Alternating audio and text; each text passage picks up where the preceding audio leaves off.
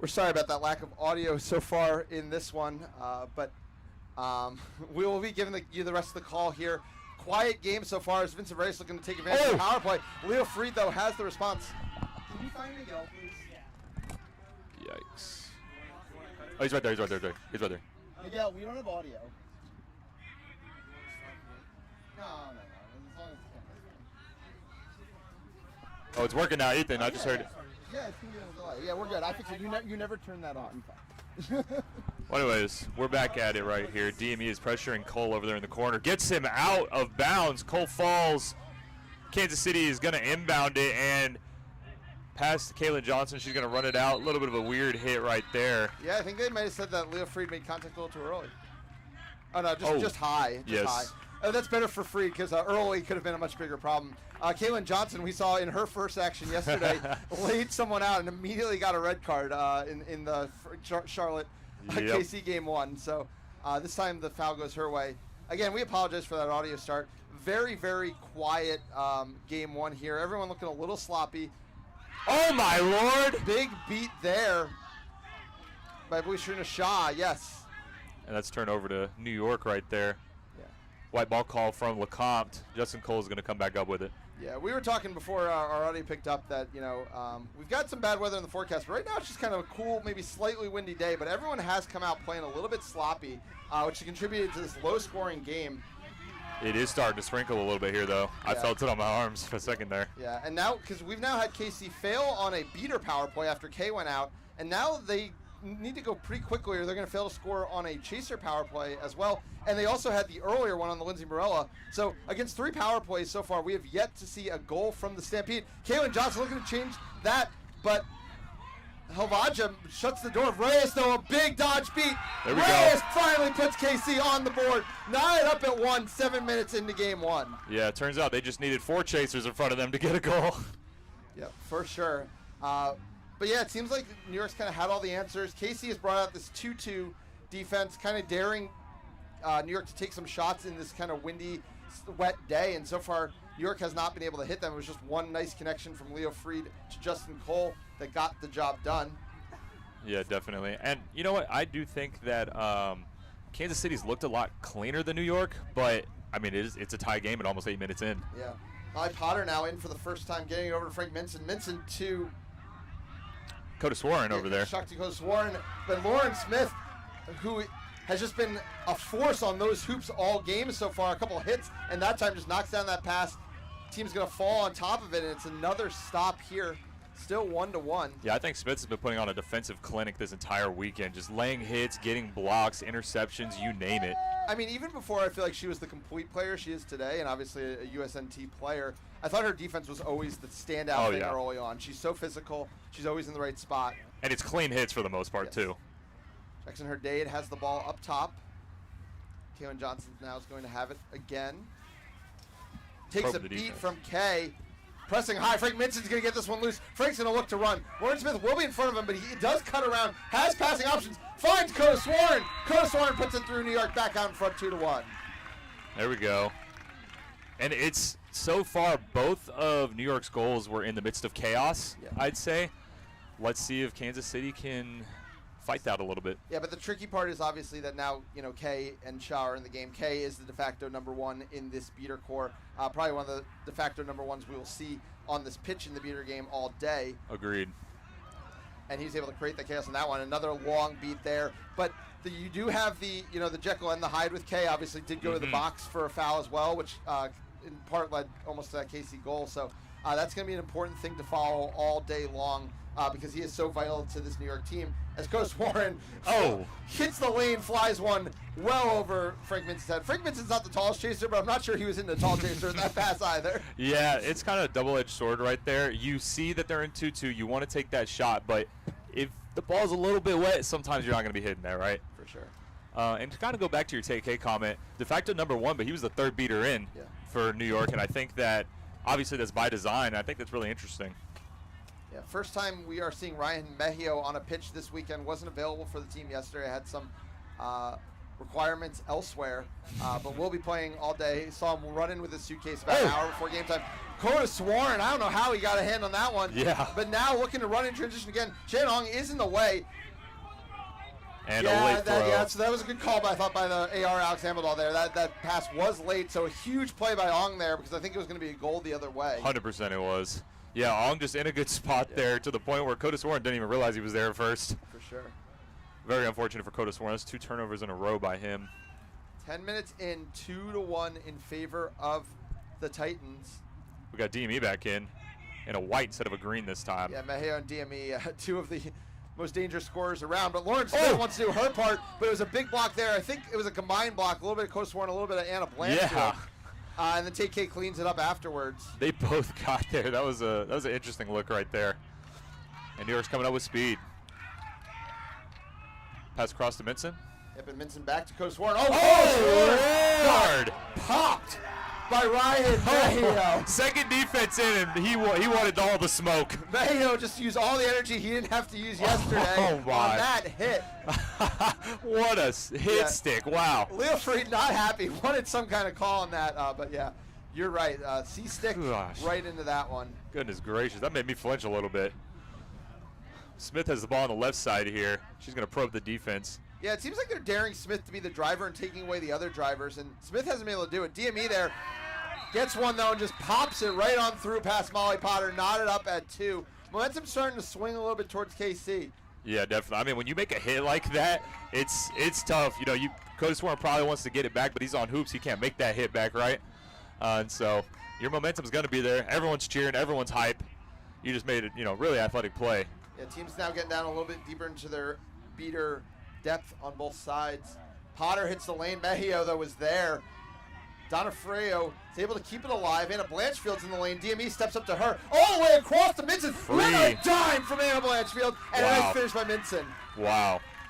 Free goal to the point where, Minson just almost walked it in right there. And you got to get it high to get it over DME, right? And low enough to come back down on the far side. Yeah, that was an absolute dot. And here we are again. New York now up 3-2. Mejio bringing it down. Just when momentum swings, it seems to be pendulum that swings back the other way. For sure.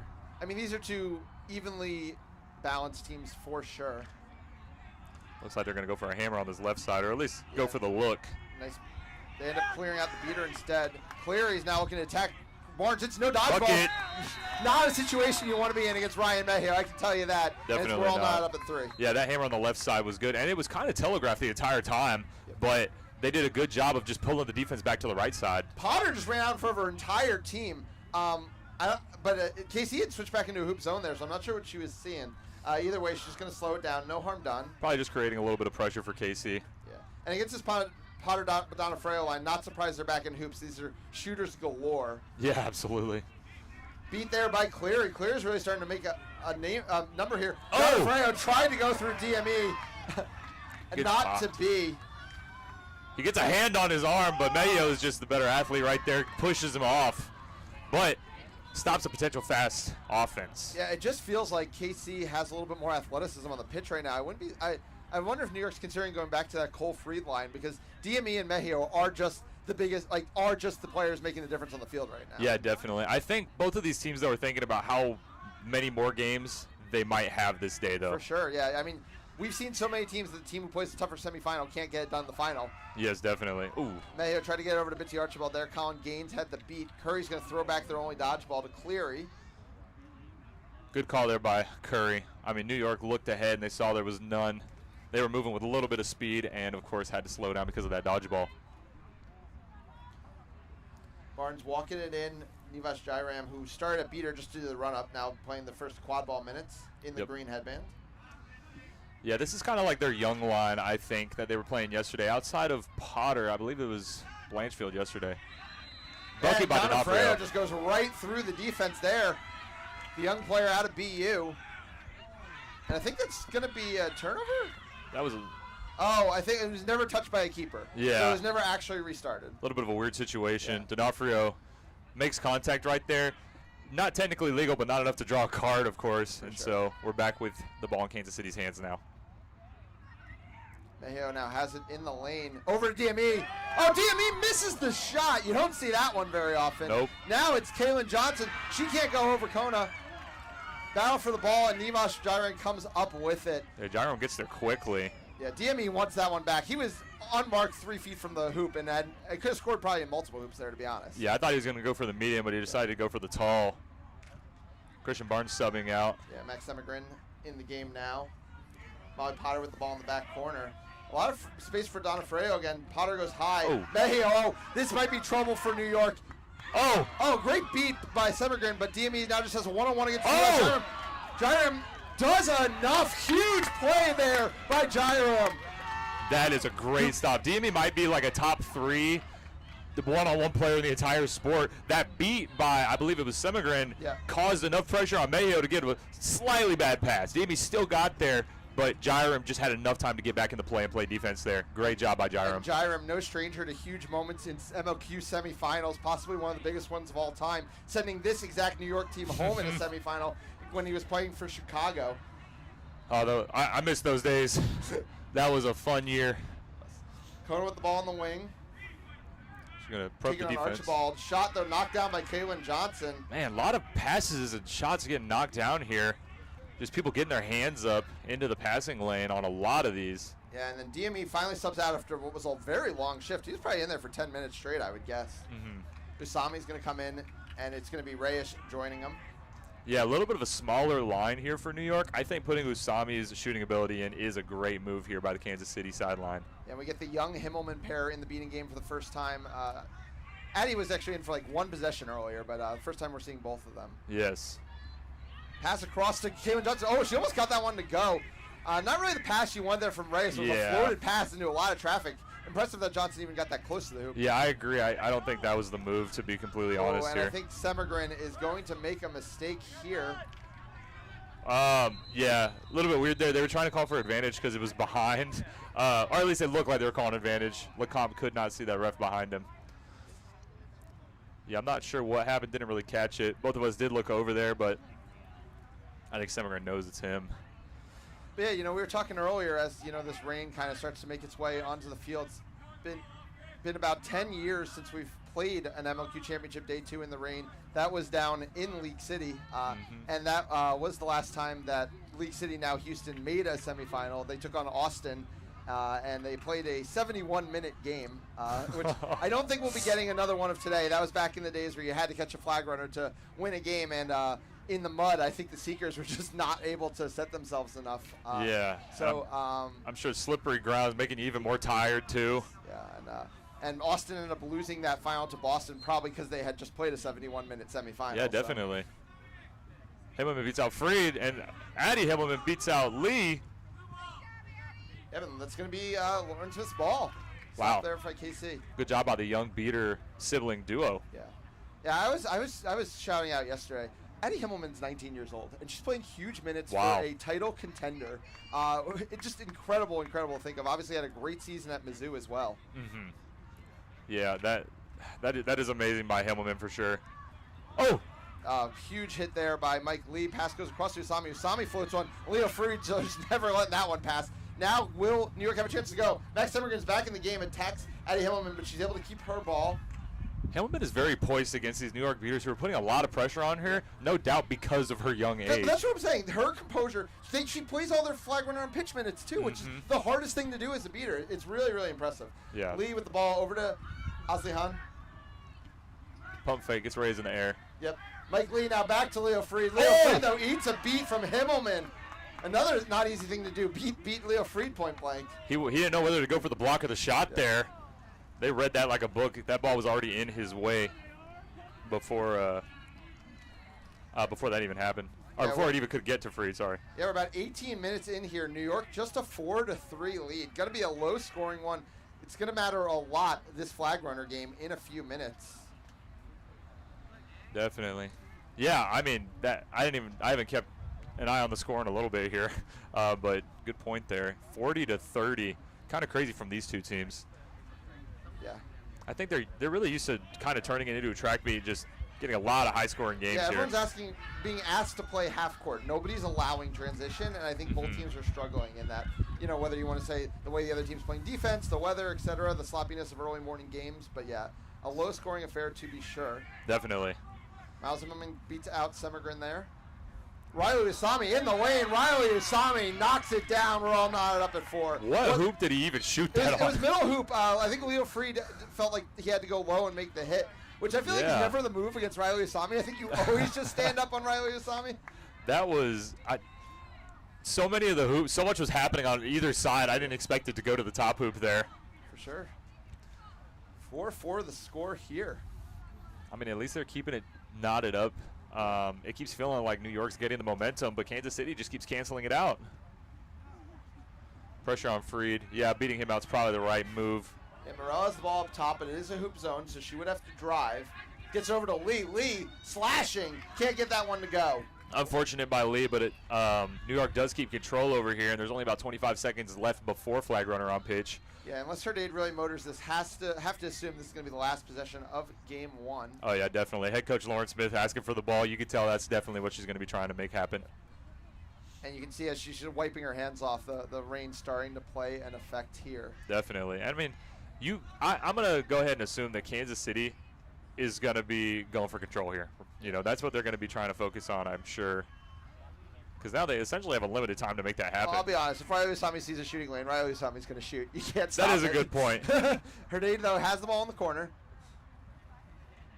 Back Jenna up Ong to is just trying to find a way, but Isaac Cerna-Diaz and Christian Barnes are being very, very conservative with these dodgeballs. Yeah. Now Jenna Ong just going to get rid of Morella. Oh my goodness. Jackson Herdade gets it. A quick little 2-0 run. Though I think there's going to be a talk. No talk. Nope. There it is. KC will take their first lead of the day. No, I think their second lead of the day. Sorry. Yes. They will go 5-4 into the 20-minute timeout. Yeah, that's huge. Obviously, sometimes you want control going into flag runner on pitch, but I think Kansas City has an argument having the best seeker in the league right now, right, with Henry Hamilton. Yeah. I'm not 100% sure if he's over there on the sideline right now. I will say, though, that Hamilton did get some licks on Matt Cooper yesterday and was not really getting particularly close. So maybe when the tank is going to make some adjustments, these New York Seekers are familiar with Cooper. So, you know, it could be an advantage there. Both of these teams have kind of made their names all season on how well they play in this post 20-minute period. So it's going to be really interesting to see, you know, who can win out. Obviously, on the KC side, they have all that athleticism in the quad ball game they can throw at you. Ryan Mejio is one of the best players in the game when it comes to flag runner on pitch.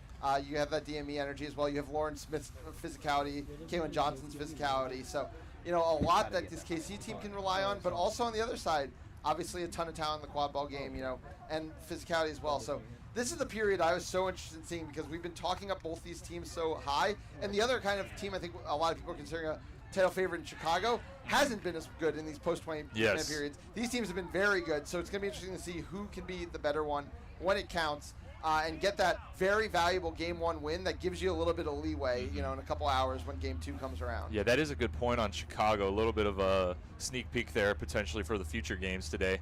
Game 1 against Washington, they beat Washington by 1. Game 2, they won by 2. And both of those, it was a comeback by Washington, specifically during flag runner on pitch, right? They had the Mulcahy-McConaughey line that came in, and they got like McConaughey alone, I think, got 75 points, 4 goals and a catch. Mulcahy got 3 goals. And so that is definitely something to watch out for. Chicago needs to get it done early. They linger in these games too much. And while they did pull out the sweep, it was only a +3 for them in goals. And Washington, when they played New York earlier in the year, got waxed in those post-20-minute periods because that's how good New York is in those periods. So, like you said, Chicago is going to have to, you know, figure something out. It is going to be Hamilton going up against Vinny Iannucci, who also, I think, has a claim for being one of the best seekers in the sport right now. This is the matchup. This is the seeker matchup of the season for sure. Mike Lee's going to get the start alongside Leo Freed. You know, Lee is one of the enforcers on this New York team. Not surprised to see him wearing the green as we start this period. Up against Mejio. No bubble set up by either team yet on the flag runners. Yeah, it's going to be Potter running away from the defense. It's going to be Mark defense all the way across here from KC. Bubble set up by New York now on the flag runner. They've got control, and Iannucci has time. Lee dodges a beat. Mejio. That might be a deadly miss right there. Mike Lee literally just walked up to a hoop and stuck it through. That's how easy it was for him. We're knotted up at 5. Iannucci with a lot of time on the flag runner. Cleary threw his ball, had to go chase it, comes back in. Another, nope, He does beat Iannucci. And now DME is just going to go right down. I don't think KC is going to have much trouble scoring in this period if all of the beaters are going to be in the flag runner game. But, I mean, credit to New York. They got their goal as well. I expect to see a lot of exchanging there. Oh, Lauren Curry and a mistake there. I will say. That is going to open up Iannucci to deliver. And I will say, Hamilton, I don't think got as much of a shot in that game. That was pure domination by the combination of Shaw and Kay. Truly. Yeah, I think Iannucci got beat twice and then went for the grab. I will say the shorts were turned slightly sideways. I don't know how much that mattered, though, if I'm going to be honest. Short conversation here from the refs. I think we knew that was going to happen. Big catch by New York. They take a 2-point lead now. They will need 3 goals. KC will need 5. And once again, it is that flag runner on pitch period that New York is so good at dominating that gets them the catch as well as the goal against KC's 1 goal. Yeah, for that entire snitch on pitch period right there, Cleary was just chasing down dodgeballs. Yeah, and right before the goal, it was a miss from Curry, who was trying to get back to Cleary. Yep, and he had to chase it again. Very unfortunate, a lot of pressure. Sometimes that just happens. Let's lead with the ball on the top left. Yeah, Morella has it, goes it over to Freed. Freed, a lot of space to operate here. Oh, nice play by Mejio. Got in front of that hoop, knocked it down. Stop here by KC. And Mejio gets the ball. Man, tough out for Freed there. I think that particular shot works against a lot of, division, fellow division teams, I guess you could say. Kansas City, definitely not, though. 5 goals needed for KC, 3 needed for New York. Mm-hmm. I think Kansas City almost has like an advantage here where they have a lot of tall keepers. Yeah. And that keeps them, just in the way. Yeah, and I do think KC was better in the first 20 minutes, not just because they were up by 1. So this game is far from over. Yes.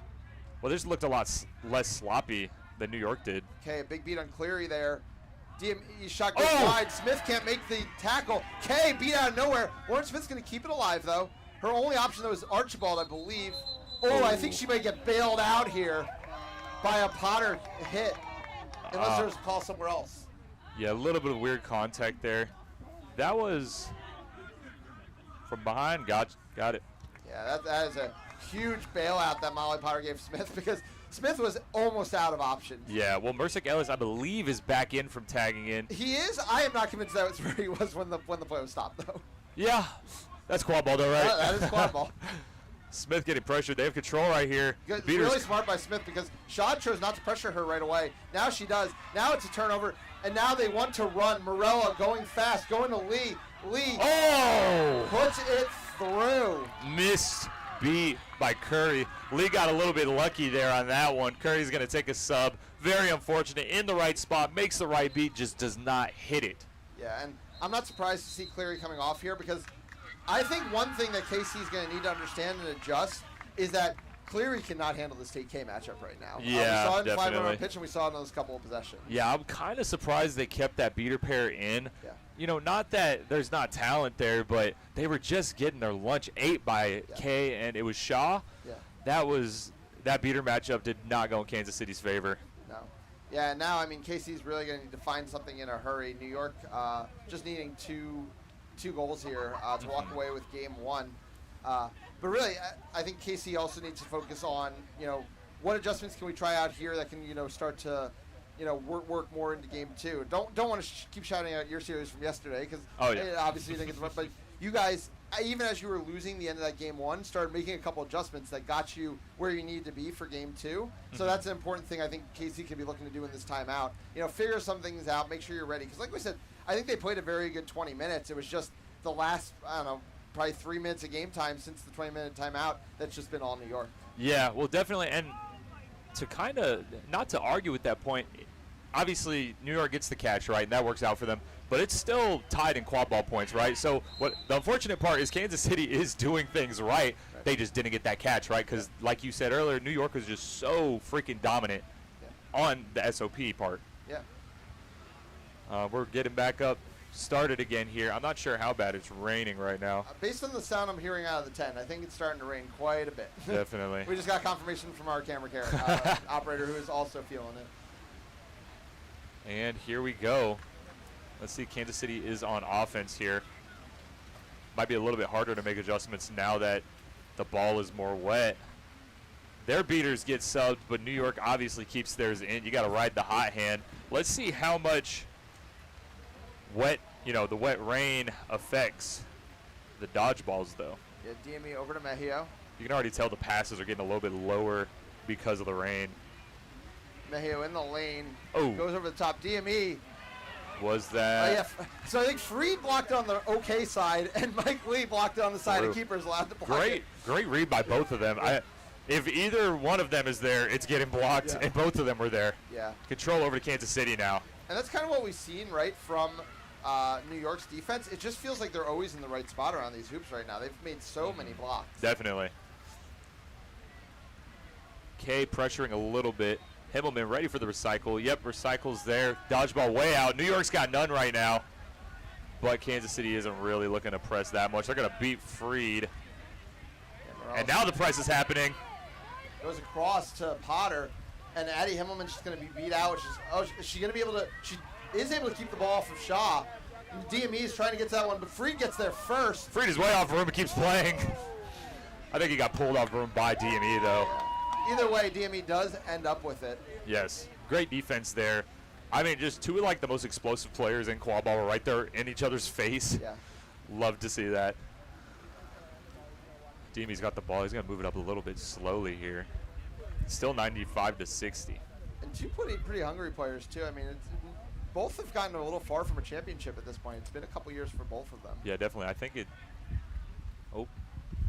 Yeah, it's DME in the lane. DME, though, wears a beat and just throws it through. That's the wet ball right there, I think, starting to affect us. Even like K tried to make a beat over there, and the ball just slipped out of his hand. Luckily, he was still at the hoop, so he just picked it up. DME's going to take a sub for Usami.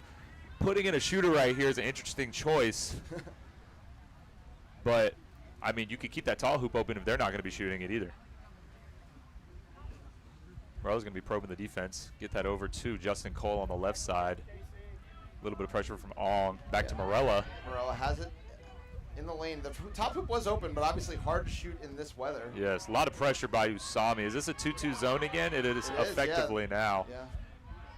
Justin Cole gets beat out of the play. Gets to Potter. Potter has basically no support. Potter doesn't need any support. Right through the middle hoop. Game point now for New York. Yeah, we were talking about how hard it's going to be to shoot. Apparently not for certain people. Oh, that almost hit him. Yeah, but there's no dodgeballs back. Potter's going to knock over the hoop. Yep. Oh, yeah. Yeah. Barnes was all over that because Potter just went right back in that hoop long before Mejio was anywhere nearby. Yeah, well, I mean, and the ball ended up going through. It slipped out of Mejio's hand and just floated on in. Yeah, I think Cole was upset because Cole timed his jump perfectly, but it timed it too early for a ball that basically slipped out of Mejio's hand. Yeah, I don't think Mejio was wanting the shot. Yeah, definitely. I mean, ball don't lie out here, right? Small hoop, would have been a card. Mejio gets his goal. I think all was fair at the end of the day there. I agree. But it's also interesting to see on the KC side. I mean, you can't throw away semifinal games, right? But you don't want to run Mejio too far into the ground, in a game that you're pretty far down in. Yeah, definitely. Right now, they've not pulled DME. Riley Usami's come back in. But, yeah, we'll see how these next few minutes play out. On New York side, they are not messing around. It seems to be Tate K all the way home is their plan right now. I think that's definitely the move. You don't want to linger in these games too much. Shannon Ong now in against K. Forces a throwaway. Shannon Ong's going to get depressed. Leo Freed's out of the play. It's going to be up to Addie Himmelman now to deal with two. Cole throws it all the way over the top. There's no one there but Riley Usami. Usami versus Freed. Just has to be Freed. Oh, yeah. Into the mid-range push shot, and it is now 10-8. I'm not trying to sound biased here, but that right there, just so fun to see a smaller player against the physically opposing Freed. Get him in the air and get that bucket. That is so fun.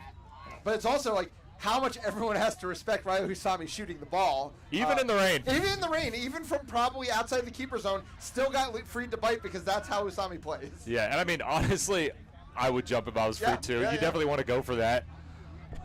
Cole with the ball up top. Ong, might lose control here finally on tapping. No, Ong's going to try to run down the ball from K, but K cleans it up. Slight nut situation for New York here, though. Yeah, but I don't think Addie Himmelman's going to be able to press this by herself. Now New York has the dodgeballs, and now they're going to look for the kill. 1.5 over here happening. But Riley Usami gets big. They go for the shot. They see the little guy on the tall hoop. Yeah. But now I think Casey needs to be composed. No. And just as I say composed, Over and back for Mejio. He sure did. That sucks. Oh, he sure did. And I was saying, there's no reason to go fast. You're up against 2. You got to switch that. You got to switch that control. Ouch, man, that hurts. He barely went over it too. Yeah, we had the perfect angle though. There's no doubt about it. 100%. Got the call right. At conference champs, Mejio actually got away with one of those. Maybe that's coming back to bite him here. Yeah. Still. Morella has the ball on the left side. Just trying to get around this 1.5. That's what you got to do. You got to run away from a 1.5. Morella gets to Potter. Shannon's there, but Cole now has it. Warren Smith, the big rep. Free. Mejio comes out of nowhere. And reads that. That's a nut situation. He's got a fast break. The 1.5 has the beaters out of position to Mejio's going to go head to end. We've got ourselves a ball game here. That's our first hat trick of the game by Mejio. There's a lot of unique scoring here by different players on both sides. Only a few with more than one goal, and Mejio's got 3. And New York lost control in that. Let's go. I've got to say, I like a 1.5 as much as anybody, but you have not shown at any point in this game that your chasers are going to win a bunch of one-on-ones, right? Especially with Mejio roving. Just bring your 2 beaters with your dodgeballs up. Well, and my thing too, they've only run 1.5s against Addy Himmelman, who's cooked them on every single one. And it's just not working out. You know, at least do it against a different pair if you're going to keep doing the same thing over and over again there. Right. Man. But again, it speaks to the young player playing in this huge moment. And I really like, I wouldn't be surprised if they look to match Ong more against K in game 2 than anybody else. Because I think Ong is by far the most comfortable in that matchup. We saw Cleary really struggle in it. I think Ong's given a much better shift. And hey, Ong had some tough moments at Central Championships, right? Down the wire in those game 2s and game 3s against Chicago. Mental capacity to get back right out and do it, and kind of turning this game around. I mean, we've had a really quick 3-0 run that's brought them all the way back into this one. Yeah, momentum here is definitely in Kansas City's favor. New York clearly trying to ice them out right there, make them stand in the rain for a minute. But it doesn't seem like Kansas City has even flinched from that. You know, we hear them say their signature beef over there on the right side. Make a couple subs, I believe. Smith is back in. So is Archibald. This is the line that did an amazing job at MLQ Champs 2 years ago, outside of Himmelman, who wasn't there yet. But this is the exact line. Smith, Mejio, Archibald, Usami, and I believe Ong. And I love continuing to ride with this beater pair who's looked so good. On the other side, hey, New York did this to Chicago last year in a semifinal. Chicago needing 1. I think New York must need around 5, and they did get there.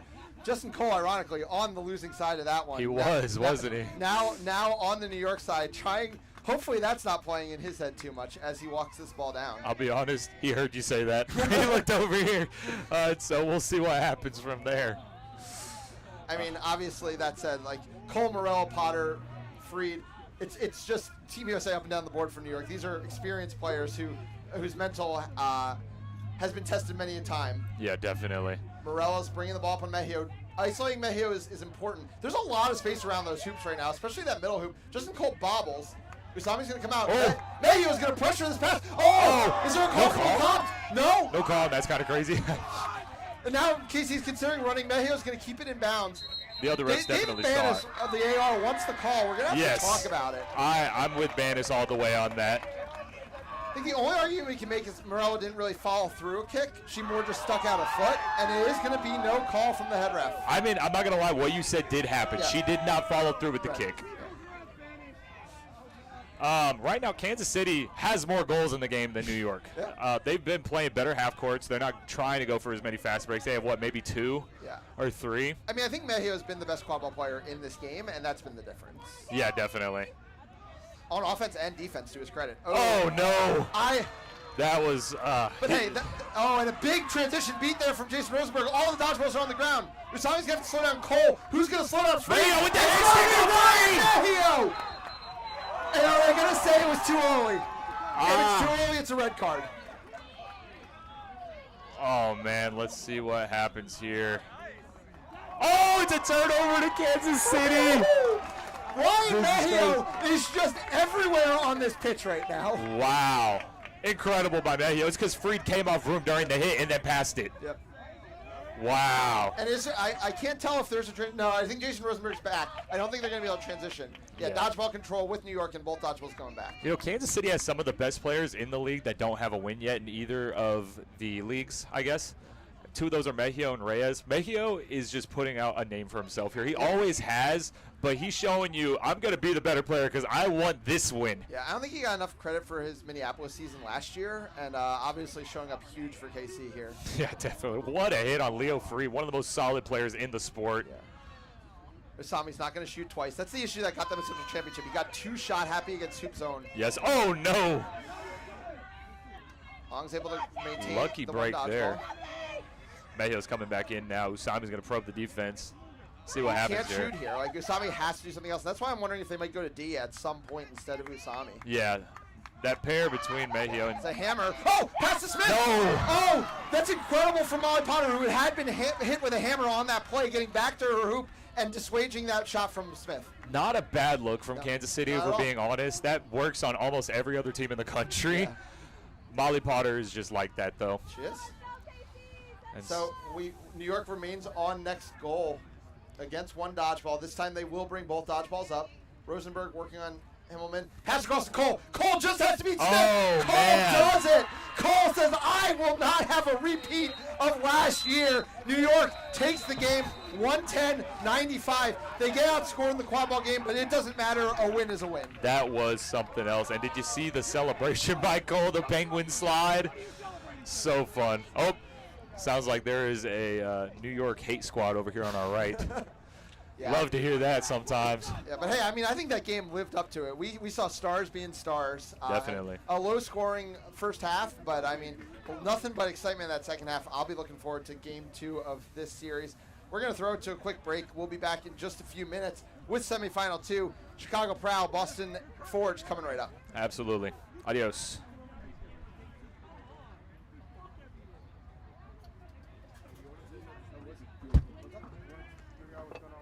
Yeah, so I have one more. So there was actually what's up? The box. Right. Was there a charger? There was a cord. There's not a charger.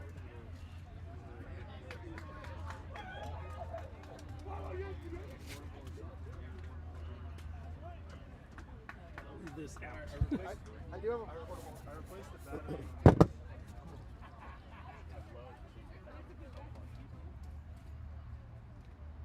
Miguel, can I charge this in the computer? Do you have a USB? Yes, right here. There's also there's the power bank underneath. Power strip. Yeah, so let's just leave that on there as much as possible. Just on my maybe leave it on there for one more whole game and then we get after that. Well, what are we doing? Okay. As long as it's charged. Yeah. I would feel you need starting a game And losing it, yeah. I wish I got to do it for that game. Yeah, well, that's why I say I would probably go. I wouldn't even try it for this game. Like, let's just get through startings, then we'll charge it for the whole game, and maybe the next game we try it. I'm going to run to the restroom. I'll sit over here with them, and then I'll be back for the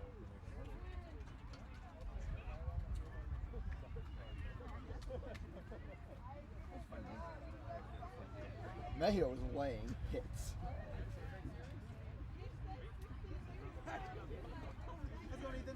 Good, how you guys doing? Great. So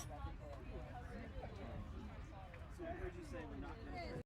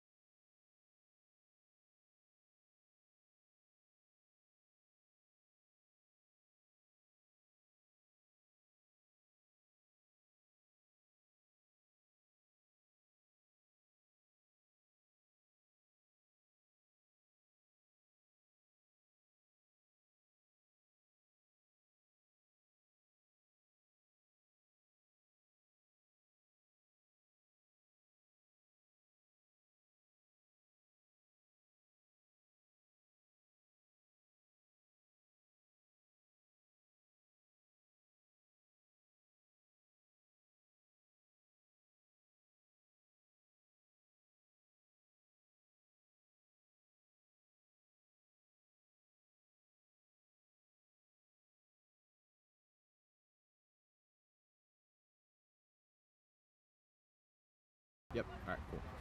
They good? I just thought I was using this thing instead. Am I doing it all through this? I just have to set this up the one time. You're good. Cool. Okay, volume? We should. I'll listen on my phone.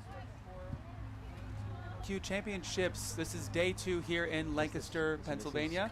My name is Justin Kramer. I have Clay Docker here with me as well. This will be game 1 of the semifinals between the Chicago Prowl and the Boston Forge.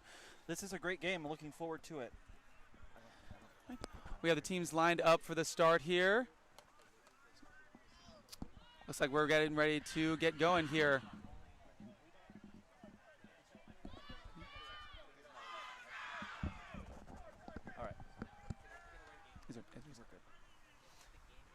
And we get started for today. At the rush here, Richardson able to get back to Steinberg, and we can get started with today. Adelaide fighting for control, and Boston the Forge will start with both control and possession here in this game. Yeah, it looks like it's going to be a start here where the Prowl team is going to have to really engage to try to get control back. Ball goes back to Richardson. Monum in behind as well. Steinberg. Pass over to Persons. Boston really filling out this defense while there's a lot of beater action. Monum bobbles the ball with the wet floor. Persons able to put it behind to Richardson. Richardson engages with Peachy, puts it through the center hoop, and that is the first goal today for Boston Forge by Richardson. Yeah, so it was the Prowl team was unable to really adjust very well to all of the control that was on the Boston side. Boston was on every loose ball. They had 5 or 6 chances there. If that happens, then Boston's going to get a lot of goals. Absolutely. Troy bringing the ball up, defended by Steinberg, over to Murphy. Murphy with no dodgeballs ahead. Looking, oh, there's one dodgeball now here with number 10. Moving back over to Troy. Troy being engaged by Steinberg. Number 10, Gunnar, is up there to try to defend. There is a delayed penalty. So if I were Chicago, I would take a look to try to make an attempt to score here, as they do have the advantage. I'm not sure if Chicago sees it. I would hate for them to lose the opportunity to score here. Yeah, and Troy makes a pass out over to Peachy. Peachy's able to pick up the ball and he'll throw it off of Monum. That's a great play when you have advantage on your side right there.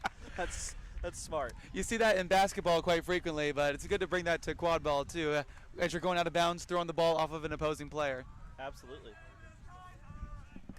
Looks like we do have a yellow card. This will be for contact from behind, so Adelaide will be in the box. So Boston with a beater down and with a stoppage, the third hoop will come up. So Peachy will be able to inbound this with one beater in front and all 3 hoops available.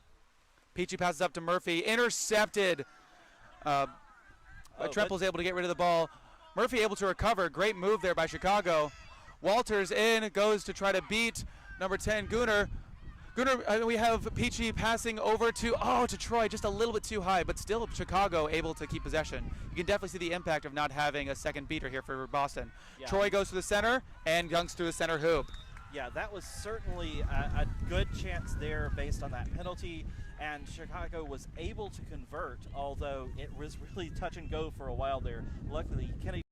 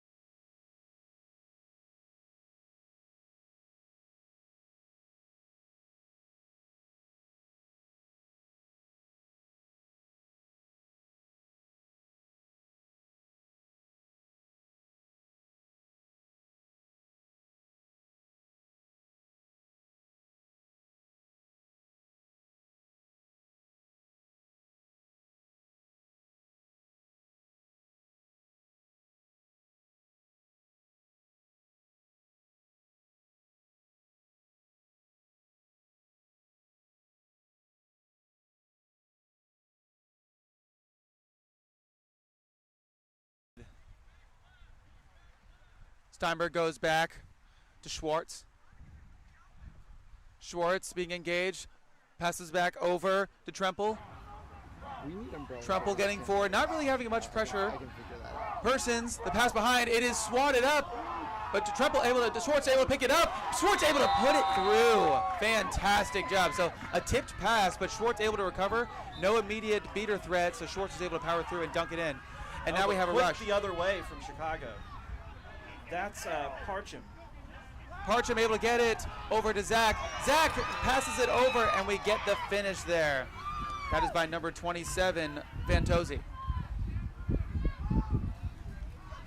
Going back and forth here as both teams have moved into this kind of fast transition offense off of the other team's scores.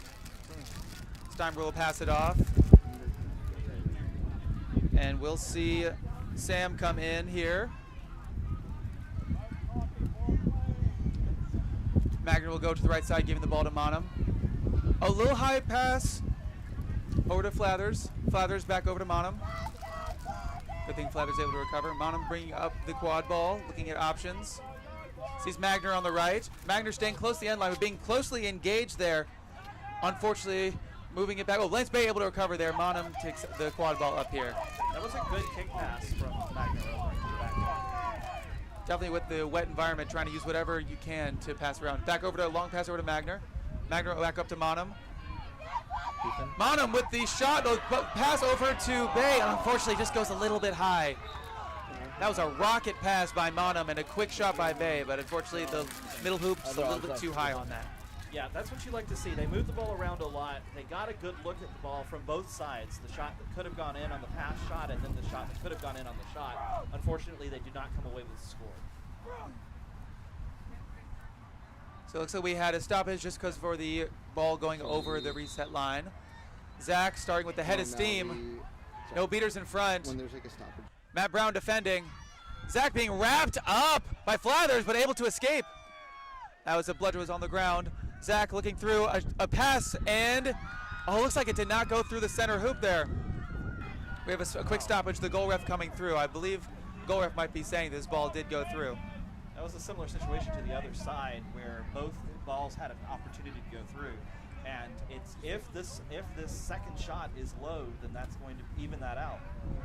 Looks like we'll have a call pretty quickly. This could be some beater action here as well. But if this goal is good, that would be a good goal for Kevin Fantozzi. Talking with the ARs here. With the discussions that are happening, which are so far away from the hoops, I'm wondering if it is going to be something. Oh, still no goal. Checking with everybody's angles there. Worse. So Flathers will start with the quad ball here with Zach right in front. Zach looking to engage, try to, oh, and Flathers able to blow right by Zach. Goes through Zhang, and oh, unfortunate Flathers with a one-man effort goes through the Chicago defense, but the shot is wide. So Zach able to recover. Some beater action here, some frustration from Boston, but both teams need to settle down a little bit and stop taking these longer shots. Try to get a little bit closer, pull the other defenders out, and get a shorter, easier shot because they keep with the mid-range and it's not falling so far. Especially with this weather, it's a very hard shot to maintain. A pass behind goes a little bit too high for Zhang, but Zhang looks to recover, but Boston is right on that. Oh, it looks like that's Chicago. 27 picks it back up. Fantozzi there. Fantozzi, and dunks it through. That's not what you want to see from Boston. We had a great beat by Fiona Weishart to look for a turnover, but there was no chaser there. Fantozzi was able to pick up the ball, go through the entire defense, choose the hoop on the other side, and score. Yeah, Fantozzi not going for the passes, which are, in the weather. The ball is really slippery. Shots and passes not working, so drives to the hoop. If you can get past the defense, that's where these teams are going to pick up scores. And that is 5-2 for Chicago in the league. So now this Boston team really needs to adjust. And what I think they need to do is adjust their offensive sets because they've looked nice. It's just that their shots aren't falling. It's that last bit of execution, and you have to take it back to basics, especially thinking about when you're playing on a smaller club or a college team. When the weather gets really bad, you have to go back to basics and look at the simple drive and dish. and get those easy dunks there. Absolutely. So this is game one of the second game, the second set of semifinals here at MLQ Championship between the Forge and the Prowl. Both teams winning their games yesterday. I know that you called both of those teams. Did you see anything that we should be on the lookout for from the Forge in that game yesterday?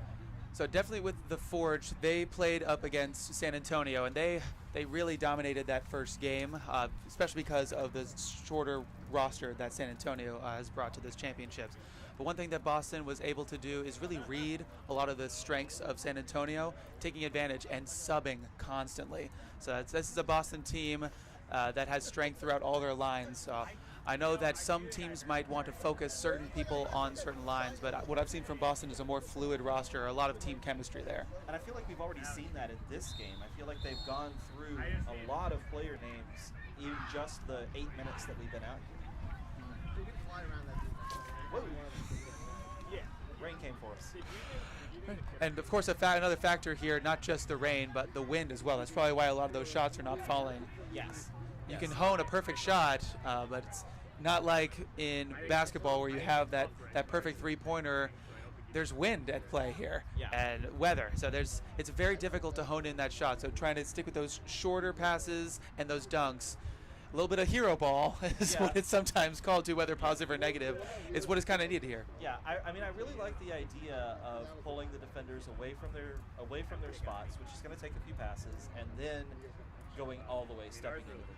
And that play where you either bring one hammer beater to the far side, knock out the player on that side, and then swing it to the other side, that's worked so well for everyone for this entire season. Certainly in a game like this, you may want to see a little more of that. Some subs in here from the timeout. We have Richardson back in. Brooks will check in for the first time this day, and we have Temple back in as well. Emma Persons will bring up the quad ball. No immediate engagement. Emma Persons has a lot of space to work with. Passes it over to Richardson. Richardson feeling pressure. Back over to Persons. Brooks defending Persons. Back over to Richardson. Richardson staying very wide here. Pass behind. Goes over to Tremple. Tremple goes back up top, and this one is probably going to cross the boundary line. Persons will run, but it will cross the half. So this will be a stoppage. We do have Brooks and Richardson in the backfield ready to defend. I'm not sure if Chicago's going to take advantage of this. It might be a pass back in order to start a half set. I definitely think that Chicago should take advantage of their opportunity here to get their team back into this game, because there are more Boston defenders on that side of the field than there were Chicago players. Leary looking to engage a bit, but backs off. Yeah. And Zach Brown will bring and it up. Hoffman, who both have control and have maintained control throughout, have now come all the way up into the offense. I'd like to see them try to engage like we were talking about. Fantozzi looks to Zhang, but decides to cut forward. Fantozzi dancing around with Richardson. Sees a pass over back to Zach. Defense shifts. Zach passes it over. 32. Back up to Zhang. Zhang will wrap it all the way around.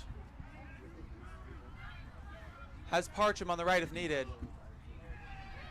Zach looks to engage with the beater action. Oh, great beat by Adelaide on to Parcham to force the turnover. This is what Boston didn't see last time. It was that perfect turn beat, but no one popped in. I liked if this was an adjustment the Forge was talking about, all hands in. There were 2 or 3 chasers from Boston that collapsed on that to make sure that we picked up that 50-50 ball. That's how you win these games. Absolutely. And that was the opportunity that the Prowl used in order. I'm going to let you go. Yep, Parcham goes through. There is a fast break opportunity, but Chicago with a great block. There's another shot on the middle hoop, but Zach jumps up high and is able to block it down. Parcham now bringing the ball up. Tanagai does have a soul bludger. Parcham is looking to engage here. Goes around Leary. Schwartz there defending.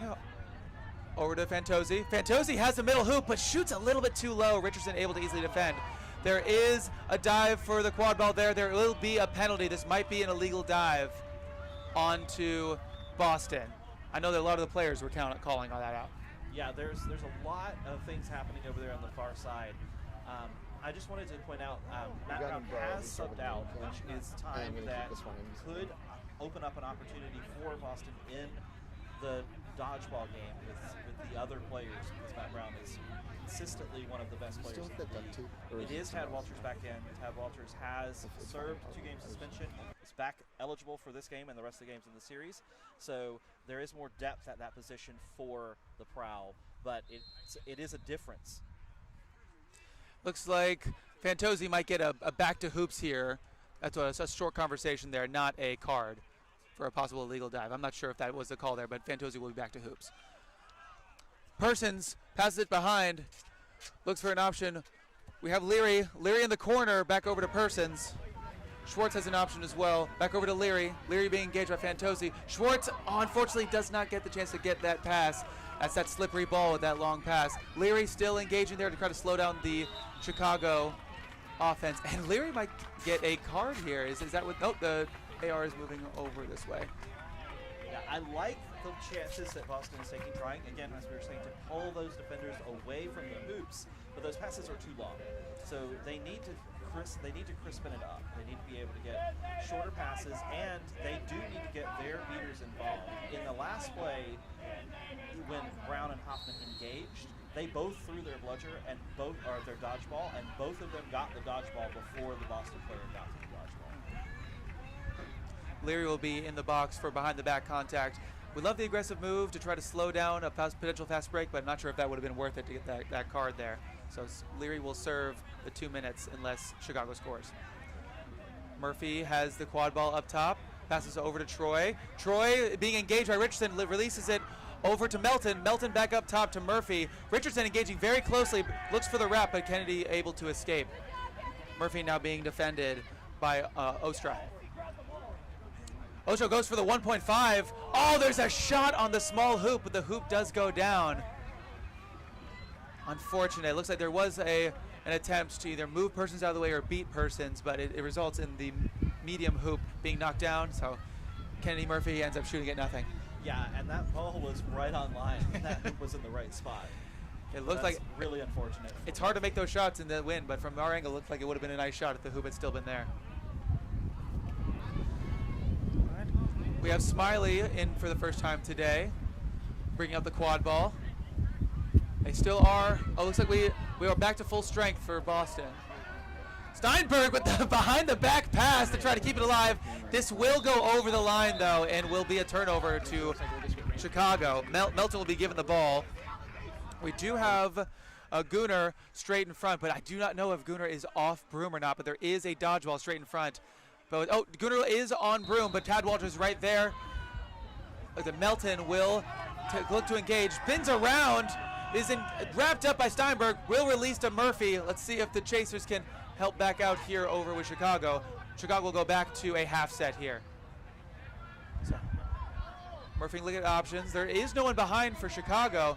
Melton finally back. Troy looking to go through Leary. Leary able to wrap up Troy. Troy going through the entire defense and scores.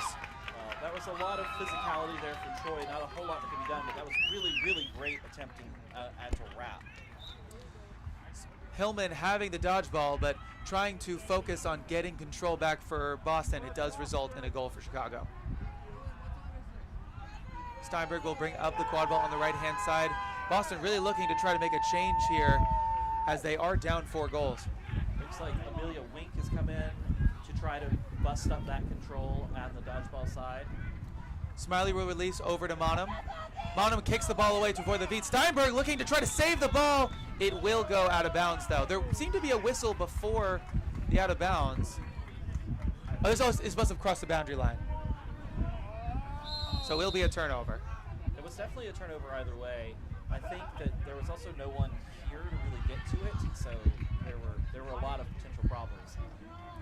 Troy will bring up the quad ball here. Steinberg staying firmly on the keeper zone line. Murphy with some protection. Has 2 chasers holding her in check. Back over to Troy. Murphy has an open look on the center hoop. Oh, it's a pass, sorry, to Melton. Melton gets beat and not able to release that. That's another bit of that wet ball. Melton was looking for a quick pass, but does bobble it a little bit, and it results in a turnover. What I really want to see here is control out of Boston, both in the dodgeball game to make a legitimate attempt to get control, and shorter, sturdier passes to try to pull them out of their position. Work in coordination with your beaters. Try to make something happen here. Monum will have the ball here. Smiley on the left. Monum getting very close. No direct engagement. Monum might have a scoring opportunity. Steinberg up over to Monum. Once again, Monum not marked. Takes the steps forward. And unfortunately, it just goes wide. Great job by Monum. If you're not marked, sometimes you will have a defense that will try to focus on the bigger players. Yeah. Monum not being marked, able to walk completely into the keeper zone line. But I'd love to see some aggression there. Maybe look for a dunk on the center hoop, but Monum goes for a shot and it goes wide. Yeah, I would have liked to have seen, I like that Monum took a step. I would have liked to see Monum take 2 steps. Absolutely. And you'll see that here when you have an entire squad here on MLQ where every player is a great player at the top of their game. It's very hard to defend. So you try to choose which players you want to take advantage of, and if you want to be taken advantage of, take the opportunity. Zhang will pass it back to Melton. Melton passes it back up here. Steinberg is right there with Zach. Engaged close, but being beat out by number 42. Zach dodging around the beaters, takes a step up, and passes to Zhang. Unfortunately, gets a little bit too low, and Steinberg able to jump right on top of it. So Chicago being stopped again by Boston. Second early, then it was probably a red. But I think Leo. Zoc here looking to engage here. Zoc with a tight defense. Smiley passes it back. Schwartz is being wrapped up by Zhang, and the ball comes out. Great move by Zhang. Smiley is pointing his hands. I believe Schwartz did intentionally release the ball so that Zhang would have to disengage. Let's see what the call is here. Yeah. I didn't see the signal here, but I believe that was contact with a player without a ball. That is what happened, yeah. That's a genius move. If you have someone engaging, just let go of the ball. They are not allowed to contact you if you do not have the ball. All right, so this hopefully, yeah. Oh, we have a. So Schwartz very anxious to put the ball in. Yeah, Schwartz jumped the gun there. And that is going to be beat before. So Schwartz will try to put the ball in, but it is beat before. There is a pile up, hands up. I don't understand why Boston did what they did there, but if with that beater right there, I mean, I feel like Schwartz was close enough to that goal to already have the ball through the short. And also, Schwartz looked to extend his arm and then shoot. If you have it there, all you need is a soft little toss to make sure the ball is out of your hands. There's no defender in front of you, so don't worry about making it a hard shot. So definitely tough for Boston. That should have been an easy goal there. Absolutely. And it's adding to these little mental mistakes, which just need to be adapted for. The game is 6-2 right now. If Boston can adapt, get their game a little bit crisper, then they're right back in this game. There's only 4 minutes left before the break, so they do need to do that quickly. We have Genther, number 23, did have the ball. It's being handed over to Monum. Monum talking to her defense. Might be looking to kind of reset here, though their only chaser is. There we go. Good teamwork there with Monum and the beaters to make sure that the ball does not cross over to the reset line for a turnover. She passed to the beater. Monum walking the ball up here. Fantozzi was engaged there. Monum takes the shot on the small hoop, but it does fall short. It is finally dodgeball control for Boston as Weishart is able to make a play with the partner. Genther on the left, Fantozzi with the green headband on. So we're close to the 20-minute mark. Steinberg able to strip the ball from Fantozzi. Great defensive effort, and Boston will have possession. Yeah, and that is Weishart and Wicken who have finally gotten control for Boston. I really want them to play smart here. Get a goal, make it 3. Use the fact you've got this control smartly where you don't lose it immediately.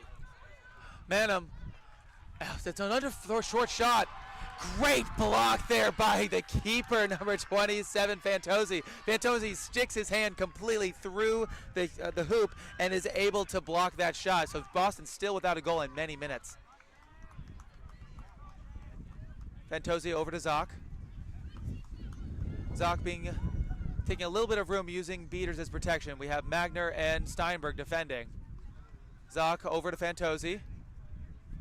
Fantozzi does not have an option behind. Genther gets in place. Fantozzi, nice defense by Magner, keeping Fantozzi in check. Back up to Zhang. Zhang has a lot of space. Steinberg will engage. Zhang will retreat a bit. Over back to Zoc. A lot of beater action. All 3 balls on the ground. Zoc looking to go through Magner, but has to go around. Zoc waiting for his chasers to come back. Their chasers to come back. Zoc directly with Magner. Back over to Genther, and the pass is only a bit low. Genther not able to recover. That is a tough move there for Chicago. It was a great move. All 3 dodgeballs were on the ground, but not able to complete a score. I don't think either team has scored in, must be at least 5 minutes. It has definitely been 5 minutes. It's been about 13 minutes. Oh, wow. Boston scored. So we're getting closer to the 20-minute mark. Love to see Boston kind of push ahead, at least get close to what we used to call in range within 3 goals. Schwartz back over to Magner. Magner has an opportunity, goes up, and the pass is wide. Unsure if this is a slip or if Magner just accidentally passed to the referee rather than Richardson.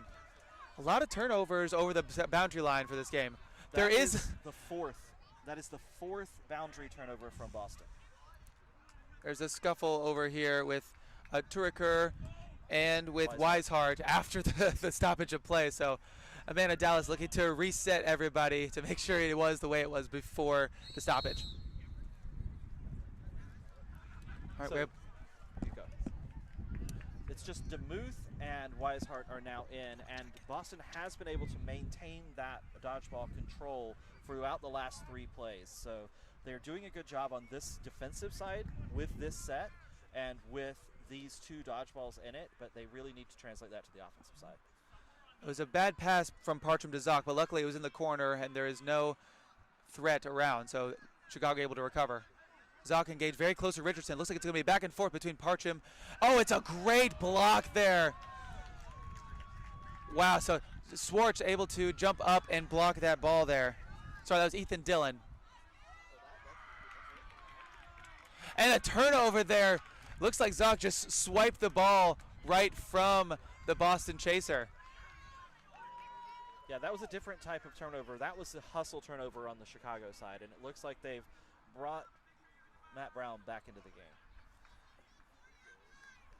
Chicago back to close to their starting line here.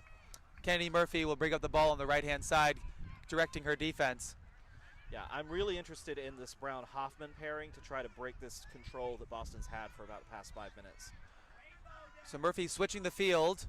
Back up to Partram. Murphy will be out. Peachy over to Partram. This is last shot at 20 minutes. So this will be the last possession. Murphy is back. Peachy will pass over. Richardson staying very high and will get beat. So there is no direct chaser in front. Dillon will step up to try to fill the hole. And a great beat there. Murphy able to recover. And Richardson has a start here. I wonder if they will pull Peachy back a bit. I believe there was a stoppage happened before Peachy tagged up. I know that Richardson would love to see that, but we will be at the 20-minute stoppage here going into Sneakers on pitch. All right, so here we are at the 20-minute stoppage. The set score is going to be 120. That's six goals or 60 points over the leading team, which is the Prowl. Currently, this Boston team with only the 2 goals, and they were 2 early goals. This game was 2-2, and now it's 6-2, and it's been 6-2 for quite a while. So Boston has really picked up their defensive side, but has not cleaned up their game on the offensive side. As I mentioned just a couple minutes ago, 4 turnovers across the boundary line is just not something you want to see. It's usually not something you see at this high of level. No, you want to make those passes crisp. If you're passing back in MLQ and you know this midfield line is a instant turnover, you have to be sure your person's there. And definitely the weather is a huge impact on that, and that could be contributing to not just the high level competition, but the weather, because due to the low scoring, which causes the low scoring. Yes, but again, as I was saying before, it has been a very long time since Chicago scored 2. So this Boston team is right in this game. They catch the flag runner, Paguada, out there, is worth 35 points to the catcher. So if Boston gets a goal, they're tied. So it's not that difficult of a position for them to be in, considering where we've been in this game, but they certainly need to clean things up. And now the beaters and Chicago has their beater pair that they want out there for this flag runner on pitch side. I would like to see what Boston brings in and who their seeker is going to be, which I think we'll get in just a moment. But where do you think we're going to go in this second half of this game? Well, I think because these goals have been very hard to come by, I believe that both teams will fully focus on that runner. I think that all of their energy is going to be going into the flag runner game, like you said, with their top-tier beaters and their seekers.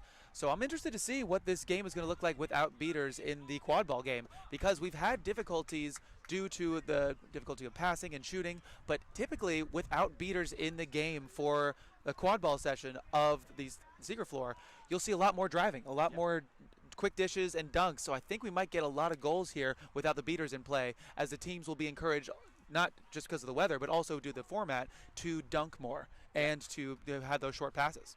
Yeah, and then that opens up a lot of opportunity if you are able to get that going for Boston and also can somehow get a catch. As usual, when you're this far in the lead, if you get a catch and you're Chicago, you're feeling good about your chances for the rest of the game. I'm interested to see how Flathers will start this game. It was Richardson at the helm at keeper. Richardson will be starting as seeker. Flathers now has two chasers that are knocked out in front, but nobody else, although they are two incredible defenders. Flathers will line up to start to sprint. I believe Flathers will be running down the field to try to start this second half with a goal. Goes around Peachy. And shoots just behind the hoop. Unfortunately, we will have a stoppage. Stoppage before the seekers are even released. Wow. That could be a beater discussion here. Flathers had a great opportunity, but unfortunately is pulled a little bit too far to the side. Flathers looks to juke right around Peachy, but goes a little bit too far to the right. We will have a blue card here on number 99 from Chicago. That's Veronica Hoffman. And a blue card, even though it's only 30 seconds, this is a blue card in the flag runner on pitch part of the game. So that is a key moment because you only have one beater at that point. This might be tough. Boston might have a great opportunity to get an early catch here with only one beater. This might be a situation where, especially in this period of the game where the flag did end the game, where you might not want to score to have a little bit more time without two beaters on the opposing side. But of course, Boston would love to take a goal here, although Chicago does have the ball here with Peachy. Yes.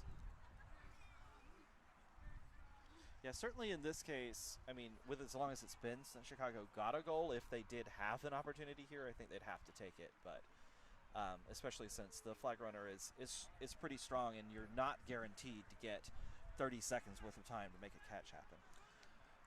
We do need to have the goal ref ping up that hoop. Looks like the HR will head over there to do so.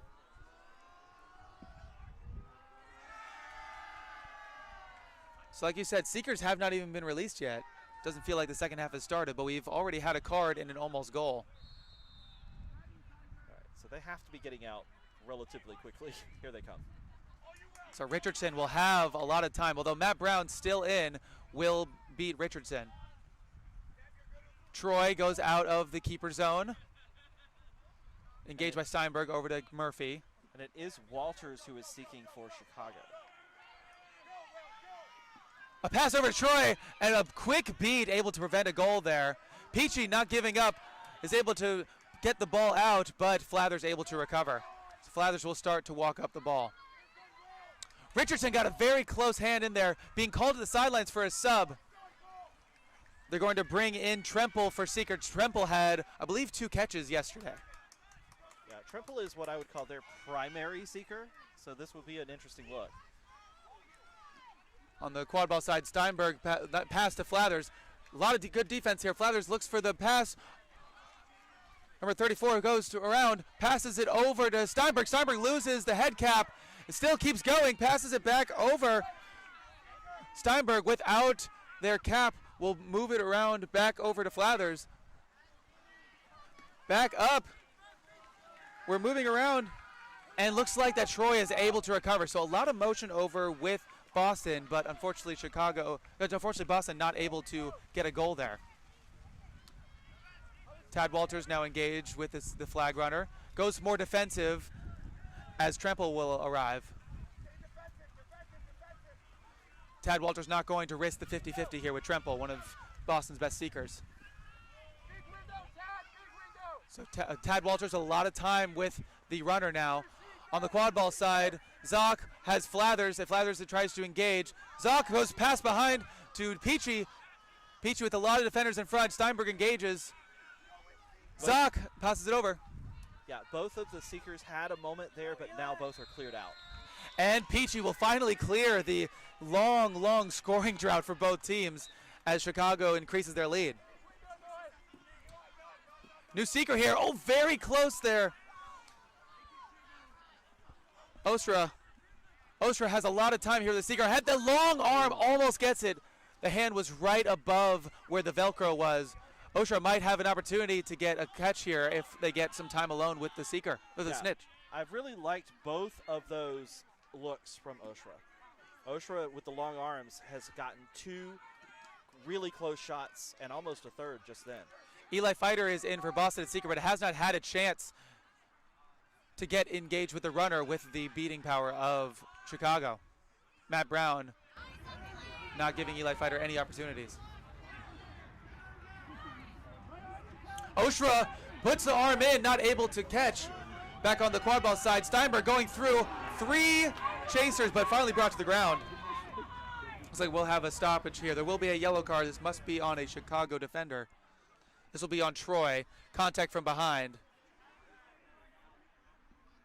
And this will be another really big opportunity for Boston to finally get another score on the board.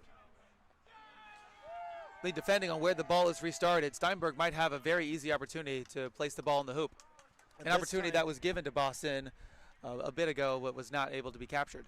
Yeah, and this time there is not a dodgeball in the immediate vicinity, considering Matt Brown has been maintaining one dodgeball and the bubble around the seeker basically by himself for the entirety of this seeker floor so far. Eli Fighter will be put into the box. Oh, wow. A quick score by Boston, so Troy is released, but Eli Fighter put into the box. Oh, it looks like we might have a catch here from Ostra. Yeah, that was a third of those opportunities. It was a dive in, and this one looks like, unless there was some contact I didn't see, it has a very good chance. That is a huge blow to Boston, not only being behind, but with Chicago getting the catch. That brings Chicago extremely close to the set score of 120. Kennedy Murphy holding up 2 fingers, indicating that her team only needs 2 more goals to secure this victory. Yeah, it looked as though Ostra was going to get that flag as soon as they came into the It was inevitable. As long as Ostra had some one-on-one time, and with Eli Fighter in the box, it was a perfect opportunity. So Zoc will bring up the quad ball. So not only Chicago's scoring with the flagpole, they also will start with possession. This will be a tough one for Boston to navigate. They'll need to score 9 goals in order to secure this victory for them. Zoc pulling back. Passes over to Murphy. Murphy giving her beater some time. Murphy not being given any defense, is able to walk right into the keeper zone line, but does not take the dunking opportunity with Adelais putting in. Troy able to recover. A little floater shot goes a little bit short. Peachy able to pick up and recover. Chicago is only 1 goal away from victory. Yeah, Chicago has really picked a lot of great opportunities here, and they've done exactly what we've been talking about. They get all the way to the hoop, they pull away the Boston defenders throw long beats, and Chicago has an easy goal like that one. A circus move by the beaters in order to keep all balls on the ground, and Chicago easily will take 2 additional goals after that flagpole. The only score that Boston had in the past 18 minutes was a post-penalty easy goal. That's a tough one for Boston to recover from. I do think that this is the best type of blowout to have if you're Boston because you can see where you need to improve and you can make those adjustments. So I don't think this series has had its last say out of this Boston team, but they have to make those adjustments now. Meanwhile, the Chicago team was on their game for really the first time all weekend. They got exactly where they wanted to be. Everything they were doing was working, and they made this game count. So we'll see you for Game 2 later. We'll have Game 2 of the other series starting soon here on MLQ Network.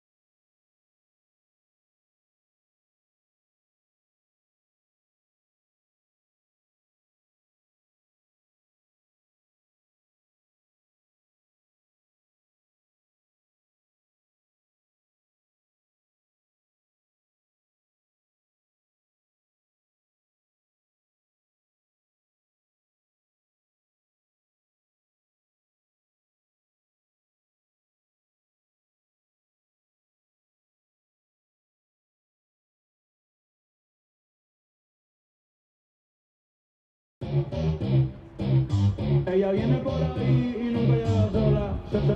introducing your starters for Game 2 of the Stampede versus the New York Titans. Starting at keeper from Creighton University, number 2, Darian Mersick Ellis.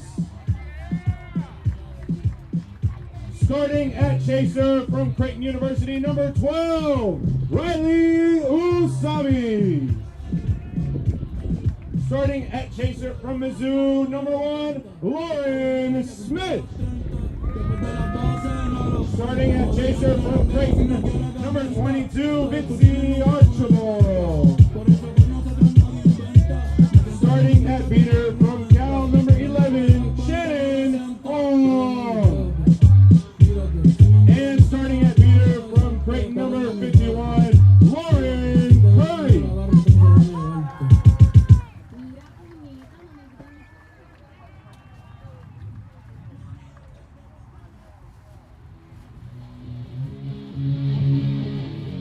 And now introducing your starters for the New York Titans. Starting at chaser from Rutgers University, number 34, Lindsay Morella. Starting at keeper from NYU, number 52, Frank Minson. Starting at chaser from Harvard, number 3, Leo Reed. Starting at chaser from Turkey, number 25, Asla Havachi. Starting at beater from Harvard, number 99, Max Simmergren. And starting at beater from Carleton University, number 0, Christian Ford.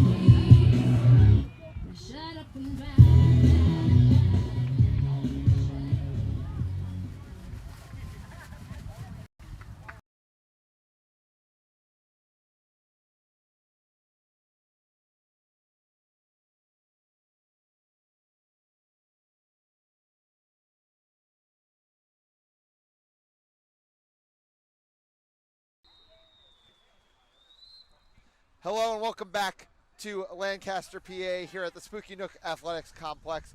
We are on to Game 2s in our semifinals here. Some of the rain is cleared up. We should get some great action after what was, in my opinion, Brandon, a phenomenal Game 1 in this series.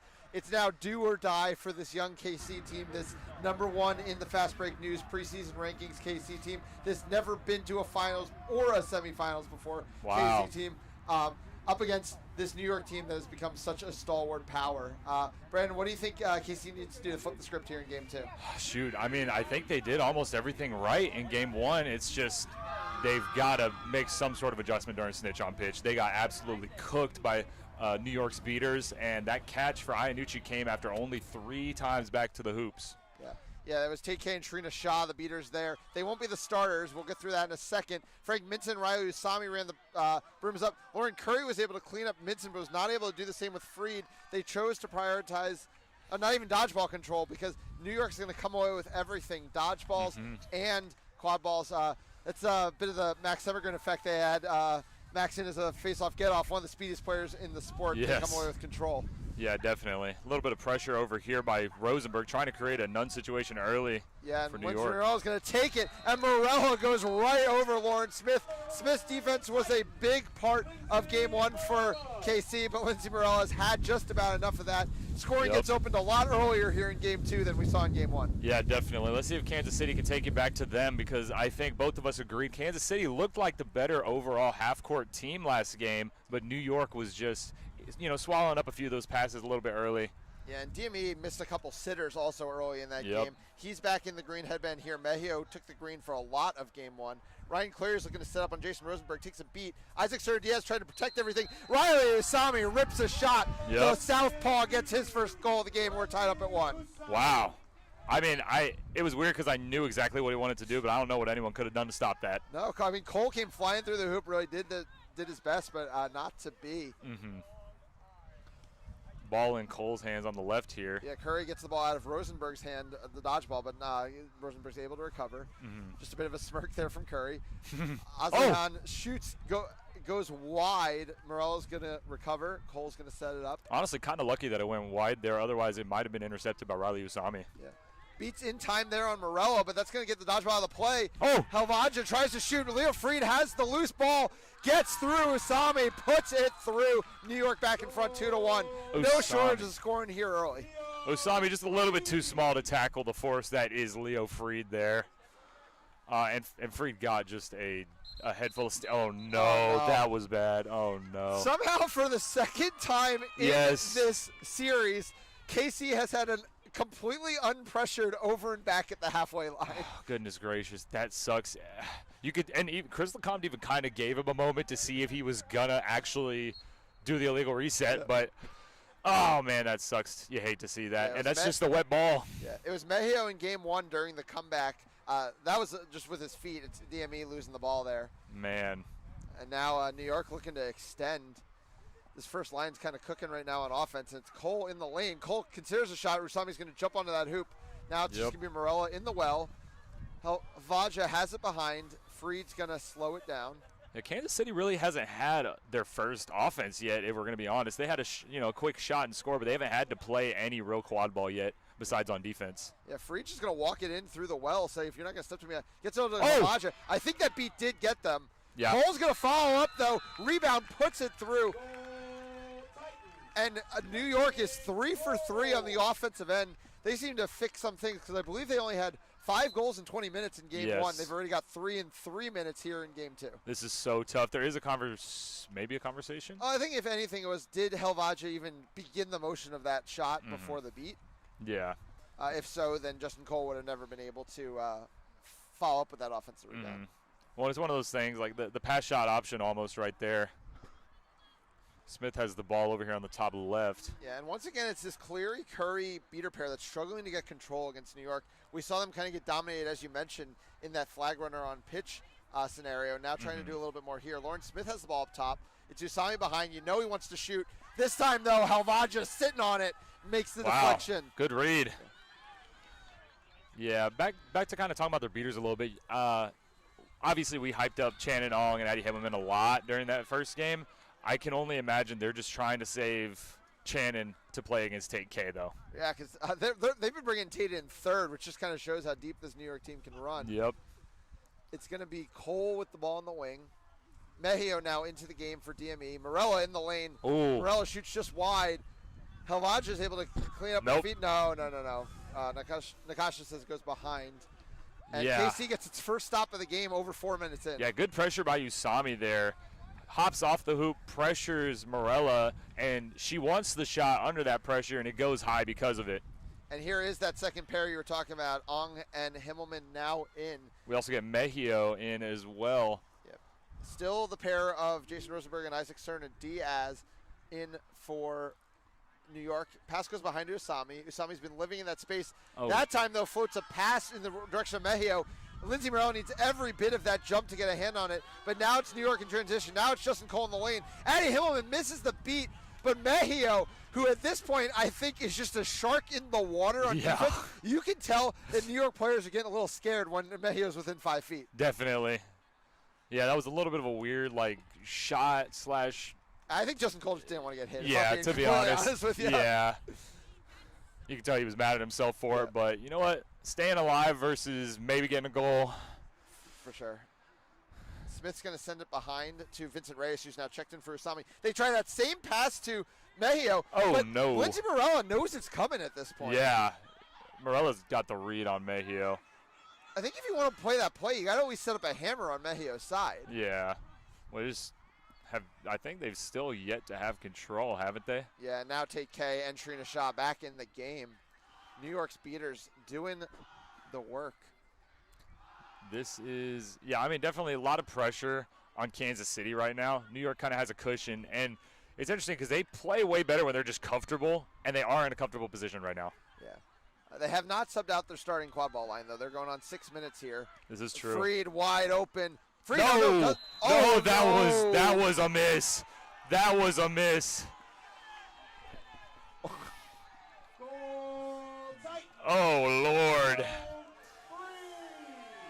Tate getting a bit of a free one there. Yeah, I mean, sometimes in this sport, you you shoot from a weird enough angle, and it's hard for anybody to say what exactly happened. Yes. Yeah, I hate those moments because there are just as many times where you do make that and they get called no good. Yeah.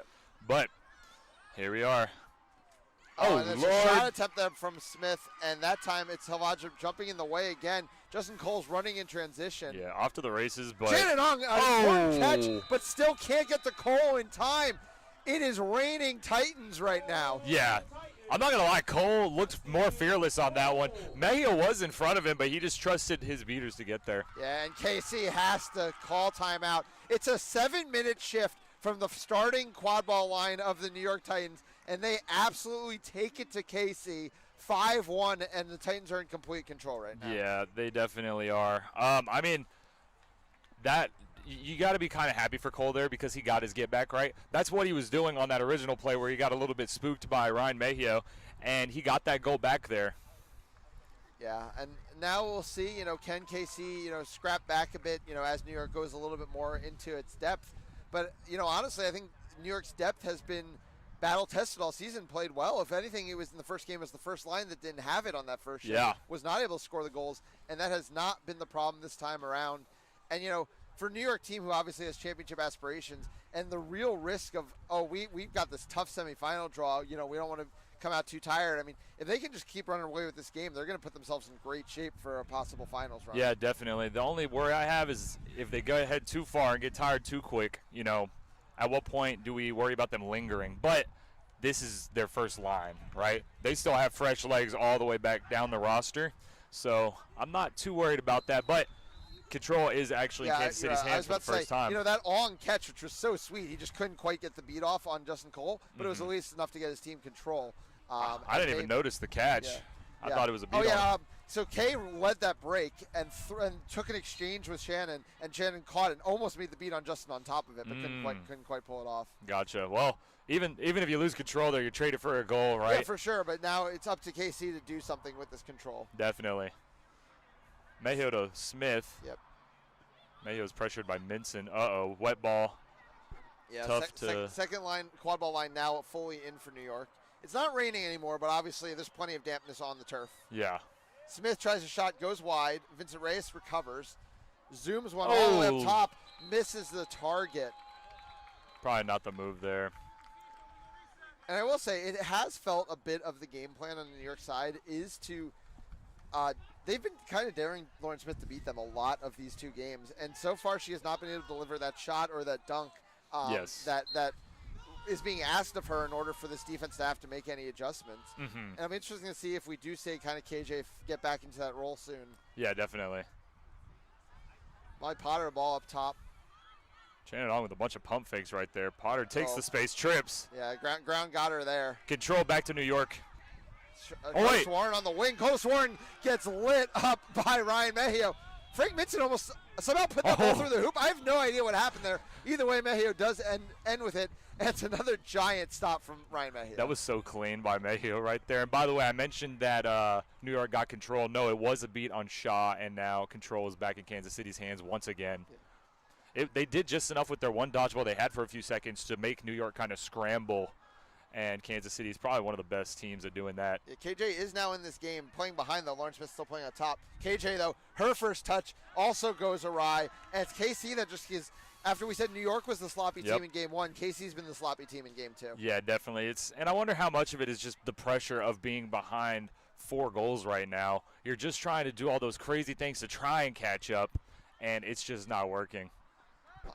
Pressure's hard on Coda Swarn as the ball flips up to Potter. Potter's having a lot of trouble with the grip right now, but does get it over to Minson. Lots of trips and slips. Yep. Himmelman's going to get rid of Potter. Now Anna Blanchfield's basically on an island. Lauren Smith is going to shut the door on that. Loose ball. Oh, Tate does not have a ball there. Yeah. But Shrina Shaw does. Makes a beat. Comes out of nowhere. Mejia's got to score this one. Minson and hitting Mejia, getting it to Reyes. Reyes makes a couple moves. Reyes goes right to the defense. Much needed for KC. I think there's coming a call on New York as well. And based on the fact that nothing was happening in the quad ball game and Tate K is on the pitch, I feel like I know where this card's headed. Yeah, definitely. There was a couple times in game one. It was same type of situation there. I think you noticed Kansas City playing more defense. Oh. Yeah, so it's going to be K for the dangerous kick. He'll pick up his second yellow card of the series. Won't serve any time because of the Vincent Reyes goal. And finally, KC was able to get out in transition, let their chasers use their athleticism a little bit. And even after Frank Minson made a very nice stop on Mejio, Vincent Reyes able to cook Curtis Warren a little bit there and finish. Yeah, absolutely. Absolute poster of a dunk there, too. Lawrence Smith sneaking up on Minson. Can't quite make anything happen there. Just slows him down a bit. Now Cleary and Curry back in with control for the first time. Third line coming in for New York. This beater pair struggled a bit in the last one. Not Shaw, but Colin Gaines, who's now in. Shaw's kind of staying as a hybrid pair right now. Yeah, Shaw's been doing good this series and pretty much all year. Yeah, I agree. Curtis Warren has the ball up top. Coming up on 10 minutes in this one. Molly Potter with the ball. Yeah. Still Potter struggling with zips slippery. It across to Minson. Minson bobbles. Curry's got to clean that one up and does. Reyes come flying off the hoops to take care of it. Nice. KC getting something going now as we get a little deeper into the depth charts. Yeah, a little bit of momentum here in KC's favor. And they're starting to do that defense. When they have control, they have one of the best defenses because they can just pressure. And there's no easy drive with the Kansas City Chasers in the way. Right. But they haven't had control for a majority of this game, right? And so that's been what's been working out for New York. Lauren Smith brings the ball into the zone. Once again, they're just kind of giving her all the space she wants. Mejio tries a shot. Curtis Warren gets it. It's going to be rebound Smith. Goes over the top to Reyes. Reyes going to have a chance to cook again against no dodgeballs. Goes high and takes down to Curtis Warren again. Knew that one was happening. Vincent Reyes, his up is crazy. You're probably not blocking that guy if he wants to dunk on you. Your only chance is coming off and just making that hit stick and hoping he misses a shot. Yeah, and Curtis Warren was not in the position for that. So a quick little 2-0 run, much needed for KC. We've got a ball game here again at 5-3. Sucks for Curtis Warren. He did get the original block there, but it just got back onto him. KC keeping control here. A little bit of pressure. Pressure Curtis Warren. Now Potter's trying to go by Smith. Oh, and Mejio. Oh, nice interception. Christian Martin's going to have to get back in the play here. I think they're going to be able to. Mejio's going to run anyway. Mejio gets tangled up by Minson. Oh, gets out of it. Now Barnes is beat out. Or not called beat. Yeah, it is called beat. Vincent Reyes finishes off that hat trick. We got a ball game. Yep. Great job by Reyes. Yeah, and Reyes is firing up the crowd. That's a great job by Reyes, who only scored one in the first game. He did get them kind of moving, but already 3 in here, so that gives it 4 goals for this series, and they've been electric.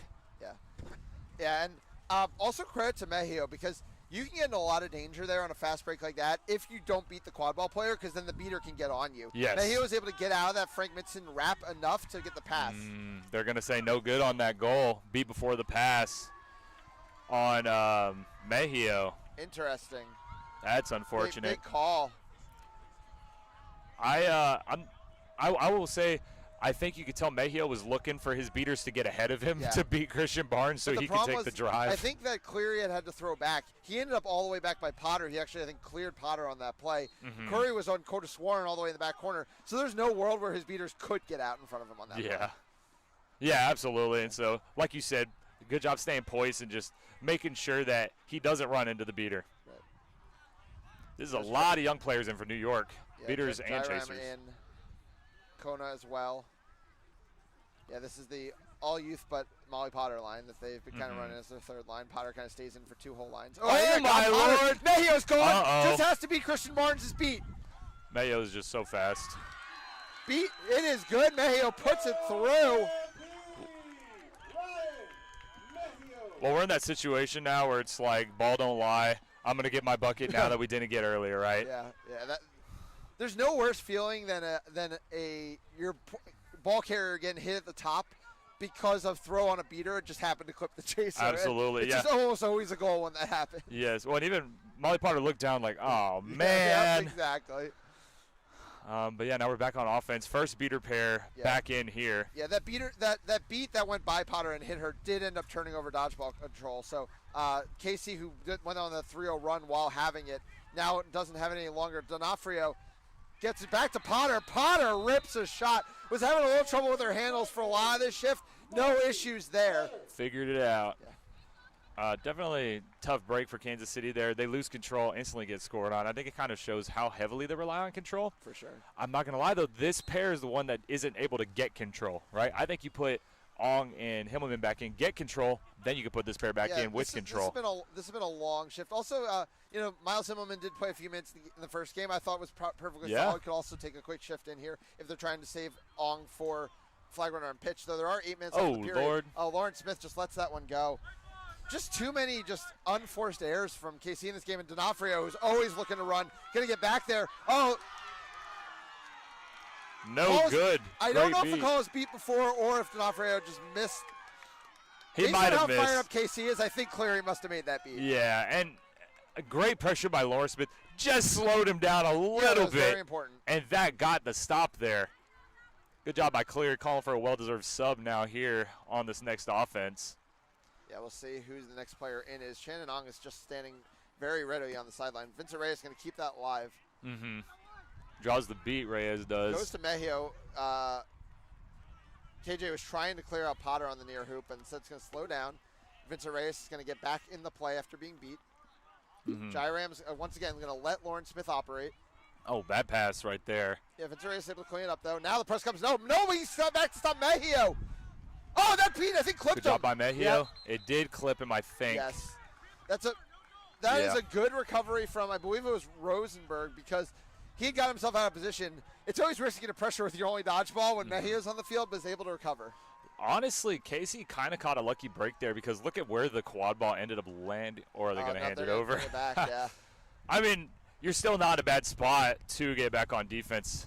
Well, do they have the dodgeball? They're going to leave it on the ground, yeah. Yeah, New York's got to run for that. Curry can run for her ball and get back on defense. Yeah, she can get it back to Cleary as well if she needs to, but she doesn't even have to. It looks like she now will. Jason Rosenberg's going to pressure, but the fist gets the job done. Yep. D'Onofrio goes around Reyes. Oh, he got the strip off first. That's a huge play by Reyes. Mejio with the ball. Mejio, is there anybody back to stop him right now? It did go out of bounds. That is a good call. That's a good call by the ref. Yeah, good eye. New York with the ball again, and a block. Yeah, that's an unfortunate shot from Potter. Yeah, it's just one of those where like so much is happening and your brain is all revved up. You finally get a shot that looks a little bit open and you're like, I have to take this. Yeah, it is going to be a short shift here for, I guess I don't know how long of a shift, for the Young Himmelman pair in the beater game. Mm-hmm. As Jackson Herdade checks in for the first time as well. Herdade played good in that game one as their one of their main facilitators later on in the game. Yeah. Osami has the ball behind, looking for a shot. Underestimates D'Onofrio's ability to get up, and he returns the favor for all the stops Riley's had in this series, makes the block. Yeah, third time Riley's gone for that exact same shot. It worked the first time, got blocked twice now. We'll see if he changes things up. Yeah, and New York's able to get their first line back on, looking to do more damage. It's been 3-1 since this line subbed off, so in the last almost, I'd say 8 minutes, it's only been 1 goal for New York. Wow. Good job by KC, but that's not enough when you can't stop the first line. Because that's the line you're going to face in any goal-to-go scenario late in the game. So we'll see if the adjustments can be better. Mm-hmm. Like we said, it is a young beater pair. Addie Himmelman misses a beat on free. That could be costly. Yeah, but she is getting back in really quickly. Yeah, and she's going to, I think, clean up control for her team there. That's big as Jackson Herdade's able to keep Moreau out of the lane. So staying composed, once again, the young pair manages to not lose control. Ooh, I thought she was going to go for that shot there. Looks like Usami did too. He was ready to jump it. Yeah, a long beat there from Kay, but Miles Himmelman's able to recycle. And then a miss. And there we go. Addie Himmelman this time will get Leo Fried out of the play. Herdade needs to push Morello out. Can't do it. Morello is just so strong. Yeah, that was just straight up like athlete. Yeah, unfortunately, she had run out of options. They had cleared out everything else. Yeah, but I think you rather. Yeah. That stopped any fast break shenanigans, and we know that's how Casey's gotten so much of their goals. Yeah, they want to. Riley Usami, that guy wants the fast break so bad right now. Yeah. 3.5 minutes left in the opening period here at 6-4 New York. Mm-hmm. Game that started very different from game one, and now has kind of reached back, kind of regressed to the mean of being very similar to game one. Yeah, I think so. Kansas City keeps control here after making a few beats. Very poised in the again. lane. Herdade over the top to Usami. Usami's just gonna have to reset. Yeah. Oh, I don't know what that one was. Usami cannot keep shooting into this New York hoop zone. There's just nothing there. And it was just right into Morello, who. Yeah. Like, I don't even think there was a hammer set up for it. No. And Morella doesn't do blocks. She does interceptions. Yes. And So- it's no dodgeball suddenly. Uh-oh. Freed. No, Miles Hemmelman's able to get back into the play, but it is at least Yes. a turnover of dodgeball control. This combination of Shaw and Tate now have it. Morella's going to drive, get the Oh, pass gets off it to to Cole. Jay Cole, and Cole finishes. Back to a 3-goal lead. This New York first line has dominated this match. Yeah, well, even in the series, Cole's got 5 goals now. This guy has been going crazy with this team. Are going to get Shannon Ong in the game. About 2 minutes left before the 20 minutes. Interesting to see if he'll play this and then maybe a little bit with flag runner on pitch as well. Yes, yeah, you're right. Only 2 more minutes. I mean, any number of things could really happen when you put in a beater this late. Hits Leo Freed on a hammer, but he's on the middle hoop anyway. And once again, Bitsy Archibald tries a shot. Morella shuts the door. At this point, I'm just avoiding Morella if I'm Kansas City. I'm scared of her. Yep. If I see her on defense, I might go to the other half. Yeah. Starting pair back in. Helvaja's got a block in this game as well. I mean, this defense from this first line has just been so stalwart. It was in game 1 as well. They just weren't getting the goals in game 1. Now they're getting the goals, and they're just not allowing anything. Yeah, definitely. 3-goal game now. Kansas City needs to catch just to catch up. Morella hits the lane. Morella just goes over Archibald. Wow. She just takes that drive and gets the bucket. It's a little bit different from game 1 where there was a lot of unique scores in game 1, and now it's kind of just, I believe it's only 4, and they're all starters or Molly Potter. The first quadball line of New York has now played 7-1 in this game against against KC. Let's see. Morales gets a hammer on, but not much going there. Yeah. But you can see that they at least decided they do have to do something about this Morales situation. Definitely. But now Shannon Ong has a hammer get away, which allows Christian Barnes to press, gets rid of Herdade. Now we're going to get an illegal swat, which is so unfortunate. I don't think Herdade knew the first thing about that swat. No. It was just a blind hand going backwards. Yeah. And just happened to contact. Yeah, that is so tough. I'm not going to lie. There was like 8 passes in a row by Kansas City that all touched the ground first before reaching their target. That's not really a good sign, especially less than a minute going into snitch on pitch, and New If has double your score. Yeah. They need to clean up these passes. Like, get the balls wet, but it's only getting wetter each time it hits the ground. And now we got a power play, and if New York can get one more goal here, it might not even matter what ends up happening in the flag runner game, which is a period they dominated the last time around. Definitely. So. Lauren Smith in the lane. Another shot into Morella. How many times are we going to shoot at Lindsay Morella? Wow. But I don't know, but this is going to be a free goal the other way. Freed, J. Cole. J. Cole, 6 in the series. That one's just mean. Yeah. Yep, 6 in the series right there. 2 in game 1, 4 in game 2 now. You were asking if you were kind of wondering if the pressure might get to Cole being on the receiving end of a New York win in the last year. Yeah. Right now, though, he does not care. Right? As much as I've joked about that, Justin Cole has been such a key part of so many championship teams through the years. He's bounced around a lot more than most elite players, but I mean, that a huge part of that last Boston title right before COVID as well. Yeah, Pass definitely. Goes over to Cole. Sorry, over to Smith. Yeah. Mejio now back in the game. Zips it over to Smith. Smith again. Once again, it passes, hits the ground, as you were pointing out. They got lucky right there. And they kind of got lucky that New York's trying to keep control there. Yeah, and D even tries a pass, and Christian Barnes hits it. Now they can't even get lucky on some of these situations. Wow. That is so unfortunate for them. I kind of want to talk more about Cole. The fact that, like, this guy has bounced around a lot, like you said. He was even on Team USA, left Team USA, came back, started playing again, and made Team USA again. Yeah. This dude is insane, and just being able to be a chameleon in so many different situations. For example, he was on Bosnia, and I feel like he wasn't really a keeper on Bosnia, but right now he is for New York, right? And so it's just a good call out there. Well, what I love about Cole is not only did you say he's came and went, but he kind of had to reinvent himself completely as the meta changed. He was a extremely top tier. Like, what got him on USNT in the first place was his ability to cut off ball and be a finisher around those hoops. Elite cutter. That position kind of died in the modern meta in a lot of ways, and he has now reinvented himself completely to be on the first line of a top team, as you said, back with Team USA and everything. And I mean, he was never a point defender, as you said earlier in his career. That found that being a point defender is a way to keep himself on the pitch. Yeah, absolutely. And that's what he did. Now he can play that role. So, really speaking to the career he's had, and obviously has been one of the stars of this series.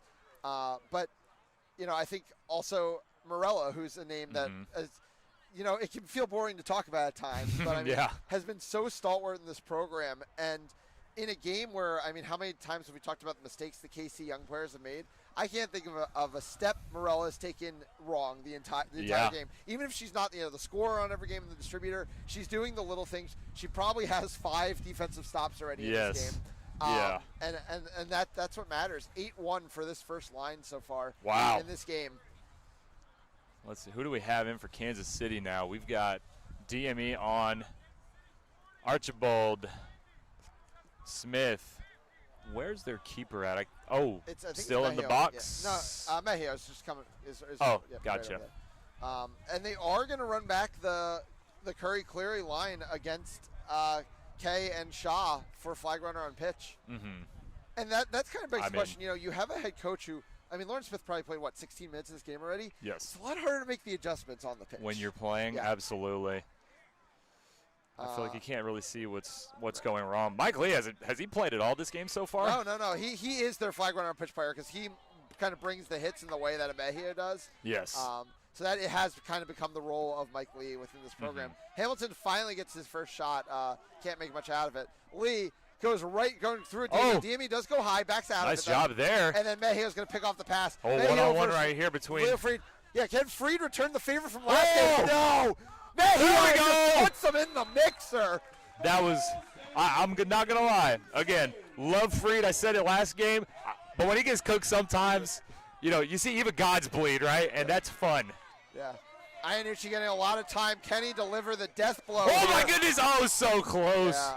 I do think, though, also, I think Cooper might have been out of play. Would that technically count? Well, late in that catch at minimum, Cooper was well over the boundary line. So the refs are going to talk about it. Okay, that was interesting because, the tail's off the ground, I guess. Yeah. Oh, that was his first chance at the flag at all. Had one really brief one a minute ago, but really the first chance. And you could tell that was the energy of, I've done nothing this entire day. I'm going to throw everything into this attempt. Yep. Man, he almost got on that first grab, then almost got on the second, accidentally wrapped his legs. He fell. I have to say, the longer this conversation goes, the better it is for KC. This is true. It would have been very easy to say, no, that wasn't a good catch. Oh. Yeah, it was. It was. One arm, then the other, then, pretty much tackled him. So Iannucci is going to get a full minute here with Matt Cooper, unless New York chooses to score. I think. And this is always the interesting strategy. Do you stall it out now if you're New York's offense? Well, 2 dodgeballs right here. Maybe you just let New York score and you stop Iannucci. Yeah. See you what can just let him walk through if you want. Yeah, that's what they're doing. Mejia's backing off. Yep. No, D is stepping, though. You know what? I think Kansas City ended up being in the perfect spot to do something. Cleary needs to take that beat. Yeah, come on, man. That's a turnover, most likely, if you do that. And now Kay starting to cook over there. Yeah, Mike Lee, a lot of good footwork. Come on, Cleary. There we go. Takes that beat. Turnover. Oh, Lauren Smith is able to force a turnover with the deflection there. Kansas City survives it with some perfect play there. DME gets the ball. Anytime this KC line gets to be on offense without a dodgeball, it's likely to be a goal. I don't know how you match up against Mejia and DME playing. Absolutely. 3-goal game again now, so the catch would tie it up for Kansas City. Hamilton is still in the box. Very unfortunate. Bubble is set up. I don't know where Iannucci is. Oh, they're subbing in. They subbed Iannucci. Oh, nice beat there from Good Cleary. job by Cleary, to be honest. Yeah. Oh, Addie Himmelman now into the game. And then Cleary's clear. Once again, I feel like she should just take that. Mejia, big wrap there on Lee. Man, this defense is really tough for Lee. Mejia throws him to the ground. Potter lost one to Potential Freed. Turnover here, not quite. Freed has a chaser behind him now. He can stop Freed. No, he can't. Once Mejia was out of position, that was Freed's goal. Yep, and you can't. Gyram's almost through the legs, though. Addie Himmelman's able to make a beat now. Kay, a great beat there on Shaw. Kay's able to recycle, though. And there's a call.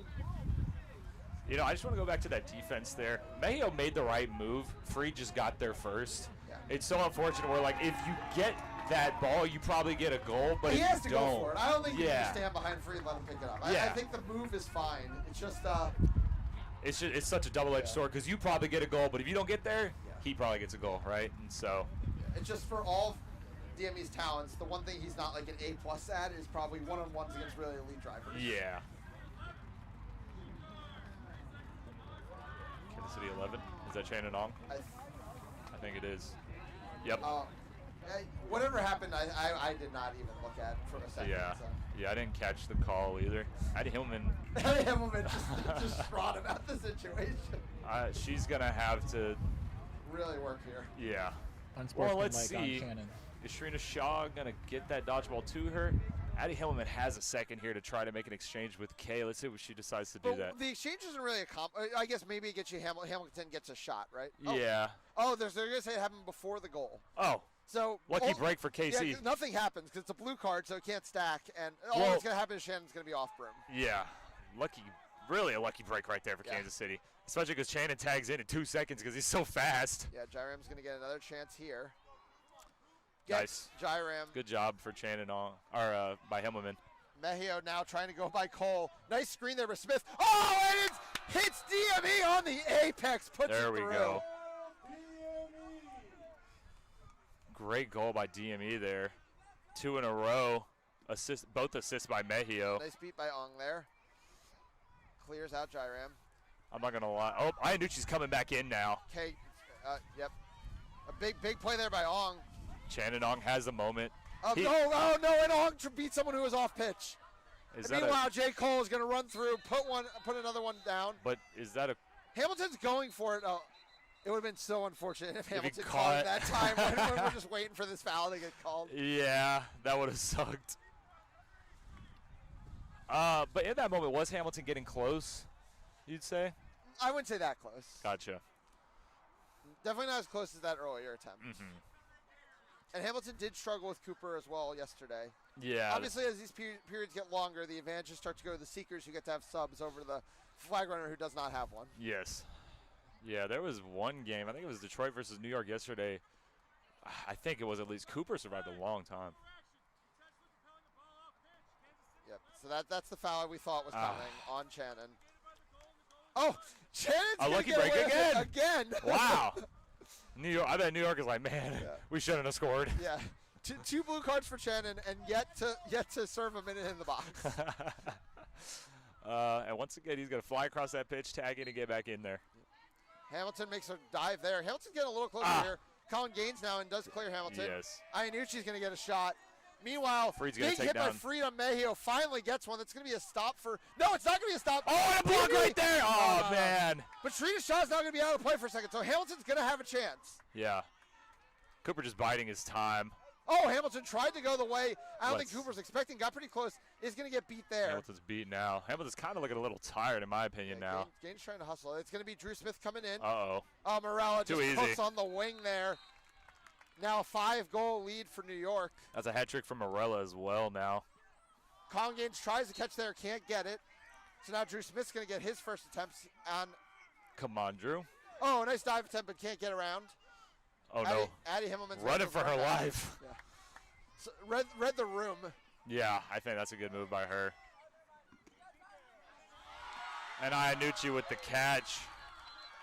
And again, the shorts look a little sideways, but I don't know how much that matters here. And right as Lindsay Morella makes another insane stop at hoops on a Mejio drive. Yes. Morella goes down hard, but seems to be doing okay. Catch, if good, would just immediately send New York to the finals. Yeah, it sure would. Man. What I believe would be a 3rd straight season. Yes, it would. You know, I also want to point out here that there's only been one goal outside of the starting line for New York this game. So Kansas City did a good job on offense or on defense for the most part. The only scorer outside of that starting line was Potter with 1 goal. But we've seen it a million times. The only way you can beat this New York core, you have to be able to play against the starting line because you will always see them when it counts at the end of a game. And that's what Chicago ran into last year when they made that crazy comeback. Catch will be good. the New York Titans will return once again to the final. They knock off the Kansas City Stampede 155-70, and a really complete performance from the first line of the New York Absolutely. Titans. Tough break for Kansas City, but I mean, it would have been a lot different if they beat Chicago at Central Conference Champs, and that's just how it is, right? For sure. Yeah, I mean, we said how important that was at the time, and it's proving now. A young team, but, you know, how it always seems to be with the Stampede is you never know exactly what the roster is going to look like, you know, 300 days from now. So hopefully we get that return, but they will have their first ever semifinals appearance.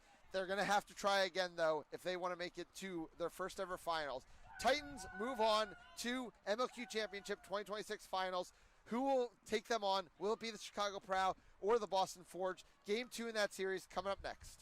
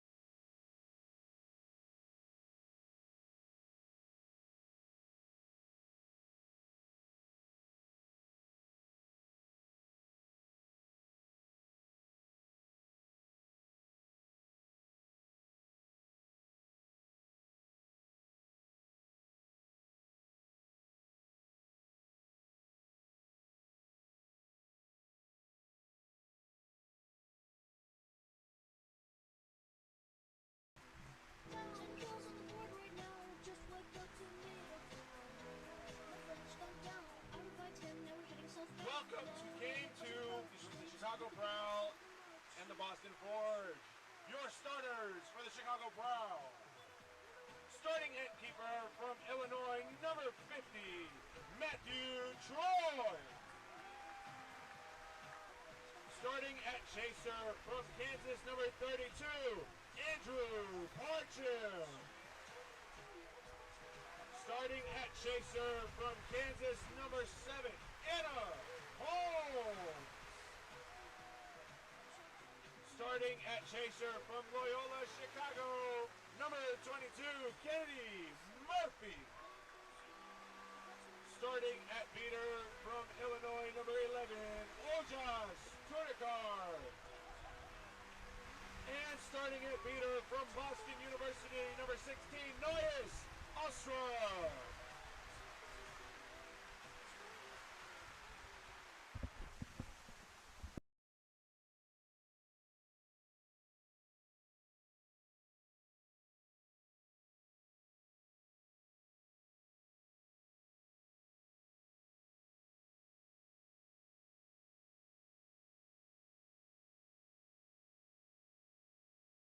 Starting at keeper from Brown, number 7, Andrew Steinberg. Starting at chaser from Brown, number 31, Will Richardson. Starting at chaser from Minnesota, number 3, Emma Parsons. Starting at chaser from the University of Texas, number 11, Swati Madam. Starting at right beater from Turkey, number 10, Ufu Kudos. And starting at beater from the University of Michigan, number 32, Otto H.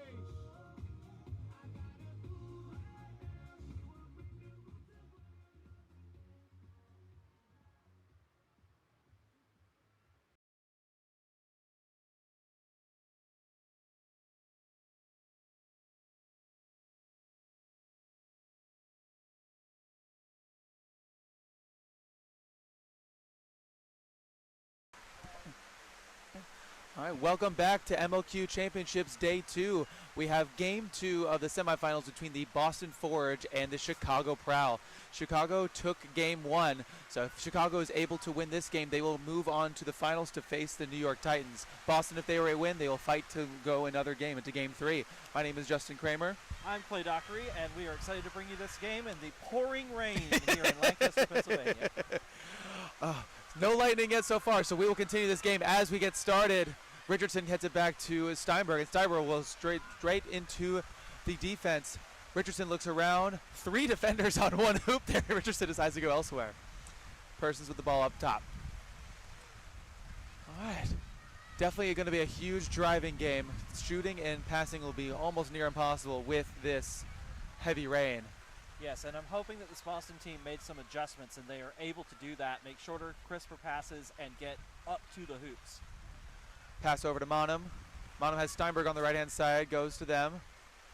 Steinberg goes for a switch, passes out to Persons with some beater pressure. Persons goes and tries to pass it back to Richardson. Oh, it hits off of Holmes's hand and goes into there for an own goal, unfortunately. Will Richardson. Yes, Richardson there with the lucky deflection, but that is good. That gets Boston on the board first in this game. They really want to see it, and it's maybe a messy game out there with this rain, so both teams will want to get as many goals as quickly as possible. Actually, Osher and Walters are the 2 beaters here for Chicago. As Murphy passes it over, back to Murphy. Murphy stepped up and almost took that shot. I think she may have had it on that top hoop. And Troy has the ball back down. Peachy back up to Murphy. Murphy has Troy on the left.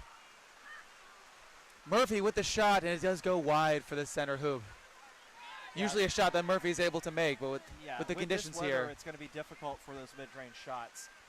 The Chicago side has maintained dodgeball possession for the entire game so far throughout all of these. So we'll have to see how that will work out. The dodgeball goes loose as Steinberg just has to throw a Hail Mary pass over to Persons, but unfortunately It does not go through. Steinberg had no other options there with no beater support. Yeah, that was a big-time press out of Walters as well. Great job by Chicago to gain back possession. Hopefully Chicago can take an opportunity to score after that own goal.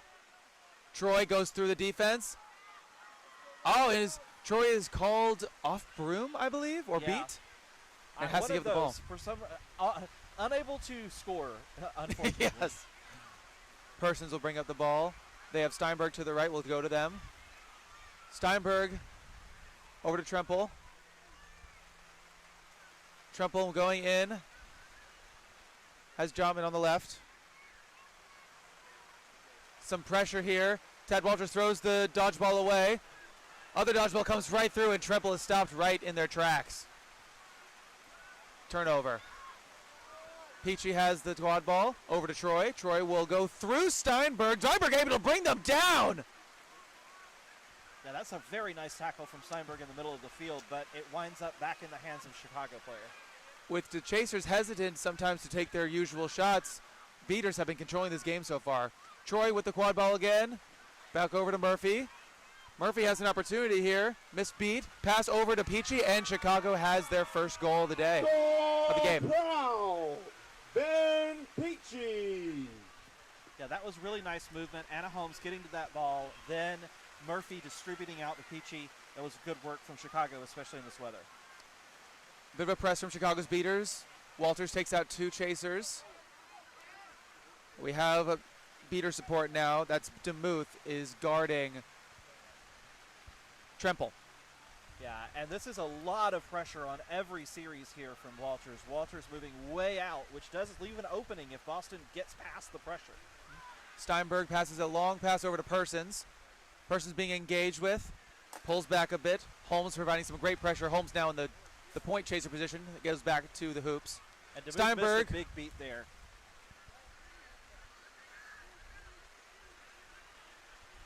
Ball's behind. Over to Persons. Persons has the center hoop. Goes for the middle.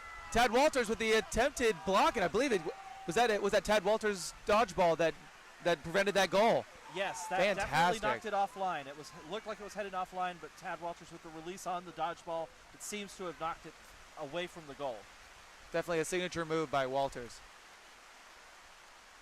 So Troy will bring up the quad ball again. We have a beater substitution. New beaters in for Chicago. Matt Brown alongside Veronica Hoffman. This was their dominant pair in the first game and is one of their dominant pairs all time.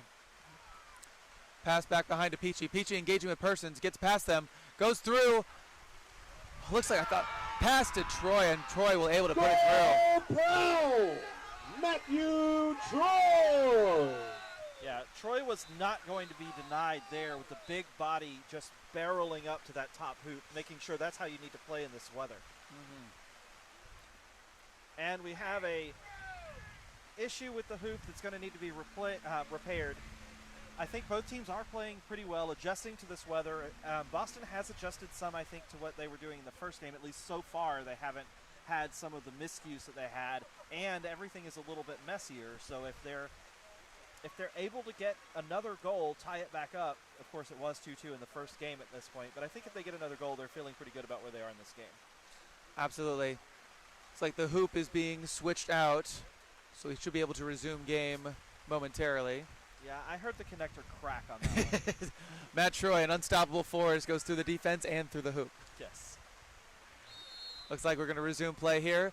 Chicago's going to sign out their first line, and the second line will come in. Yeah, really strong second line here, headlined by Liam Zock. They are a real distributor when they're out there. They can get involved, especially on defense, on point. So I like to see what they're doing. Fantozzi had some key goals in the previous game as well. Parcham at point defense has been a very great force here on defense. Monum releases the ball. Looks like Boston had some subs as well. That was Ariana Magnarin Shang with the press. Flathers in. Has Monum to the right. And Bay behind. Monum is able to recover there. This looks like it should be a turnover. This is a late throw by Monum. Yeah, Hoffman was right there, knocked that away. Parcham goes over to Zoc. Zoc has Zhang on the left. That's Zoc over to Parcham. Parcham being engaged with there by Flathers. Boston was able to come away with control, and so they are able to set their defense the way they like. This is the Fiona Weishart-led version of their defense, which I liked the look of in the first game. Fantosi looking behind. Zoc tapped on their head. Could indicate a certain play call. Let's see if it's what kind of movements our chasers have here. Parcham back behind to Fantosi. Monum keeping distance. Fantosi building up. Long pass up, back up front for Zoc here. Flathers staying put there on the keeper zone line. Chicago able to gain that dodgeball control back, but now and that is an opening from Brown after that move. Parcham drives in and drives the defender to the ground, unable to put it through. There's a scramble on the ground. Zoc picks it up. Zoc goes through the hoop and scores. Oh, pro! Liam Zoc. Fantastic job there. You see a lot of that from both these teams, is fighting for those 50-50 balls. Zoc gets on the ground, stands right back up, puts their hand through the hoop for the goal. Yeah, very, very nice on making sure that they were always on top of where that ball was going to be. I'd love to see the athleticism and the scramble out of Zoc. Brooks and Adelaide are now in for beater for Boston. Flathers very close to an opportunity with Zhang, but with Matt Brown right behind is very hesitant to take the dunk. Zhang doing a great job of covering that entire small hoop, so the only options Flathers has is to go through them. But with Matt Brown right behind, that's an option you don't have. Yeah, I think that was probably a time that Boston would have wanted to take another pass, try to go over to the other side, at least pull somebody out of position. Murphy back in. Walks the ball up, defended by Brown. Flathers right on the keeper zone line. Over to Parcham. Parcham back out to Murphy. Murphy gets beat, gets the ball over to Zoc. Zoc has two defenders collapsing right on top of them. Sees the mismatch, goes over to Parcham, but the beat by Adelaide keeps that from becoming an option. Great job by Adelaide in there.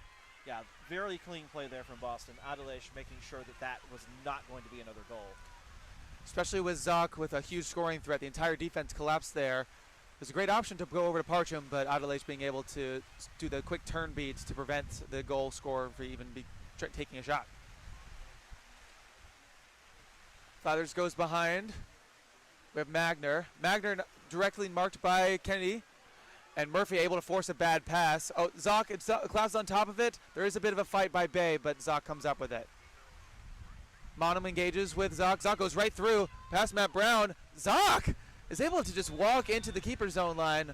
That's unfortunate to see from Boston. A little bit of miscommunication there. I don't believe that Boston knew that Liam Zoc was that close there. Yeah, that was coast to coast. You've got to be able to be quicker to react if you're on the Boston side. Especially the bench. Boston's bench is very vocal and provides a lot of support. We want to see if make sure the whole team can see what's going on the pitch.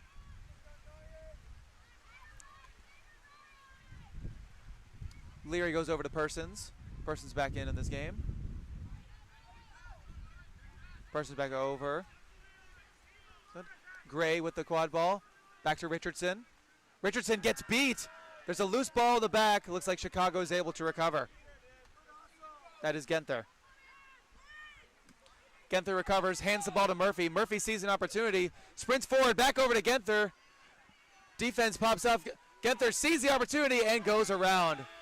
So Chicago once again, without the support, Brady Gunther. Without the support, Genther is able to wrap all the way around. There's not enough support there for Boston to jump out, and Genther gets the easy dunk. Yeah, and when Chicago has this set with Walters and Osra holding back and Walters on pressing and pushing everything in Chicago's direction, it's difficult for Boston to adjust.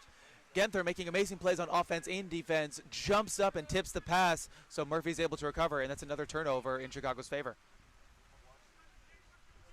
Holmes is back in. Goes behind with Genther as Kennedy Murphy walks up. Murphy in the previous game had some opportunities where she was not marked.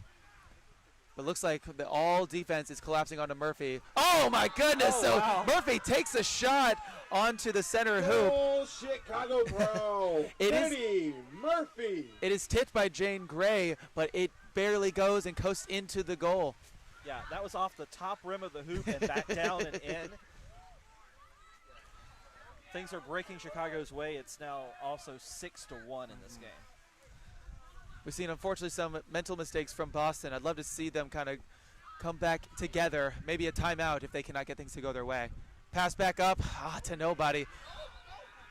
Yeah, that's going to be reset again. That was a big problem out of Boston in the first game. Was hoping to see fewer of those big passes back up toward the midfield line. Unfortunately, that's the first one in this game, but it is not showing any signs of changing. Wink makes an attempt to save the ball, but loses the dodgeball in the process. Looks like they should be able to recover it. Right now we have Matt Melton with the ball. We'll bring it back to their side. It's like Leary is able to jump onto Murphy to try to get the turnover, or at least try to slow down. But Kennedy Murphy able to retain the quad ball. Yeah, Boston was quick to jump on that. Leary did a good job slowing it down where it wouldn't become a fast break because a lot of Boston players were still on the Chicago side. Melton dashes around Richardson, sees an opportunity, and puts it right through the hoop, right around Persons. Great job by... Goal, Chicago Pro. So we'll have a stoppage here. Melton went around first the back and then wrapped back around the front, turning Murphy around and able to put the ball through. Sounds like we're having a discussion about whether or not that goal is going to stand, so we'll take another moment here to decide.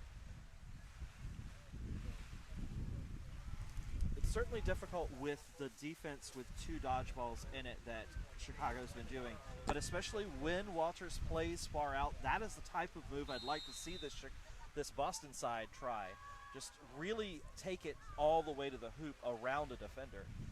And they lose it, but certainly they're going to lose a few of them if they're passing them long too. And the goal will stand, so Boston will go into Chicago's zone down 6 now. Richardson with the quad ball, huge Peter pressure. Back over to Gray. Persons has the ball at the top. They have Richardson to the right. Goes to Gray. Gray has that opportunity. Goes over.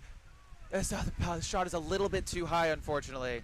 At least this one was right to Persons. That is the type of shot/pass that's okay. That one I really thought that one had the angle. This one will be a turnover. Looks like we will have a quick injury stoppage. Hopefully Matt Melton is okay. So Leary had a good connection there, like you said, where either that shot pass and was ended up being recovered. Leary had another opportunity, but it was beat way before, and the ball has to be turned over. Yes, but that's where you have someone back and you take a little bit off the shot where it can be caught by your player or go through the goal, especially with not having a lot of control. I think that's another move that is a good move for them to make. Hillman trying to get the dodgeball back is not successful. Chicago will retain control. Peachy goes over to Zoc. Zoc to Murphy. Murphy over to Zoc. A lot of great pressure from Richardson. Chicago will have to try another angle. They have some beater support now. Maybe they'll try the same strategy here. Murphy! Oh, we had an open hoop there, but the shot goes a little bit too low. Unfortunately, does not catch there for Chicago, and they will turn the ball over to Boston. Yeah, Boston was able to swarm onto that loose ball this time too. That's good. So they cleaned it up. There weren't any second chance shots. That's another thing I'd like to see. They're game down. They're 6 goals down. They need to claw their way back into this game. Yeah, and it does look like that they are bringing up Gunnar here into the offense, even though they only have one. I want to see that too. I want to see a hammer play like that. Now they need to be on the same page and attack immediately when that happens. You're right. There's opportunities here where we have that open hoop, but the shot is not falling, and the shot's not being made. And unfortunately, it looks like Leary caught behind with a beater again, and the ball is turned over. Gray almost made a play there on the loose ball, but Zoc is able to corral it. The Chasers need to see that beat coming so that they're prepared. With this weather, you have to really think before making that shot because of all the different obstacles in your way. Ball back to Zoc. Zock being engaged by Richardson. And we have Rolf in for the first time today. Passes it over to Peachy. Back over to Zock. Zock being engaged heavily there by Leary. Richardson towing on that line there. Zock looks over to Peachy. And Weishart and Wicken do have control, so there are 2 dodgeballs in this defense now for Boston. Let's see if that can turn there's the a tide here. misbeat by Chicago, but the attack on Weishart was able to dislodge the ball, but they're able to maintain the control and cause a one of those big time passes. It's going to be a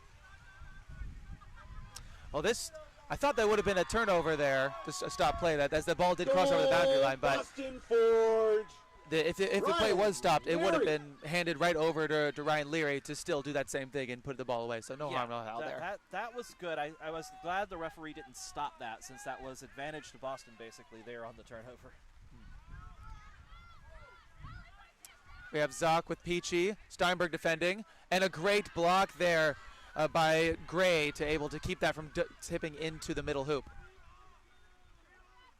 Gray will bring up the ball here. Persons on the left, Monum on the right. Persons will receive the ball.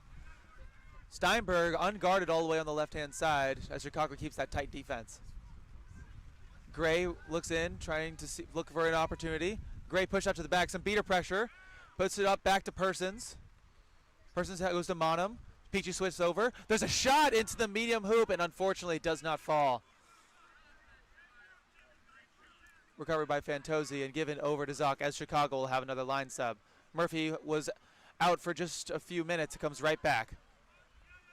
Yeah, I think Murphy was out for maybe 2 minutes. Genther back into this game as well. Has had some key plays here. Ball gets loose. Is on the ground here. Zhang looking to recover. Kicks the ball out. And great job by the Boston Beaters. Just a full crowd over there. Looks like there will be an advantage penalty called here. Yeah, the couple kicks on Shang. So blue card. Playing after beat there for Zhang. I believe unlimited kicks are allowed. But the issue there was with Zhang being beat and then continuing to play. So just a blue card there. Zhang will be back in 30 seconds. But Chicago with a chaser down. Let's see, does Boston have control? They do. So this could really be a momentum shift if they're able to execute here and take advantage of the power play. Monum walks up. Has a quick chat with Smiley. Let's see what this turns into. Lance Bay behind. Monum approaches, takes the pass over to Steinberg. Steinberg has no beaters in front. Goes over to Bay. Oh, it's just a bit too high, unfortunately. We've seen that connection so many times with a huge jump up from Bay and the two-handed dunk, but it's just a little bit too high. The wind must have carried it a little bit high. Zhang is back in, and Chicago is back to full strength. Boston loses their chance at the power play. Yeah. They have maintained possession of both bludgers, but they haven't been dodgeballs, but they haven't been able to use that in order to get any offensive space. Partridge passes over to Zhang. Zhang a quick release to keep the ball in their possession. Steinberg a great swat there. Steinberg has a beater right behind, unfortunately. So a great turnover by Boston, but Chicago gets it right back. Bay is part of it in the middle of the field there. They're going to need a beater to clean it up, and there they come. And the beater's there. Lance Bay, that doesn't need to be beat, stands right up and walks away. That also does finally give possession of both dodgeballs back to Chicago, which they are now bringing up into the offense. Murphy will walk up. Steinberg staying toe-to-toe on the line there. Gunther gets beat. Parcham is able to recover. Passes it back to Zhang. Zhang looks to dunk. Oh, and is unfortunately swatted there. Zhang saw the opportunity. I love to see that to go dunk on Monum, but everyone saw the threat for Zhang and collapsed in on that medium hoop to prevent the goal there. It's Osra and Moroic in for Chicago now. So not a combination we've seen so far in this series, but interesting to see what they'll do together. Magner moves the ball over to Flathers. Flathers back to Magner. Flathers has the ball again, goes back to Bay. Some beater pressure, Bay releases it. Flathers defended by Parcham. Back up to Magner. Magner has some space. Passes it over there to Schwartz. Schwartz gets wrapped up by Murphy, releases it towards the beater, but Magner able to recover. Magner with the, looks like they might have slipped out of their hands there. But the ball gets recovered by Chicago. So unfortunately another unsuccessful half set for Boston. Yeah, the offense is just not clicking for them. They do have some new players in there now. Schwartz gave them a lot of good energy in the first game. It didn't result in a whole lot for them, but I liked the different look. And they have Helmanen at beater now, along with, I can't tell the other player yet. Zoc goes back to Fantozzi. Fantozzi back in here. Bay, a tight grip on to Fantozzi. The Zoc will bobble the ball here, looks to recover, swats the ball. That will go over the boundary line and will be a turnover towards Boston. And Tom DeMuth with a throw on Hoffman in the center here, which possibly might be a turnover of the dodgeball as well, because she threw it back after being beat. It's like some brooms are being moved back there to make sure players are where they should be for the resumes on the stoppage. That's the end of the first half. Boston will start with possession here due to that turnover. So right now, Boston in a, was it a similar situation they had in the first game? What was their, I don't know what the score was at the half during the game one. So the score in the first game at the half was 60-20, and it is 70-20 now. So it's very similar to where we were in the first game. A lot of the same types of things happening. Boston has been cleaner in this game with their passing, with their shots. They've had a couple that went back over, but not as many as in the first game. It's just Chicago has been playing their game in this game. They've come to the hoop. They really seem to enjoy playing in this weather because it allowed them to display their physicality. And you said that Boston has not made a lot of mistakes on offense, they just haven't been able to execute. What we've seen was some of those miscommunications on defense. There was a couple times where there was a fast break, or not even a fast break. Boston was not aware of the severity of the situation, and Chicago was able to get 2 goals on that. And then Boston with the hammer play as well, trying to communicate between their beaters and their chasers about when that defending chaser is being taken out, because you have just a few seconds of a window of an opportunity for an easy goal before another player steps, and this they weren't able to coordinate that. So being able to fix those 2 parts of their game, especially after the seekers on pitch portion, Boston can come right back in this game. Yeah, if they make a catch, again, sort of like in the first game, they make a catch. If they can get the catch, then it makes it a much closer situation, because that's just 2 more goals. So without it, it's a difficult prospect. Chicago gets the catch, then it's going to be extremely difficult for Boston to come back. But the outlook is still there, and yeah, it's communication. Communication in all aspects of the game. That's what I want to see. I want to see them talking to each other. I want to see them moving together, and Chicago's been doing a lot of that. I'd love to see, it looks like Richardson will start here at Seeker. We had, Tremple had some key catches in the Washington series. Tremple did not get as much time, one-on-one time with the runner in the previous game. Let's hope that Boston's beaters can create some opportunities for their Seekers to get this catch, because they really will need this in order to get back in this game. Schwartz will head down to the corner, defended by Murphy in the Quadball game, as the Seekers will be released in just a few seconds. Schwartz over to Persons. Persons has an opportunity. I believe that went through the hoop, but there was it was cleaned up by Steinberg and put through again just to make sure. As the Seekers are released, Melton has some one-on-one time with the runner. Richardson comes in for does not want the 50-50 and will be a little bit more defensive. And Richardson now has some time with the Seeker, with the runner. In the Quadball game, Troy goes through the defense and has an easy dunk.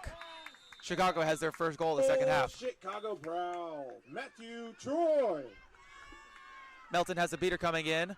Missed beat. Melton's able to be taken out, and Richardson will have some time. Oh, almost gets there. Richardson just a few inches away from getting the flag. Let's see if they have another opportunity. A missed beat. Oh, but Richardson is called beat there. over in the quad ball game, Steinberg goes all the way around, but is met by Troy and is going to be taken down to the ground. The ball does get out, but it's going to be corralled by Chicago. Tremple will have some time here. The runner firmly on Tremple's broom, not giving Tremple any move. Tremple goes for a dive and unfortunately misses. Troy brings the quad ball up, looks for openings, but it gets the ball out to the far side. Fantosi, I believe that is. Fantosi goes. Great pick there by Murphy. Fantosi has just one defender. Oh, but Leary able to push Fantosi out. There is a hand up. This could be a card for back contact, but Fantosi had an open goal, but Leary made that impossible there by bringing it back. There will be a stoppage in play. This might be for a delayed penalty call. Chicago was unable to get goals. There are two great scoring opportunities. Leary is able to prevent one, and then there was an unfortunate bad pass to Kennedy Murphy. Murphy not able to recover, and the ball is now in the hands of Steinberg, but a penalty could change the tides of this. Let's see. There was a large missed beat attempt on Matt Melton by Atelish a minute ago, but Atelish does have a dodgeball back now, and the Chicago beater is pretty far outside of the zone. I don't see the Boston Seeker though. Well, Boston Seeker is directly with the runner.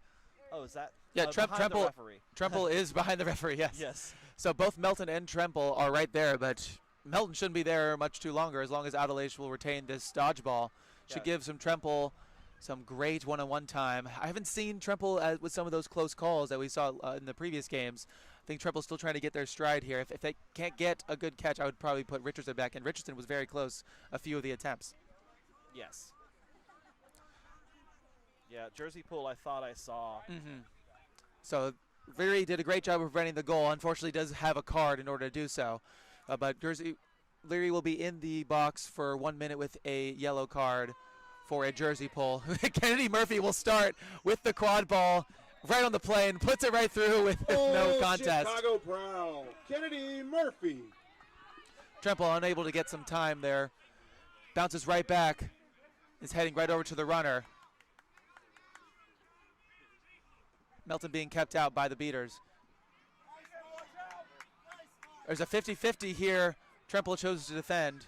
Back in the quad ball game, Steinberg goes around Troy, has a few options. Great pick there by Schwartz, and the broom comes loose for Zock. Schwartz goes to try to go over Troy, does not work, and Fantosi able to recover. Yes. Fantosi with the head of steam has a beater in front, patches over to Zock.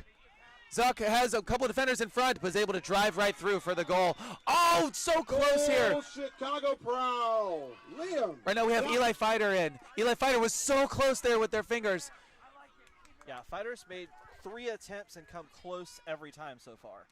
Oh, Eli Fighter looking for some opportunities here. A lot of energy here. This is Eli Fighter's first time checking into the game, so should have a full head of steam here in order to get this pull here. And Really what Chicago Boston needs. Switched over to having Walters in at Seeker, which is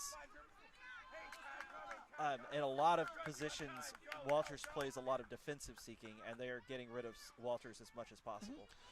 Looks like Chicago is putting their dodgeballs into the quad ball game a little bit more, but Matt Brown will pop off to do a quick beat on Eli Fighter. Eli Fighter will come in for another attempt.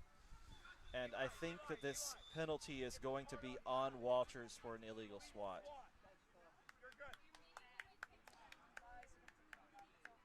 So Chicago will be a seeker down. Definitely crucial during the seekers on pitch portion, but Boston has been really focused over on the seeker portion of the game, and Chicago has lended more of their efforts towards the quad ball game. So this shouldn't make as much of an impact as it would if these teams were a little bit closer in score. Yeah, and Walters had not even been able to get in to do any defensive adjusting. The main thing it will do is allow that opportunity to possibly get some alone time, maybe get at least this catch, but no. And with Chicago halfway to winning this game just on quad ball points alone, Boston will choose to hold their beaters on defense in order to prevent more scoring. So Tremple has some alone time if only if Boston is able to have control of the dodgeballs. Zoc with an opportunity here, wrapped up by Flathers. Steinberg wraps up, Zoc well releases the ball. Murphy recovers. And Murphy engaged by Flathers. Peachy has one defender in front. Flathers steps in. Murphy, Flathers all over the pitch here. And Troy wrapped up by number 72 from Boston Forge. Foul, Matthew Troy. Schwartz doing their best to stop Troy, but Troy is able to go through, and Chicago is just 2 goals away from getting to the finals. Oh, great catch by the Boston beater, number 98, Fiona Weishart. Matt Pound with another great catch, though, unfortunately, and gets control. Walter with some alone time. Boston able to get a goal in. Yeah, a nice move from Boston to be able to finally get another goal on the quad ball side of things. And more exchanges, gets Hoffman out in the center. Walters is also taken down. Boston Seeker has not been able to get any time. On the beating side.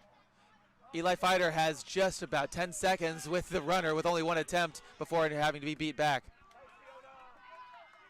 In the quad ball game, it looks like that Flather's able to recover. So this should be Boston ball. We have Gray in now. Once again, just only a few seconds with the runner, with Hoffman posted there. See, in the quad ball game, Steinberg able to bring up the quad ball. Back over to Flathers. Flathers wrapped down by Zhang, able to release it. Schwartz looks through the shot. It misses. We have a head of steam here. Oh, great move there by Parcham.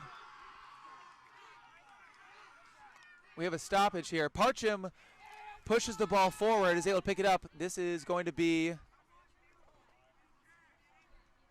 a card on Steinberg, it looks like. The card is going to be on Parcham. On Parcham. So Parcham will be in the box with Steinberg back in possession. Steinberg looking to possibly release the quad ball, decides to step back for a moment. Gray coming in as a seeker, trying to find some opportunities with the runner. Schwartz has the ball behind hoops, steps around Murphy. It looks like we might have a catch here.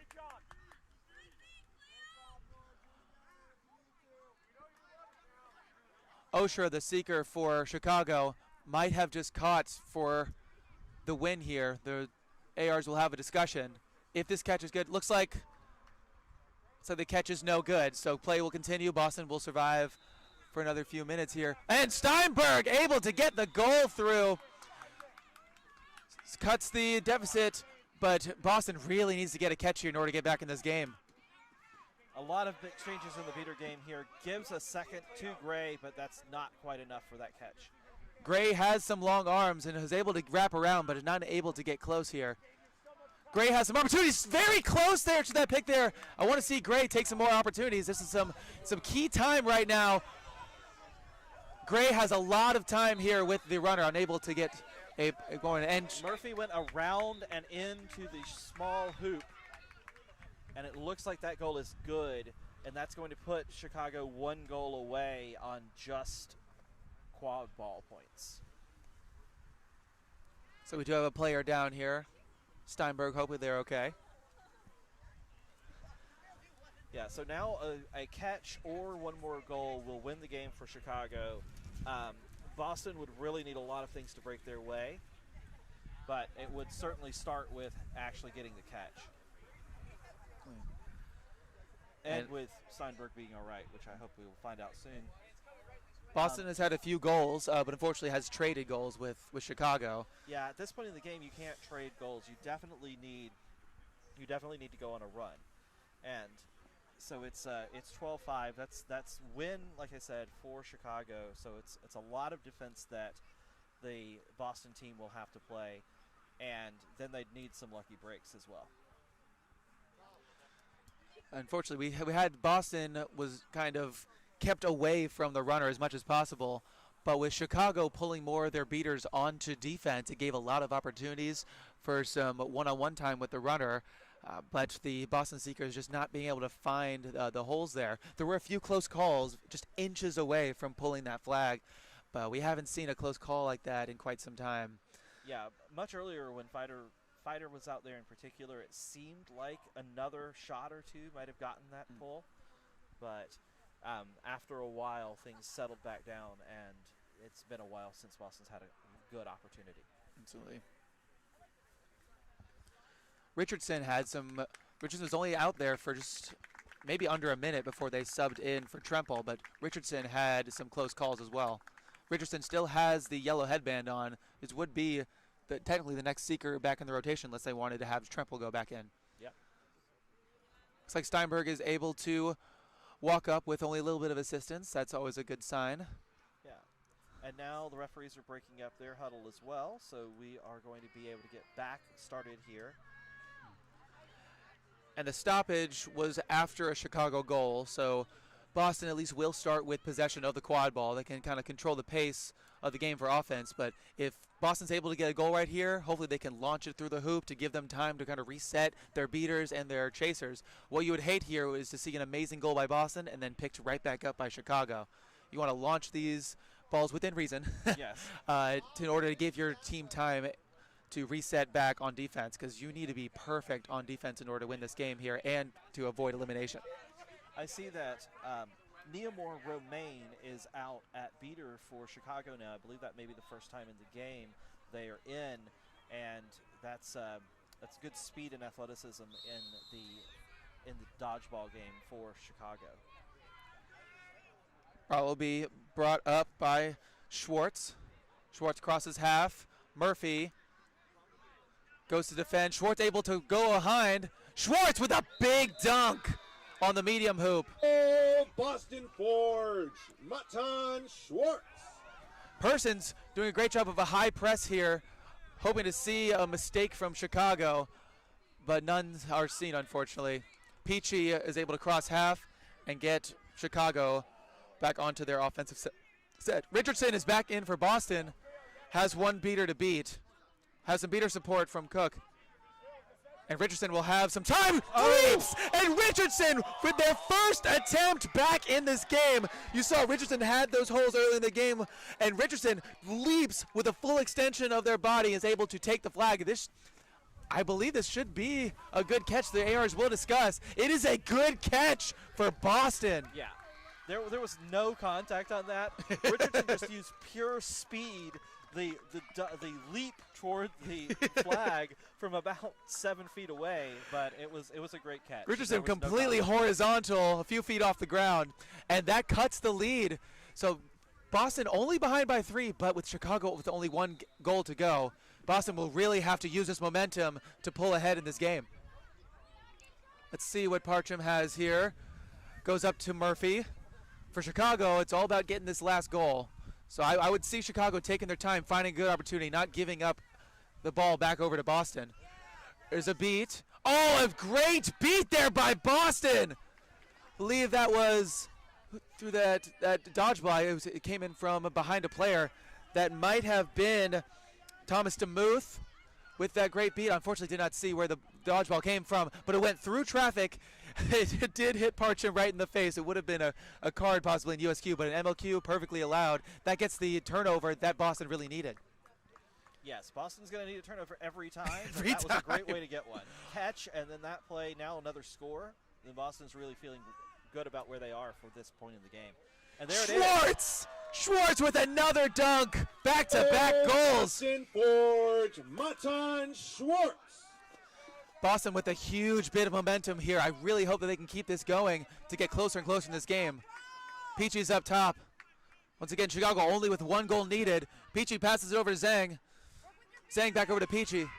Peachy goes for the pass behind. Right over Parcham. The ball goes through. No calls that I'm looking at. Every AR has their goals up. Chicago Brown. Andrew Parcham. And a very well-fought game by Boston to claw back with that Richardson pull. They get 2 unanswered goals, but with Chicago Start only time 1 of the goal final away. Between Prowl and Titans will be 2:30. So the Chicago Prow will pull ahead to go into the next game. Yes, Chicago is going to be playing the Titans, which will be a great matchup at 2:30, as you may have just heard. I really love the response from Boston at the end of this game. There were, once the flag runner was on the field, they really were able to pull some things together. I saw Schwartz communicating on both of those dunks near the end of the game, and they were able to get that flag. But it is Chicago, and Chicago on their game that's going to advance. Chicago doing what they need to do. Chicago playing a solid all-around game, and they're going to need to up it to be able to take on this very, very talented New York team. So we'll see you back here at 2:30 for the MLQ Network for Game 1 of the finals between Chicago and the New York.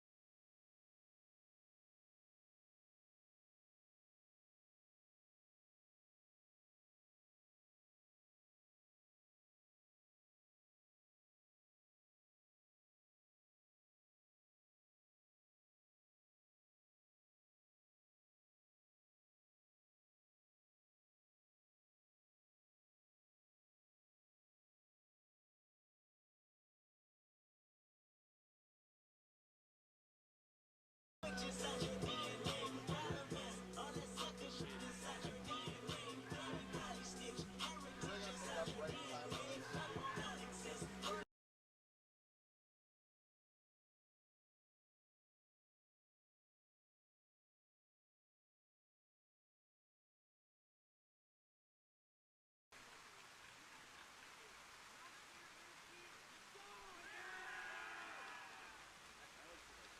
go for it.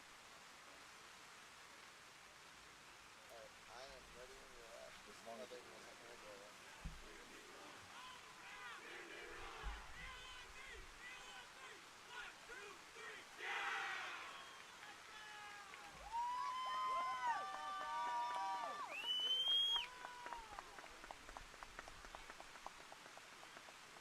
Ready? You look ready? We can let the young card take 2 seconds better.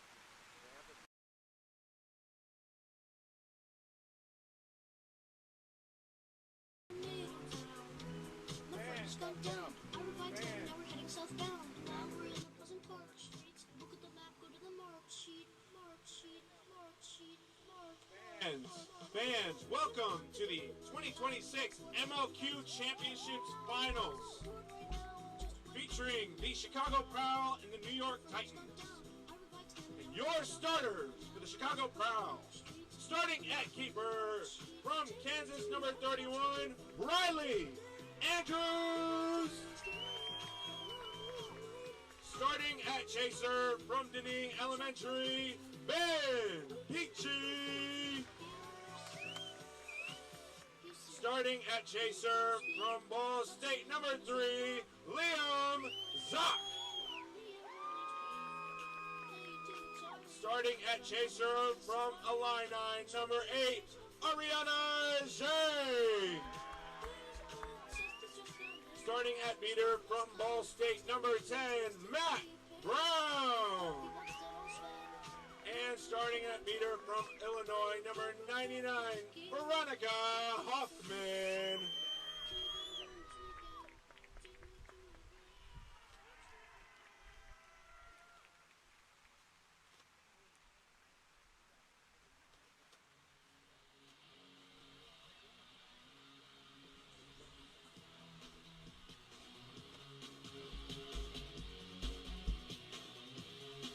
And now introducing your starters for the New York Titans.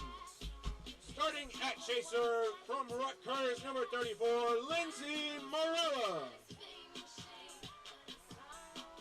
Starting at keeper from NYU, number 52, Frank Minson. Starting at chaser from Harvard, number 3, Leo Free. And starting at chaser from Turkey, number 25, Asla Helvaci. Starting at beater from Columbia College Chicago, number 10, Nivash Jairam. And starting at beater from Carleton University, number 0, Christian Barnes. I can take it off. What's the other headset at, by the way? Headset 2, Mike? Emma? Oh, is that it right there? Under the poncho. You guys get the other headset. Thank you. Let me know when we're live.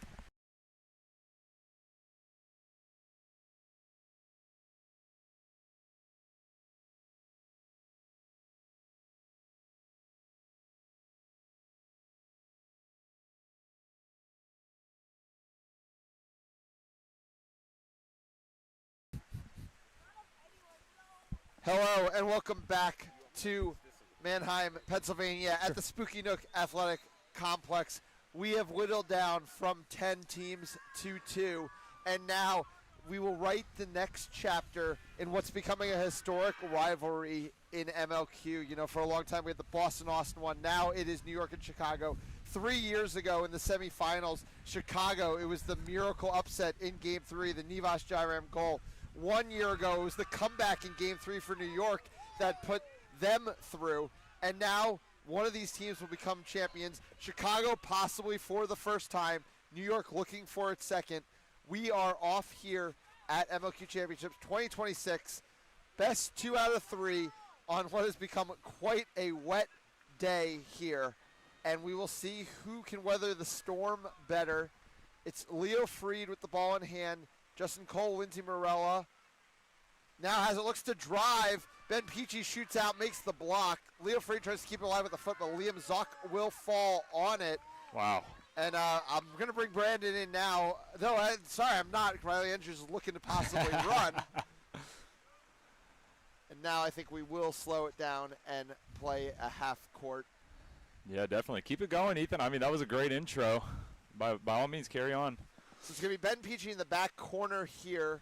Really a veteran line Chicago is starting. A number of players that have been in for what's been the entirety of the run for this core. Riley Andrews, Liam Zock, Ben Peachy. Then there's the young Ariana Zhang is the last one. Matt Brown, of course, with a dodgeball, playing alongside Veronica Hoffman, who's been come up so quickly in this program. Leo Freed looked to jump a pass. Matt Brown shuts the door.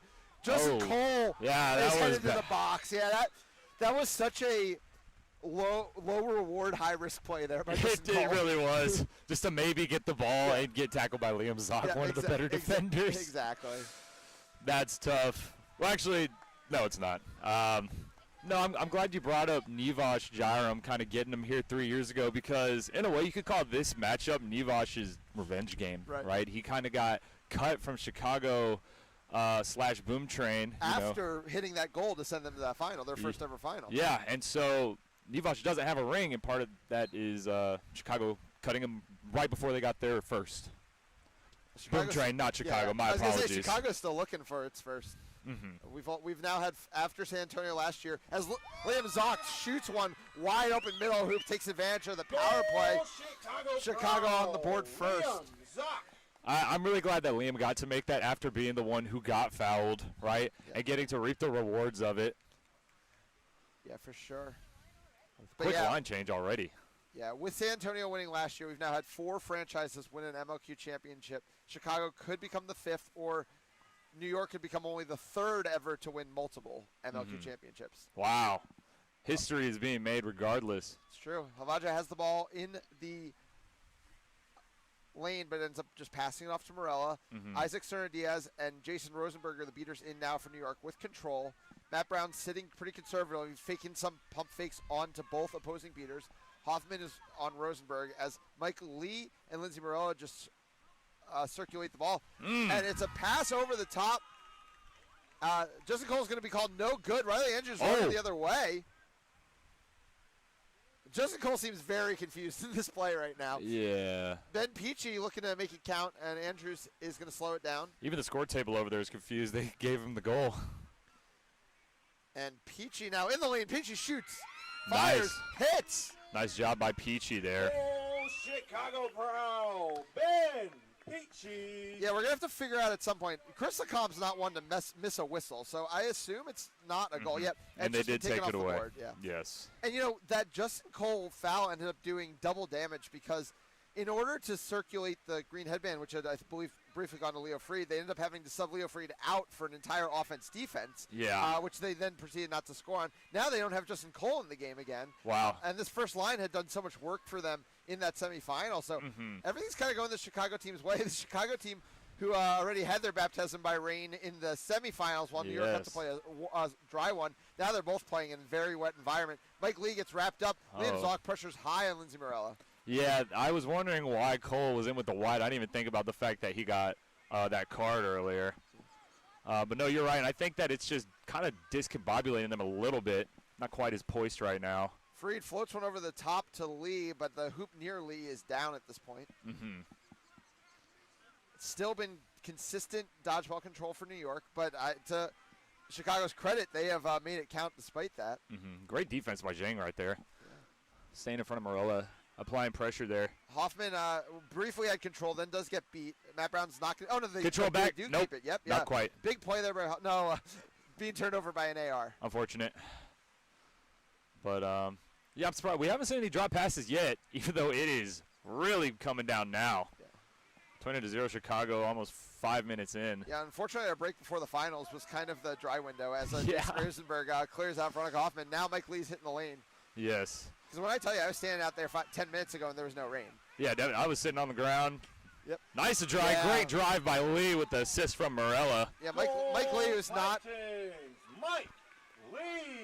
Mike Lee has not played a ton of minutes pre-flag runner on pitch today so far, but it's making the most of the opportunity right now after Justin Cole picked up the foul, had to sub out so they could circulate the headband.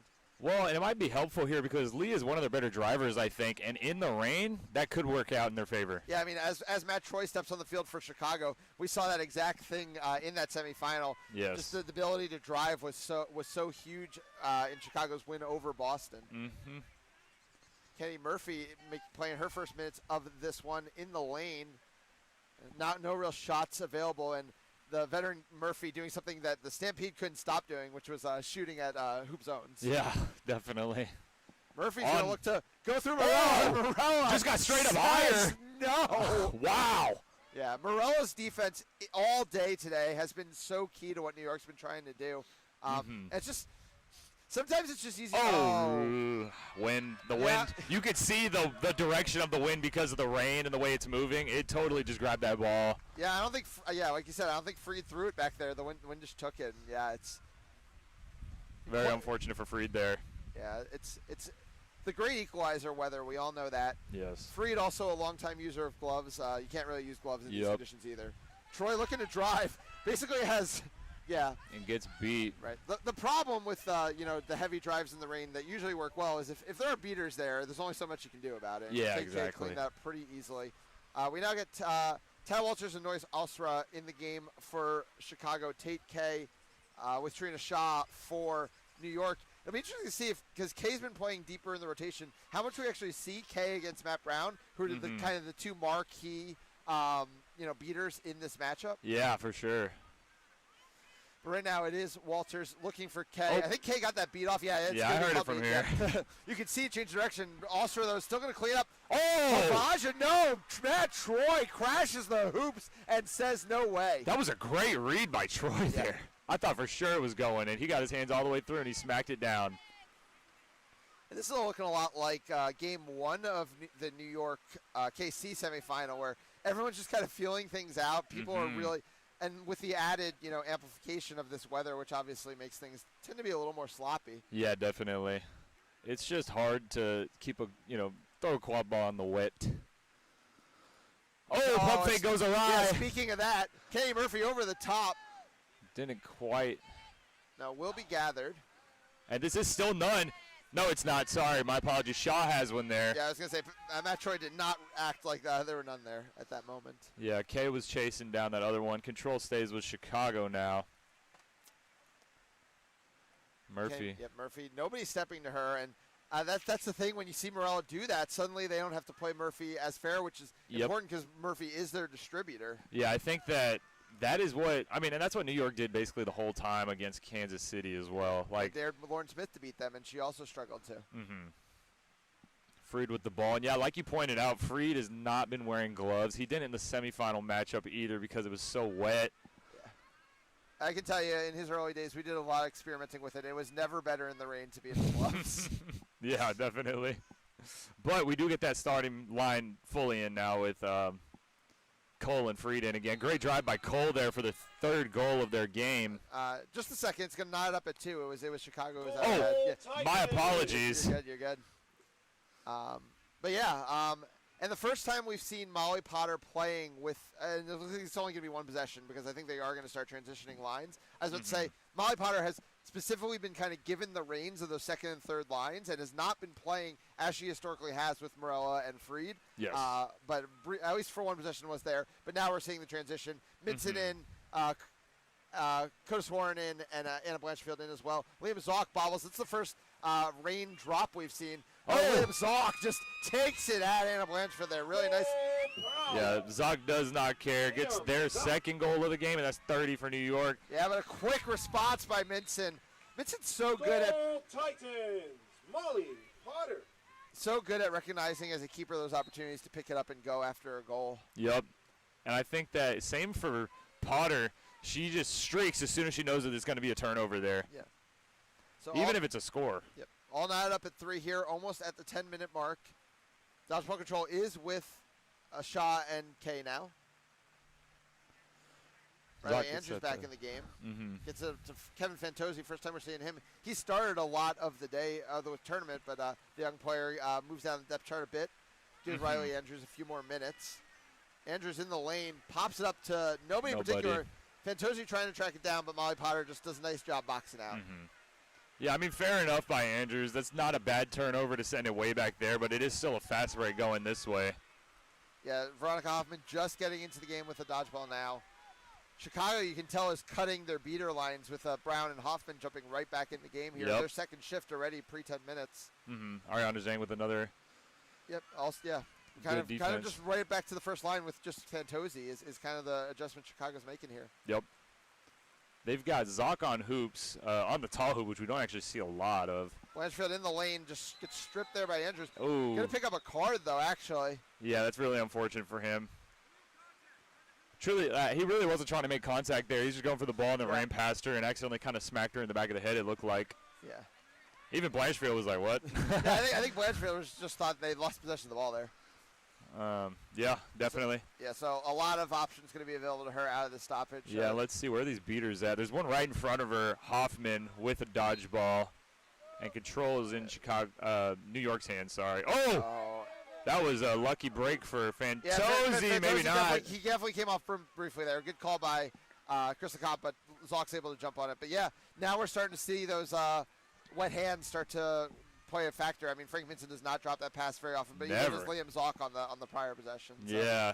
Everyone's playing in the same weather ultimately. You got to go out and earn it. Yeah, and sometimes it's just a lucky bounce out of that dropped pass, which is what we saw over here for Zock. They picked it right back up and got the bucket. Matt Troy has the ball on the far side. Matt Brown looking to get control back from Kay. First time we've seen the two of them matching up. Kay pumps one there. Yeah, I mean, that's what we're here to see, right? Yeah, absolutely.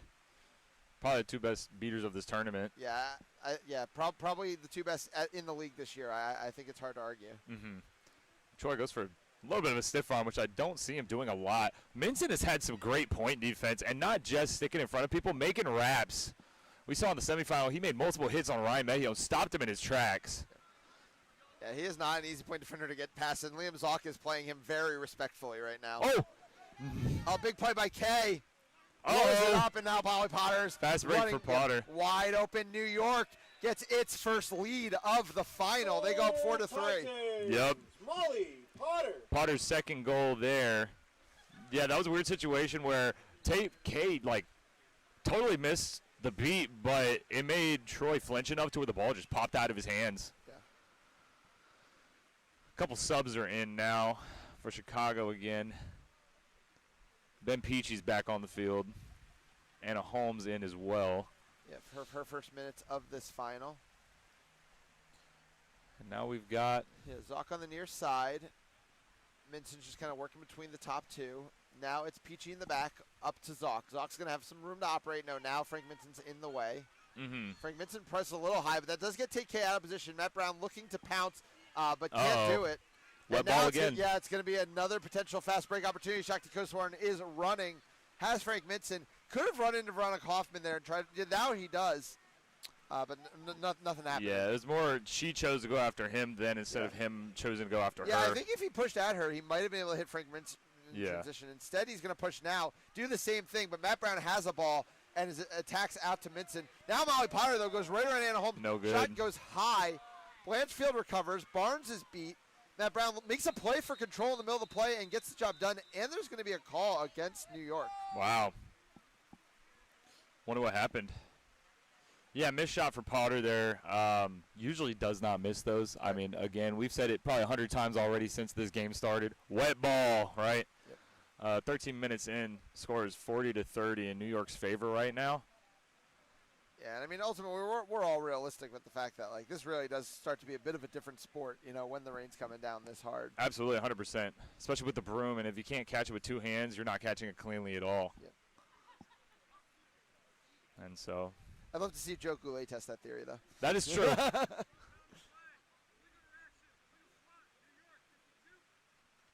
Frank Minson getting the blue card. Yeah, that's going to create that same issue again where they're going to have to cycle that green headband. We'll see how they adjust. I don't think they want Frank Mintz on the middle hoop and Chuck Dakota playing points. Yeah, probably not. Good point there. Yeah. At the same time, I think the second line might also be getting up towards its 7 points. Yeah, I was going to say they might just go ahead. I mean, look at who's up over there. They're kind of standing in the box ready to go. Yep. Coach Warren has the ball. He's going to probe the defense a little bit, move into the well. Yeah, Matt Troy's going to meet him. Blanchfield has it up top now, considering a shot. Oh, gets the hammer. There we go. Blanchfield rips, scores. Go Titans! Man. Emma Blanchfield. And they were down a chaser as well during that.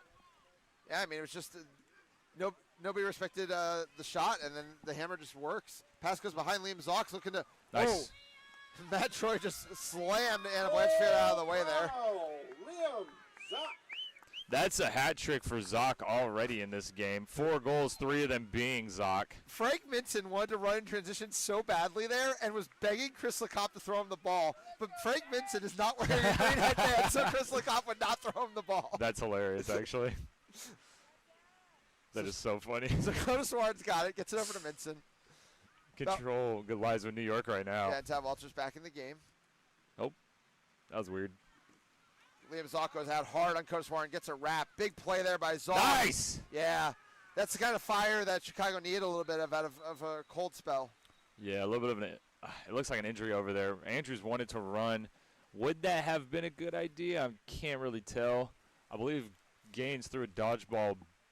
It was rolling to Christian Barnes. Yeah. Obviously, it's stopped now. Yeah, goal ref just reset it back. But yeah, I don't think there'd be quite the time for it. No, but Chicago does have control. Yeah. That was a great hit by Zoc. Yeah, for sure. Like, made the contact and then, dragged Dakota Warren all the way kind of to out of bounds. The recognition that he had the time for it.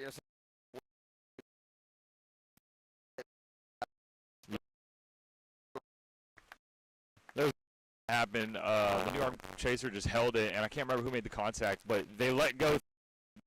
Chaser pass.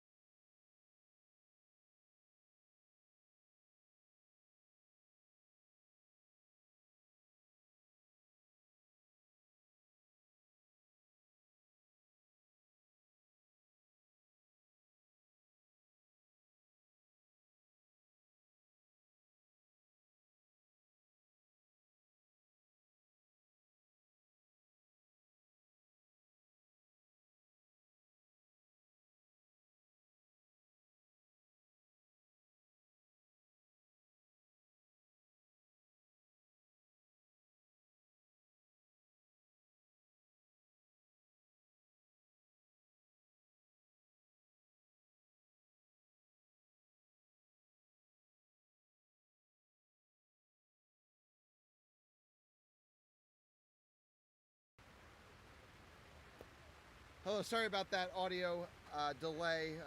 You know, we're fighting the elements in here with a lot of technology, and you know, it can be a little tricky. But we're back, and if our audio's coming in a little worse, that's why. Yeah. But yeah, we've reached 20-minute timeout. New York able to take a 2-goal lead into it. Brandon, what was your take on the last few minutes of gameplay here? I mean, honestly, since we weren't commentating, I was low-key paying a little tiny bit less attention. Sure, yeah. I think Cole, he got another kind of dumb card in my opinion. That's the second one of this game. I don't know if like the pressure's getting to New York a little bit, even though they're ahead. But anyways, I mean, it's just been wet quad ball, to be honest. New York got a lead, and they just have kind of been keeping it ever since. That's all I can really say. All right, yeah. And now things are going to be tough for Chicago. They're down 20, and we've kind of seen their struggles all weekend against Washington and against Boston in this flag runner and pitch period. You could argue this New York team has a better flag runner and pitch period than those teams, and they're trailing. And Vinny Iannucci is across the field in the yellow headband, ready to try to end this game. Yeah, I'd go as far to say New York has the best flag runner on pitch game in the league. I mean, it got them here to the final, right? And so... Yeah, and it's going to be Shrina Shah and Tate K starting in the dodgeball game. Yep, Matt Troy has the ball right now. He's going to walk it up a little slowly. Mike Lee in his face. He'll pass that off to Murphy, who has Matt Brown in the area to protect, but Brown's going to transition over to Seeker. Yeah, it's going to be Hoffman and Matt Brown. Back to the beaters. Troy. Matt Melton's going to get the start in the Seeker game for Chicago. A card on Mike Lee for making a contact on Troy, which, lucky break for Troy. I believe the ball slipped out when Lee made that contact. Yeah, and now definitely a chance here for Chicago to cut the lead. That would be ideal here. I believe in the dodgeball game, the dodgeball is given back to Shrina Shah there. So, Yes. as Matt Troy gets across to Peachy. Oh, Peachy back to Troy. Melton dodges Shaw's beat. Oh, Peachy can't get that to go, and Oh! Molly Potter falls on it. Matt Brown cooking these New York beaters right here. That is the one advantage Chicago will always have, as Matt Melton gets Brown. more time. Vinny Iannucci beat out of the play. Leo Fried bringing up no rush. Remember, power play is on New York. It's currently a Chicago power play. Fried goes around Zock. Man, Matt Brown is just going crazy right now. Control back for Chicago. Jumps, Tate K's beat. That ball's going to go way over here. Fried is in no rush, still killing off this penalty. Passes it over to Morella. Morella goes by Peachy. Oh. Morella, the backhand shot, gets it to go. That was crazy. Yeah, that's a tricky angle. Matt Troy tries to go the other way, and Leo Fried's able to strip him briefly. Still not enough. Matt Troy, not easy to stop when there's no dodgeballs around. No, sir. And it's 8-6. Matt Melton getting a lot of unimpeded time with the flag runner here, thanks to the actions of Matt Brown. Close on that one. Honestly, I mean, he had so much time there. Chicago's going to be kicking themselves if they don't get this catch. And Jason Rosenberg now clears him out. Veronica Hoffman's going to get the ball off and throw it back desperately towards Matt Brown. That was honestly, yeah, a pretty good move to get that back at least. Fried has the ball, gets it to Mike Lee, who drives the lane, takes a huge contact right over to Fried. Fried to Morella. Everybody but Molly Potter touches that ball on that one, and it's another goal for New York. Yeah, wow. They just need 4. Vinny Iannucci catch would now almost be decisive. Tad Walters and Vinny go flying over each other. I'm pretty sure nobody was at fault there. Yeah, I think so. Iannucci is going to get a sub right now. Tad just in, as you just mentioned. And as though picking up with the drama, the rain just continues to increase in power right now. Nivas Jaramin against his former coach. Almost got the catch, was almost the hero of this game. Knocks down the flag runner. Yeah, as you said, this is the Jairam is the one in the history here, as Ben Peachy finishes that one through contact. Leo Fried gets out of the zone to Morella. Morella just right through everybody over to Lee. Loses the ball though. Who's going to get it? Is it going to be Fried or is it going to be Andrews? It is going to be Fried with a little help from, and now it's over to Morella. Yep. There was a lot of Freed just kept running to it, batting it this way, running to it, batting it that way. But that's sometimes how it is in the rain, right? Yeah. Some sort of call. Matt Cooper's locked in right now. Hey, big moment for him, right? Yeah. I mean, he's stage. run a lot of games this weekend. Frees off room. And Yeah, it's so it's going to be a turnover. To Chicago. Oh, just Turquoise now. Carr in now, getting in for Brown. Dodgeball's getting tied up in our equipment. Mm-hmm. Second time that's happened since recently. Yeah, Rosenberg and Kay have a bubble currently. Jairam is beat out as it's a goal there for Chicago. Cuts the lead back to 190-80. Yep. We are playing to 130 in this one. Didn't quite see who scored that one, but New York is slowing it down again. Nivas tries to go through the legs there, to no avail. Where is this other dodgeball for Chicago? I don't even know where it is. Oh, Camilo Rodriguez has it. Gets beat by Rosenberg. Goes way back. Matt Brown's going to receive it over there behind the hoops. Mike Lee ball on the far side. Inucci back in. Tad Walters as well. Almost catches it. 1 inch away. Dodgeball goes flying this way. Lee in the lane and right over Kenny Murphy. New York now just needs 3. A catch would get them their first win in this finals, and Vinny Iannucci's finally getting time. Very close there, but not quite. Yeah, Riley Andrews running circles around the hoops, then to Zock, then to Peachy. Peachy just right over Potter. Good job by Peachy there. And we're about to get to a point. We're one Chicago goal away from catch to win in either direction. Wow. Yeah, I didn't even notice Chicago has cut New York's lead down. Who's got the ball? Lee far side gets to Potter. Potter goes over the top, and Ben Peachy gets a stop. Chicago has a chance to tie the game here. Huge stop by Peachy. He's on a tear right now. He's got a hat trick and that block. Jairam's back in. A short shift there for Iannucci. Iannucci was looking a little tired. He was getting banged up. Matt Cooper's shirt is literally looks like it's tearing at this point, but it continues to fight. Peachy gets big again. This is the Ben Peachy show right now. It is catch to win here in game 1 of the finals. Wow. And Noyes Auster's back in looking to do it up against Jairam. Good job there. Jairam getting closer and closer. He sure is. He wants this against his former team. Matt Brown now back in the game after that brief break. Tate K, I think, has played every minute of flag runner on pitch. Matt Brown wins the exchange, gets control. Goal for New York, though. Oster, though, kind of ran by K, so K got to get a tap beat off, which kind of slowed down that opportunity. Now Oster's back. It is catch to win. New York has the lead. Frank Minson now playing his first minutes at seeker of the game. And Does get beat out by, I believe, Camilo Rodriguez. New York's beaters are way out as well. Oster's going to get a shot here, though. Minson's going to get there at the same time. I think Camilo Rodriguez missed that beat. Uh-oh. Oh, a kick beat there from Tate K on Matt Brown. It's now 2 goals apiece to win. Camilo Rodriguez is beat out. Missed multiple beats on Minson. Minson's getting close. Bubble for New York. That's off of Camilo Rodriguez missing 2 beats. Matt Cooper's looking gassed. It might be whatever seeker gets there next, as Leo Freed makes it golden goal here for New York. Uh-oh. You're right. He is looking very gassed there. He just had to fight Minson for like 20 seconds straight. Yeah, Veronica Hoffman has no way in right now because Otis Turquoise having to sub in. Now they're both on the field so they can go for it. Riley Andrews running through, fairly unopposed. Do they even want to score here? They do. They got to get a beater now back in the quad ball game because its next goal wins. Do they see it? Ben Peachy's calling his beaters back. It might be too little too late. Oh, just makes a hit on Tate K. Okay, now Veronica Hoffman is in the defense. They are prepared for this. Its next goal wins. It just means more time for Frank Minson, though. He's off broom. Frank Minson's off. A huge play for Chicago by Matt Cooper by de-rooming the seeker. Oh, hammer opportunity on that left side. Riley Andrews can't make the tackle. Leo Freed knocks down the shot.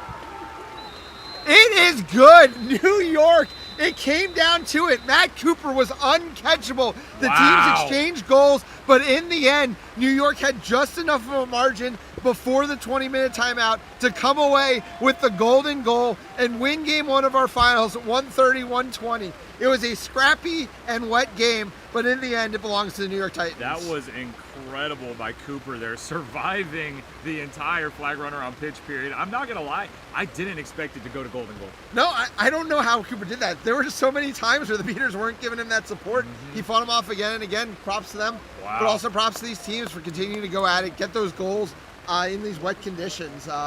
But yeah, that is going to do it for us here in Game 1. New York Titans up 1-0, just one game win away from a title. Wow. We're just going to take a quick break, and we'll be right back with Game 2. That's right. Adios.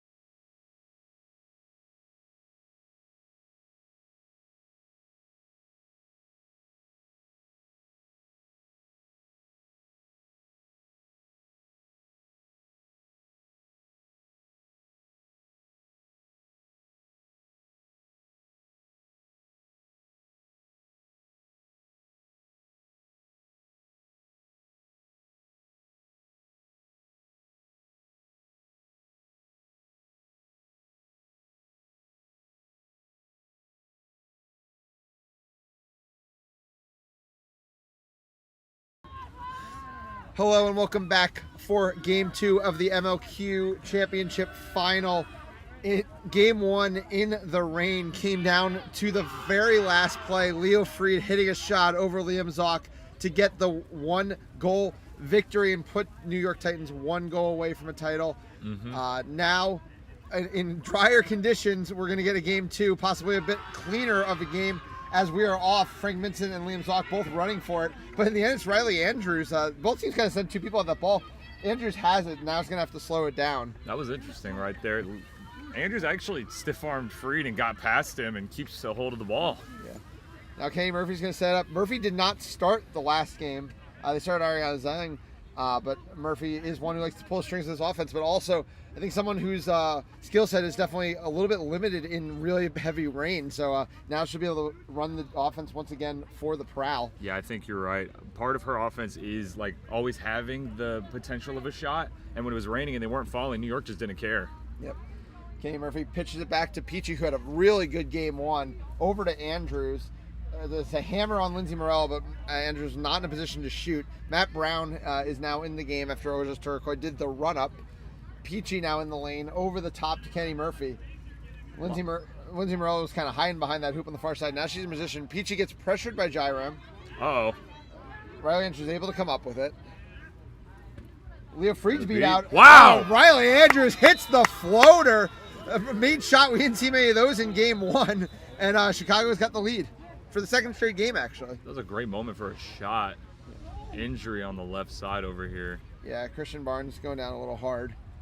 And as we kind of talk about stakes and what these teams are fighting for, and you think of both of these cores as teams who have been here a million times, right? Who have played in these championship games, these finals. But obviously, the Chicago side, it's very obvious they've never won an MLQ title. Yes. And most of this core was part of exactly one USQ title. On the New York side, it's been a few years for these players. I mean, Leo Fried has not won any hardware since Harvard won the title 2.5 years ago. And the rest of this team, basically since their MLQ win 2 years ago.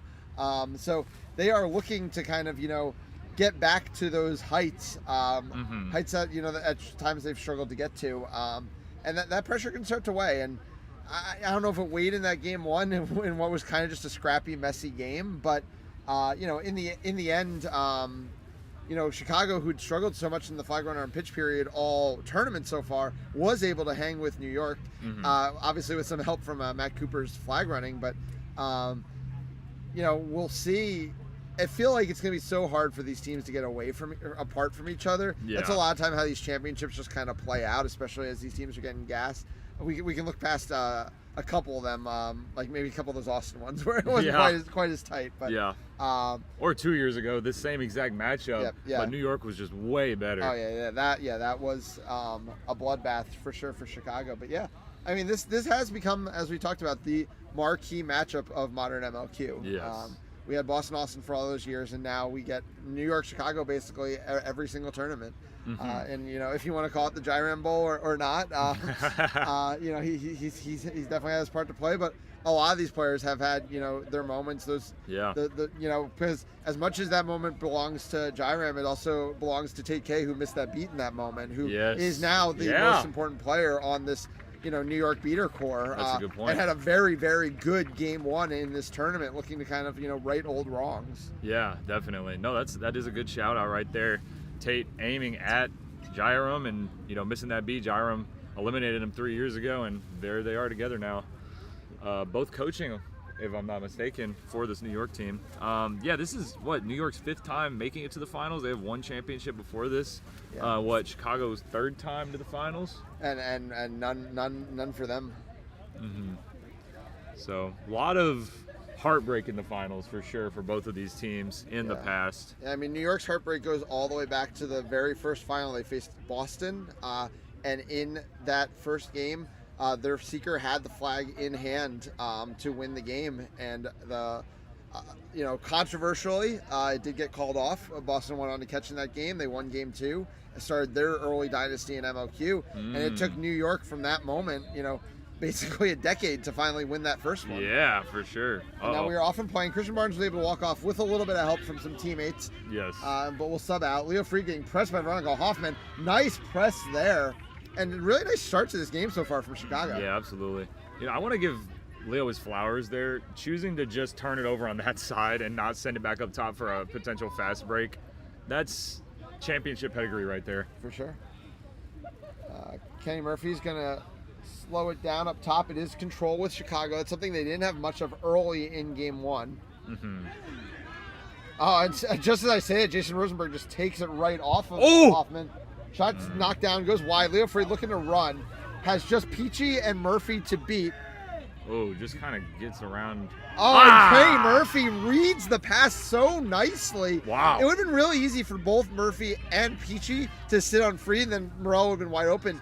But Murphy just came right off of him and just fell into her breadbasket, basically. That was awesome. Yeah, she pretty much never slowed down even. She just kept moving forward and caught it. Yep. Matt Brown fan club here to our right, cheering him on. I wonder how he feels about that. I wonder if he even knows who they are. I don't know. Matt Brown, I think, is probably one of the most universally beloved players in our sport, I have to say. Yeah, definitely. I don't hear a lot of negative takes. As Riley Andrews setting the tone here in game two. He has a brace, and it's 2-0 Chicago. Man, he wanted that ball back. He got a goal, barely rimmed out the last offense for Chicago, and he gets it back. Cole, though, right in transition there, over to Morella. Morella puts it through. 2-1, 3 minutes into the game two here. Same situation. I mean, Morella didn't get hers, and now she did. That's for both sides. It just happened. 20-10. Chicago is up right now. We're about to be 3.5 minutes in. Murphy bringing it down slowly. Over to Riley Andrews. Crowd finally getting a little energy now that the rain has finally slowed down. Yeah, definitely. A hammer there on Freed, but all Kenny Murphy can do is move it over to Ariana Zhang, who's now subbed in for Zoc. A lot of speediness there from Zhang. Just moves it back up top, gets it to Murphy. Deep pass in the corner to Peachy. They love these cross passes. Yeah. Rosenberg steps out, but just enough to draw the pass. Peachy's going to stay in the play. Yep. Serna Diaz is in with Rosenberg on the defensive side for the beating. Still Brown and Hoffman. Kenny Murphy in the lane. Leo Freed shuts the door. Takes a strong push there from Peachy, but just going to be called back to hoops. Yeah. I don't hate it from Peachy. Just little risky there, but no harm, no foul, I guess. Yeah, I don't hate it from LeCompte there because obviously there was not much contact there and it did not affect the play in a meaningful way. And it would have just straight up been boring to stop it there. Yeah. But yeah, so New York's back on offense again. They got a goal and a stop there. Maybe a little bit momentum in New York's favor right here. We'll have to see. Chicago did get control out of that situation, though. And Noyes Ostra is now in the game with the dodgeball. Matt Brown has yet to sub out, going on a 5-minute shift for the starting beater. Nice. I mean, I think that's probably the move. Yeah, I mean, you live or die with Matt Brown at this point. Yeah, this could be the last game of your season. You just empty the tank if you really need to get back to the final. Ostra takes a big beat there, and then immediately Serna Diaz just gets on Matt Brown as Lindsay Morello hits the lane. That was well created by the beaters and largely by Serna Diaz. Yeah, New York had none for a second there, and they still went in and shot it. Yeah, but now New York, New York has no dodgeballs back. So Riley Andrews makes it a hat trick. That's 3 in a row. 5 goals only by 2 people. That's 3 for Andrews and 2 for Morella. Yeah, and as Matt Troy now subs in. But yeah, I mean, the Stars are out to play. We're going on 5.5 minutes of a Matt Brown shift. We've got 3 goals from Riley Andrews. We've got 2 from Lindsay Morella. Yeah, but now TK, the Destroyer of Dreams, is in, right? Matt Brown towards potentially the end of his shift, and TK's just getting in. You can imagine how this might go. Oster takes a beat, but is literally standing directly under the hoop. Matt Brown's going to take out Leo Freed while they have some time. Oster gets caught out there by Kay. Oh, perfect positioning from Shrina Shah, but then the contact from Ostra. It is just chaos in the dodgeball game. Oh, Shrina Shah misses a kick beat. That's going to be assigned to Matt Brown. But Ostra is briefly alone, and Shrina Shah takes it off of Ostra. Wow. Yeah, great play. Multiple great plays by Shrina Shah there. That was incredible. Yet somehow, yes, control is with New York. Yep. Morella up top to Freed. Freed has some space. No shooting opportunity against the hoop zone. Missed beat there by Shrina Shah. It's really been the highs and lows for Shaw on this possession. And in the end, Ben Peachy is going to go unopposed the other way. All that work was for naught for the New York Beaters. We said Shrina Shaw's name like 15 times during that offense, and that sucks to not get your goal there.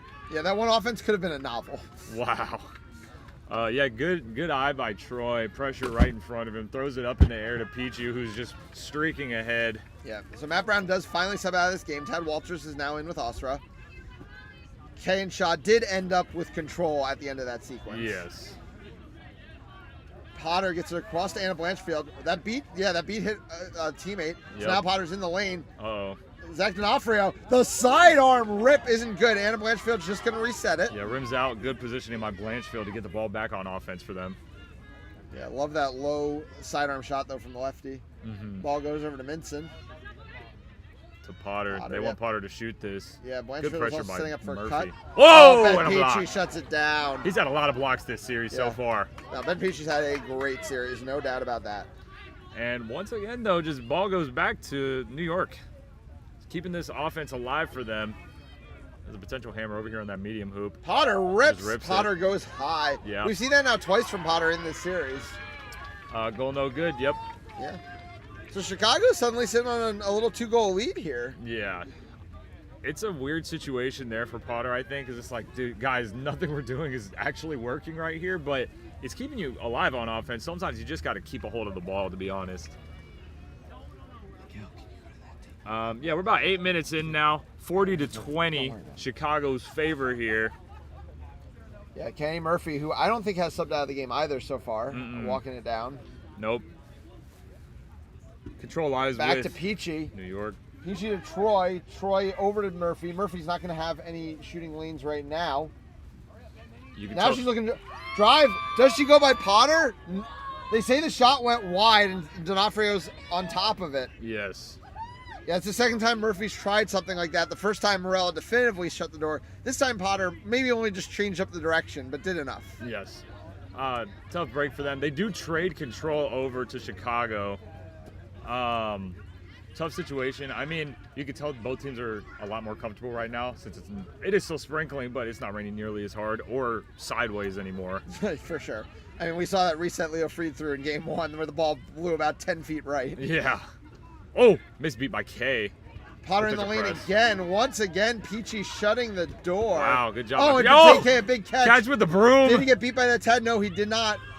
But he's not going to run off with control. He has to get back because Matt Troy is coming. Liam Zock now back in the game. Goes around.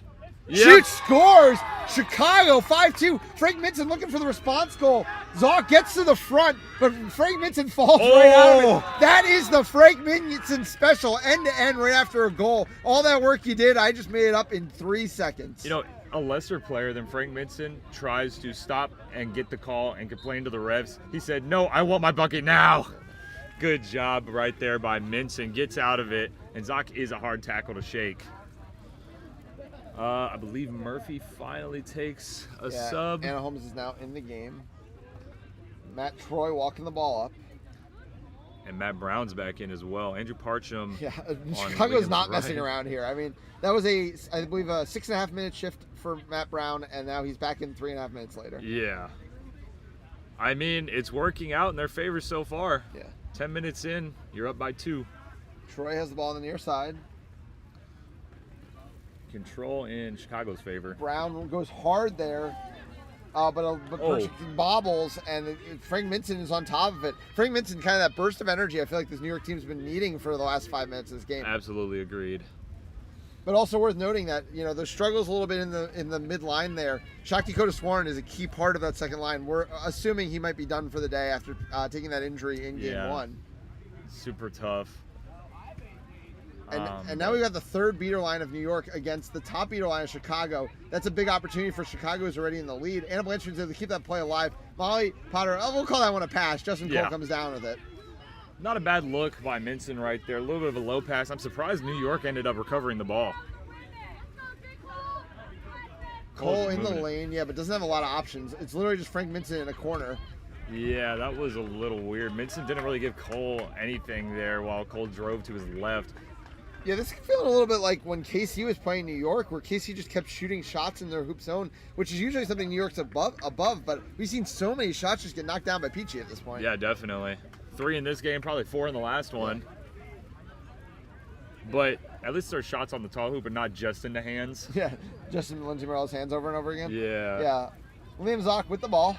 Screen over there on the right side. Let's see if over they to take Riley it. Andrews, who already has 3. This time, though, eats a very early beat from Jason Rosenberg. Matt Brown is able to fall back with Veronica Hoffman to stop any fast break. Nivas Jairam picks up the ball. Yeah, turnover there. And let's see, where does control lie right now? Lies in Chicago's hands. Matt Brown and Veronica Hoffman.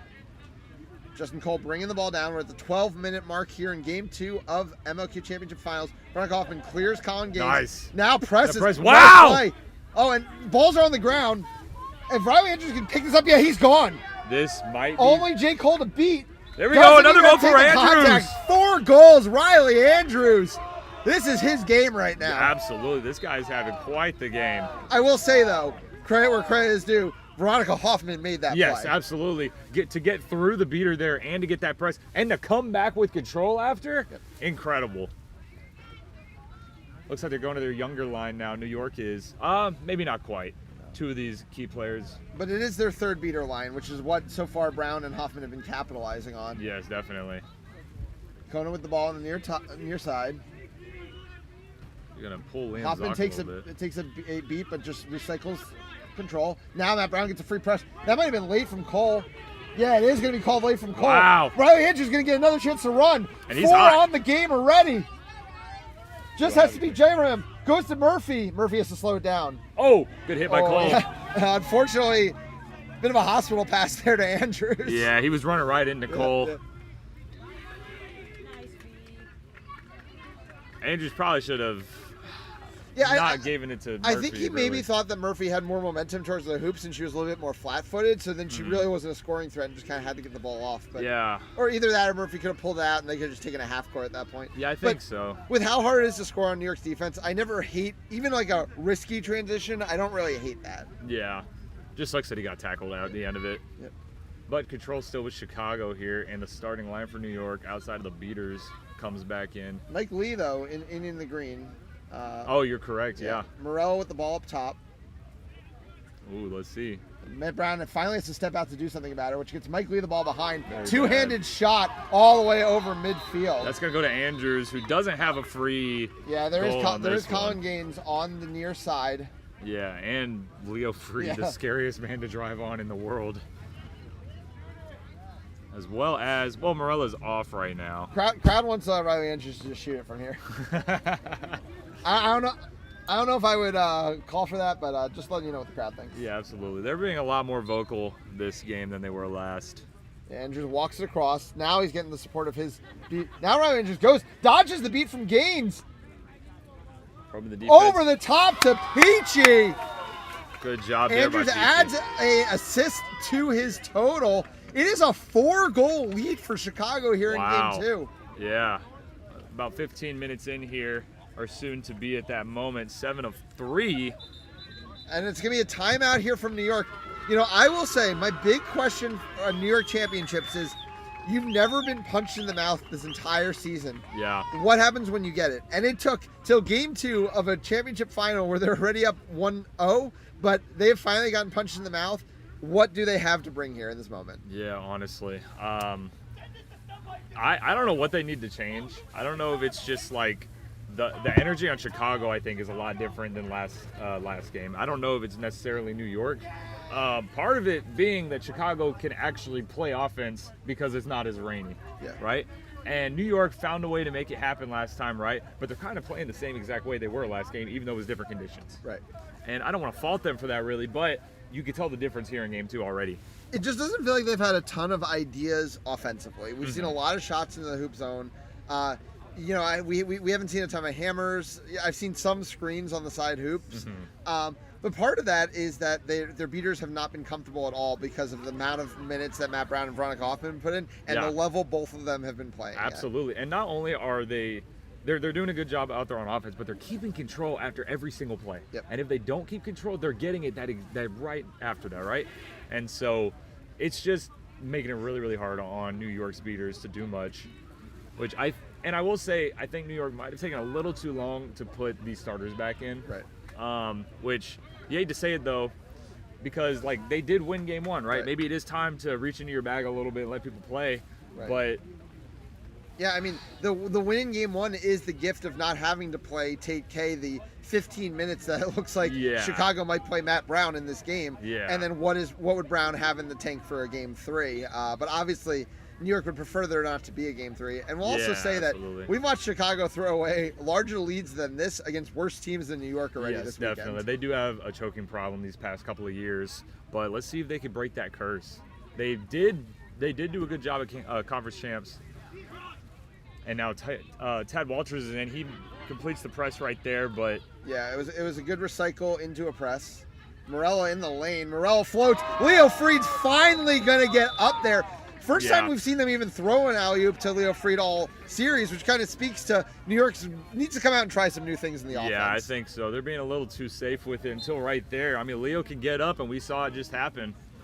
I think one of the cardinal sins of pressing against New York is leaving Leo Freed alive, though, right? Letting him stay in the play is a big no-no. Right.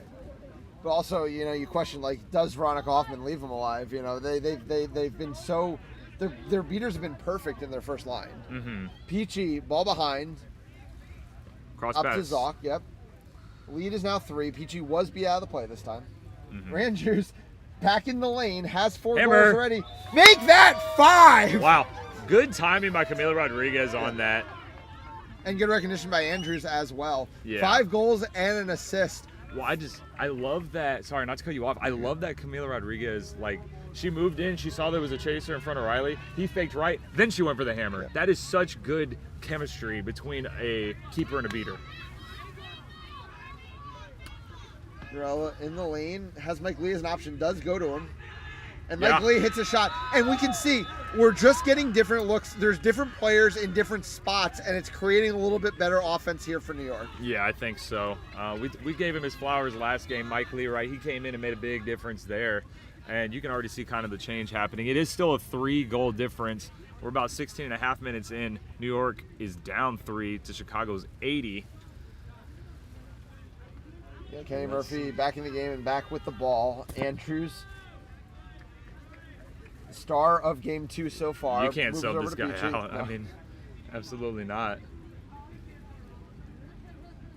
Sock's going to get that back over to And Murphy. still, you know, with all the effort he's put in this game, he's also the one running around the offensive zone right now and getting into different positions. Yeah, being creative, really. Yep.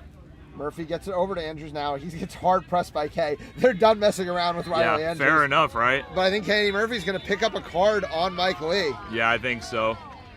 I like Chris Lecomte's timing on these calls. He sees it about to happen, and he's already ready to call it, right? Who cares about advantage? Let's just get this player back up and safe. Yeah, I mean, that's why he's the best in the business. Yeah, I really like that timing. And so, yeah, I think it was pretty clearly a card, in my opinion. So, yeah. 3 minutes left here in the Seeker floor. Liam Zoc has the ball on the near side. 3-goal lead and a power play right now for big play by Kay there. PG has it behind. Was looking for, I'm not even sure if it was Murphy or Andrews. Andrews gets it. Andrews, though, wears an immediate beat from Trina Shaw. that sucks. Yeah, good press there by New York.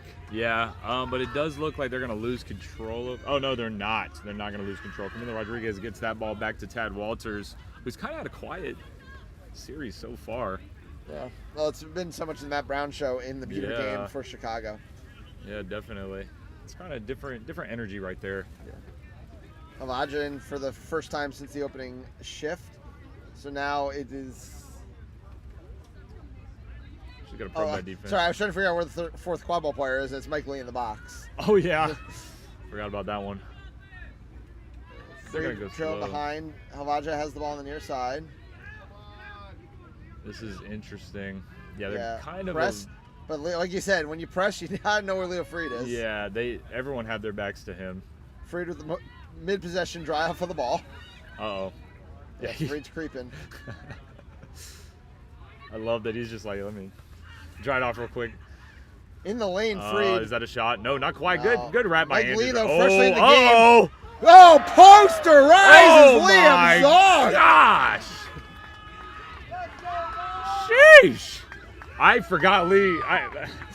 Wow, I didn't even notice him back there until he was 10 feet in the air, dunking that ball. Came back out of the penalty box, touched up, got back there, immediately got a ball and dunked it home. Incredible. Seems like Chicago also didn't notice he was there. Yeah, I think it did seem like that. So lead is cut back to 2. Well, a lead that was once 4 goals. It was Yes. 8-4, and now it's 8-6. Chipping away. And the difference is that Matt Brown has not been on the field, and Vernon Yeah. Kaufman has not been on the field. Yeah, that's we, true. We assume at this point they're being rested for the flag runner on pitch, which is now under a minute away. Yeah, well, and I think you can confirm that when Ted Walters subs and it's not for Matt Brown right now. For sure. Michael Mororwick, I think the first time we're seeing him all series. Yeah. Pretty highly likely. Cross pass right there from Peachy. Bro, if Troy could go in for a screen right here, I feel like that'd be a great moment. Murphy in the lane, pops it over to Peachy. Oh, missed hammer opportunity by Peachy. Back up to Zock. Down to 30 Uh-oh. seconds. Oh, that was a poorly chosen pass there by Zock. They just want these cross passes way too much, but control is going to go to Chicago, it looks like, at least. Yeah, but New York's now definitely going to hold this last possession and try to get control before we reach 20. Yeah, I mean, you might not kick yourself too hard as Chicago for not getting that goal if at least you keep control for flag runner on pitch. Good to see Barnes back on the field after taking a knock yes. early on. Though That's it great. does look like they're not walking the most comfortably, I will say. Yeah. Morella has the ball up top. Uh-oh. Gonna back off, not looking to take on Matt Troy there. No, I wouldn't either. Control goes to New York. No, Nope, not Morella quite. fights for it and succeeds. But could be a goal It is going to here. open up a big shooting opportunity. Morella. Oh my goodness Vodka! gracious! What a finish! And now the ref crew has some work to do. Oh Lord, this could be a very big call, but also what a finish from Helvaggio. That cut was insane. Like cutting like an inch in front of the hoop because that's where the defender was. Yeah. She did not have that much space. Got there, finishes that, lays out. And the body control because she was going down as she was finishing that. Wow. Yeah. Huge goal. Lays out. Just, What a statement. The way she stood up after too, I'm not gonna lie, that was cold. She just pushed herself up, stood up, looked around. Oh, this could be very bad for Chicago though. Yeah, we have to see what the refs are thinking. There are 3 fouls on the play.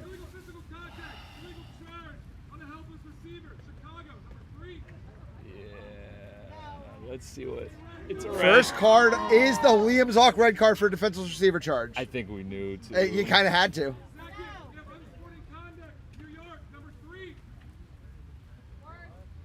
So Leo Freed probably complaining about the call that was already coming or saying something.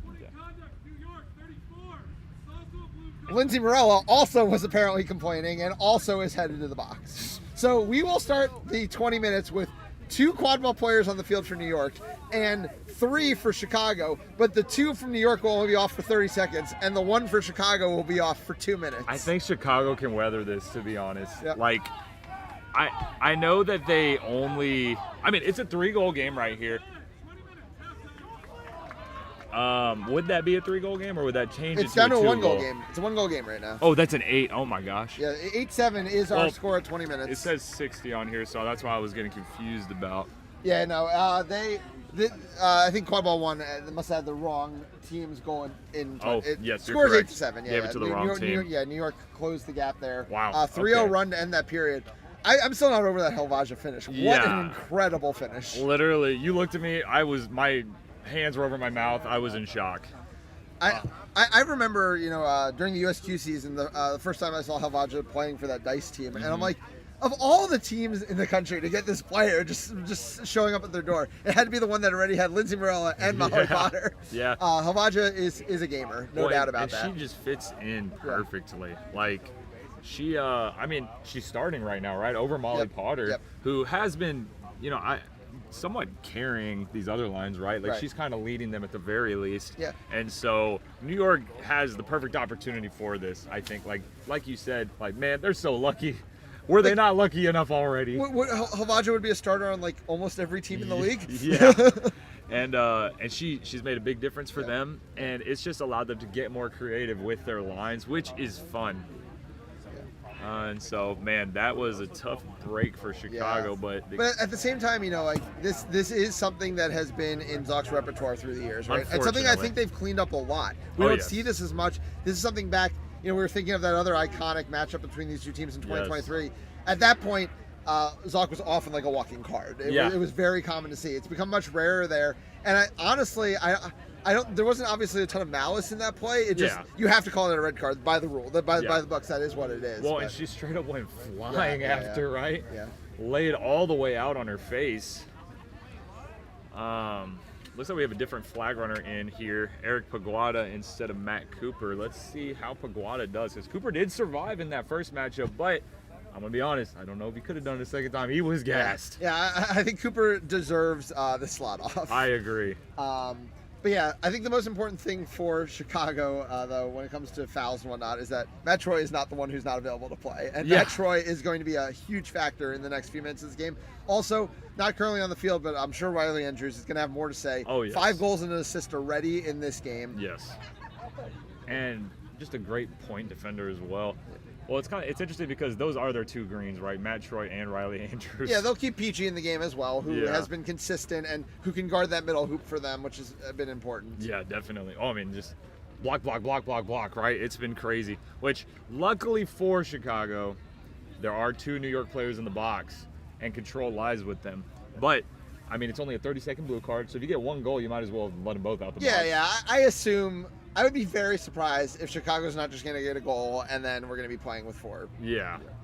And so they're just going to have to lock in. I mean, I think they already knew that, though. Yeah. Molly Potter has subbed in for Havaja, and Mike Lee is the only other quadball player for New York. And I assume that all beaters are going to be flying to the flag runner. Yes. So it's going to be Lee and Molly Potter alone trying to stop Matt Troy and Ben Peachy and Kenny Murphy. It's a tall order. It really is. I don't know which one I would leave open, right? Basically, all of them are walking bucket in this situation. I think I walk Kenny Murphy down with the ball. Because then someone has to step to her, and then I think once you move, then the numbers are just not going to work out in the favor. Absolutely. Potter's right here. Yeah, they're Potter's going to run it back. Take it a little bit slow. I'm sure. Yeah, well, they want to wait 10 seconds so that the beaters have to leave. Yeah. K is already out of there, so now Chicago can choose to run offense. Troy's going to go up to Lee, take a screen from Kenny Murphy. Oh, wow. Pump fake a few times, and get it across the Peachy. Yeah, I don't know what scenario Mike Lee and Molly Potter hold up there. I like what they did there, letting Kennedy Murphy just set the screen. Misbeat there by K, but it's not going to matter. Clears out Oscar now. It's going to be time for Vinny Iannucci. Let's see. Oh, Paguada's so real for that, pulling the broom out of Iannucci's legs and sending him back to hoops. New York's back up to 4 quadball players. Obviously, Chicago will continue to play with 3. Mike Lee scores. Yeah, I think we knew that was a bucket. Iannucci's still getting all the time right now. Matt Brown is trying to work with Osra. Osra's kind of putting Tate in a bad spot here. Yeah, and that is going to mean a dodgeball. Oh, Tate's not going to be called beat. Oh, my Lord, they both just missed him. Oh, maybe not. Yeah, so now the bubble is with Chicago. Man. Now Chicago has their opportunity. Ostra looking to make a move on Paguada. Get there, Noyes. That would be so crazy. Yeah, Noyes still has time. Paguada doing a good job. A block there from Matt Brown on Tate K. Let's see. Peachy with the ball over here on this left nothing side. going on too fast in the quad ball game. It seems like Chicago's been running around. Matt Brown is called beat. He's going to keep control, but now Veronica Hoffman is all alone. Yeah, just going to lose control there. Oh, neck and... Big stuff.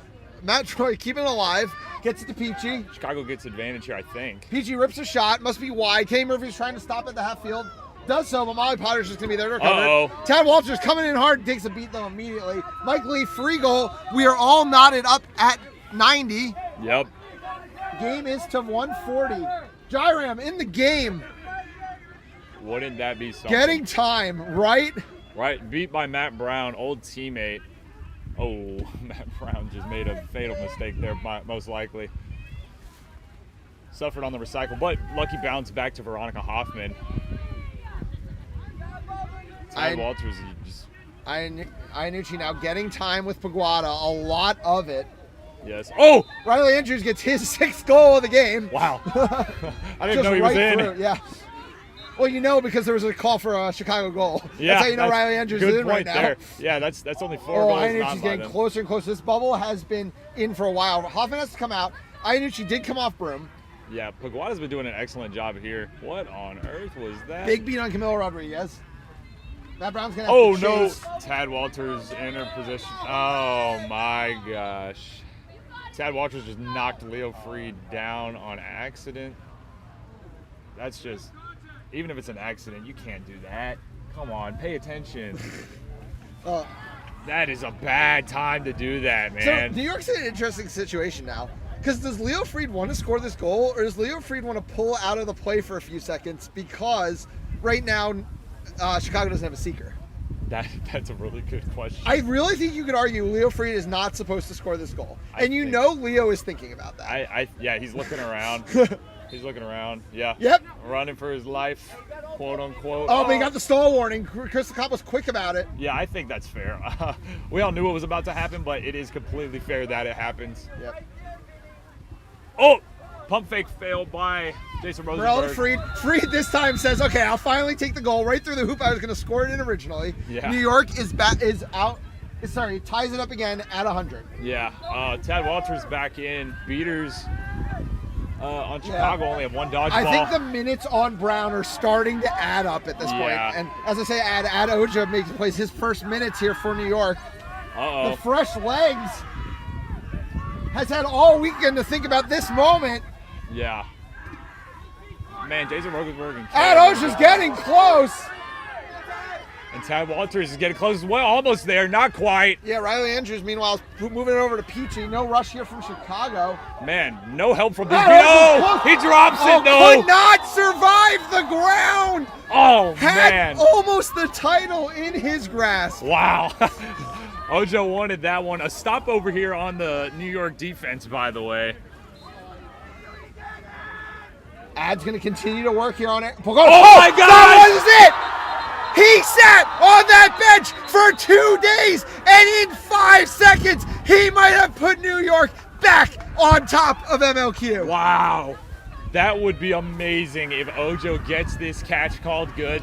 For years, he's been on the bench for Boston and then for New York. And is he going to be the one to win their catch ring? Is good. New York needs just one more goal. Wow. This is amazing. Ojo celebrating with his teammates, realized didn't bring his broom to the sideline. So hyped. I mean, shoot, yeah, can you blame the guy? Who wouldn't be? Oh, good job by Ad there. Let's see what happens. And importantly, the ball is in New York's hands. It's going to be a Herculean task at this point, and they even have to sub out Matt Brown, which in fairness, I mean, Brown has to be close to 20 minutes played in this game. I mean, he really gave everything he had to this one. Potentially even more importantly, they have control in New York's hands as well. This is going to be tough. Some sort of call happening over there. I assume Chicago is attempting an appeal, but they have to consult Matt Melton on what exactly they're appealing. Yeah, for sure. Shoot, I wonder. Yeah, I mean, in MLQ, you know, there will be a stoppage. Yeah, well, I mean, you can't save the appeal for next year, right? yeah, exactly. And so you might as well use it in this moment. It's do or die. They'll imagine if something happens in the remaining moments of this game. Yeah. And so. Refs are having a conversation. Yeah, I wonder what the conversation. What would the conversation be about, though? I don't know. So judgment call is not reviewable. So you know, a beat wouldn't be reviewable. You know, a shorts movement wouldn't be reviewable. So I don't think there's a ton in this that could be, unless you know, like the flag runner said, "Oh, Ad was grabbing my back," and the refs were like, "Oh yeah, it's still a good catch." And that even though that happened, that would be that's a rule no longer a judgment call, right? Right, exactly. That's the rule being used wrong. Gotcha. Uh-oh, that was quick. Chris LeComte might be about to season it. Oh, they have not made the decision yet. Yeah, it seems like this fan club over here on our right thinks it was a clean catch. Shoot, this is gonna be tough. Alrighty, yeah. Ethan Sturm's going to run over there, see something. I'm not 100% sure where he's going, but this series has been crazy. Yeah. You know what? We're going to go ahead and take a break, and we'll be right back.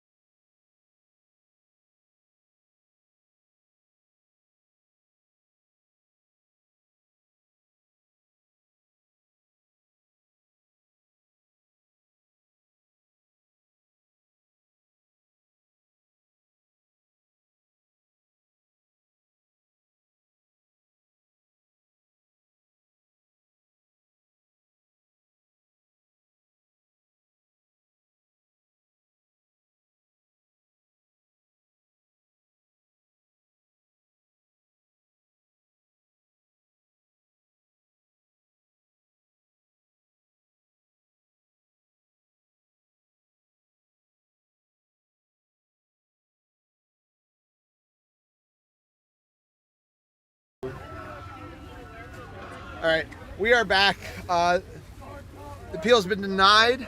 Yeah. Catch will be good. New York will be a single goal away.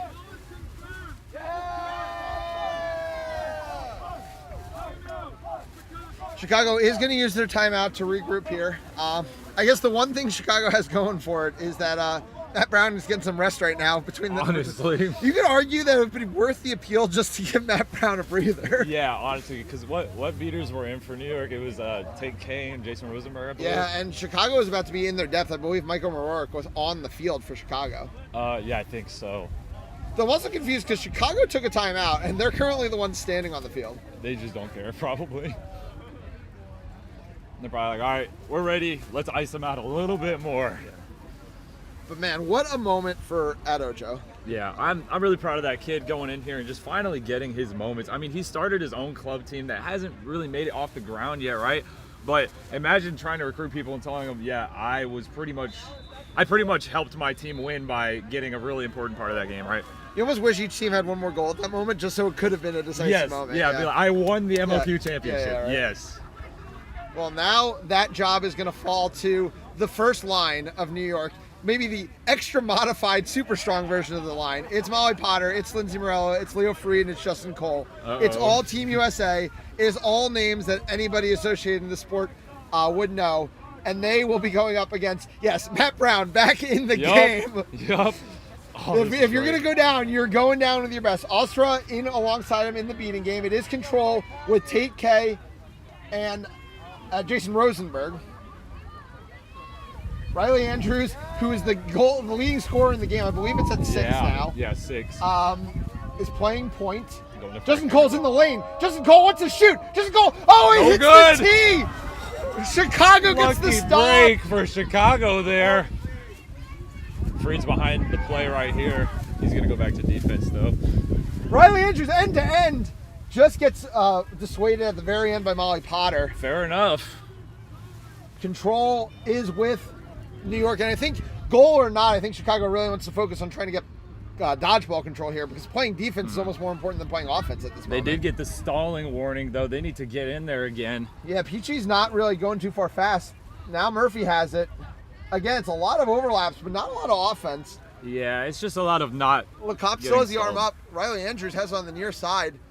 Leo Freed was considering a step. Now Justin Cole gets there. It's a stutter step out of Andrews. Andrews over the top. Peachy. Oh, no! Peachy stumbled. Oh, no! You know what? I think if he holds on to that, he probably scores. That's the tough part. Yeah. Wet ball right there really hurt Peachy. Yeah, Rosenberg coming flying down the field. Ulstra is going to get in front, protect Brown. Oh, Leo Freed with the ball up top. The crowd getting Leo into Freed it. had the game winner in game 1. Had the game winner the last time he held hardware 2.5 years ago. Uh-oh. Over to Morella now. Crowd is getting amped up.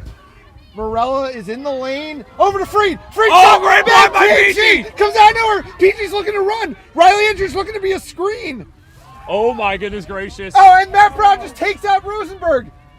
Oh, but Morella, for what has to be the 20th time this weekend, is the strongest person at her hoop. Oh, my goodness gracious. Just getting out with both hands, but there's a call somewhere.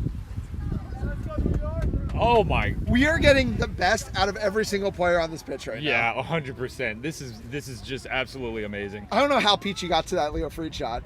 It felt like he moved 6 feet in about a half second. Yeah, and you know what? I had USQ Finals a flashback there. Matt Brown went to pump fake, dropped the ball, and they almost won off of that, similar to what happened in the USQ Final for Boom Train to lose by 1. I'm glad it didn't happen that way again. For sure. At that point, you just got to believe they're cursed. But let's see what they can do here.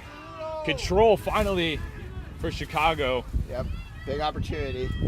Nice Oscar in with Matt Brown. I think this is probably a good call here. Matt Troy and Riley Andrews on the field together. Troy is in the white, the very dirty white. Yeah, I'm not gonna lie. I was like, what is that? Morella is now working on Kennedy Murphy, longtime coach of the Chicago program. Leo Freed has the ball in the lane. Leo Freed shoots. That goes. And I think we're gonna have to talk about this. Kennedy Murphy got a hand on it. It looked like it went in. I don't know if he was beat before or not though. Freed hit middle hoop in game 1. Hit middle hoop, as I said, 2.5 years ago.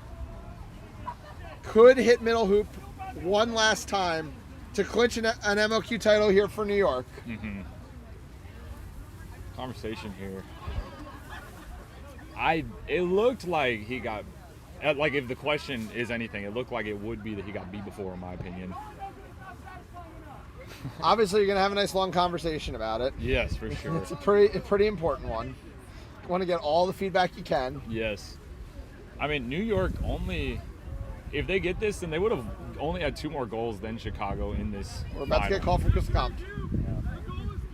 Yeah. Leo Freed scores! And for the second time, MLQ is in a New York state of mind. The Titans are 2026 MLQ champions. And New York with more hardware, or Leo Freed with more hardware. My apologies. First ever MLQ title in his career. Wow, that is something. I mean, he completely earned it there, right? I mean, shoot, just getting in there and just battling the elements, getting through battling contact, and battling a hoop that goes flying when you shoot it, and you still make it. Yeah. Wow, great job there by Freed. Yeah, just, really a complete performance from this New York team. You know, as much as their first line shined today, I thought it was the way that they were able to play through their lines all season that always kept that first line fresh. We've seen that first line of New York break down in big moments because of how much their minutes had been stretched. Kind of similar to how Matt Brown's minutes were stretched in this game. But yeah, I mean, it was definitely a full team effort, and really that was highlighted by the Ojo catch. Yes, the first time we saw him on a pitch all weekend long. Goes in there, gets the catch in 2 looks. Yeah. And for the Chicago team, obviously, disappointment. But, I mean, this is a program that has turned over a lot in recent years. I mean, you think of some of the players who have been with this program. Justin Cole, who just got his title here with New York. DME, who is now playing for that Kansas City team. Yeah, but they are reloading from the younger spots. Veronica Hoffman is now an indispensable part of this team. Kevin Vantozzi, a huge rookie season. Ariana Zhang was getting starting minutes in an MLQ Championship final. Yeah. This is a program that is built to last. And yes, they continue to chase that first MLQ Championship, but they remain right at its door. Yeah, absolutely. I mean, and you can't even you can't really be too upset right there. I mean, we had an amazing performance from Riley Andrews. I think part of the kind of story of Chicago has been that they've choked things away a lot. I don't think that was a choke right there, though. They just fought against a very, very good New York team that, frankly, deserved to win it. Yeah.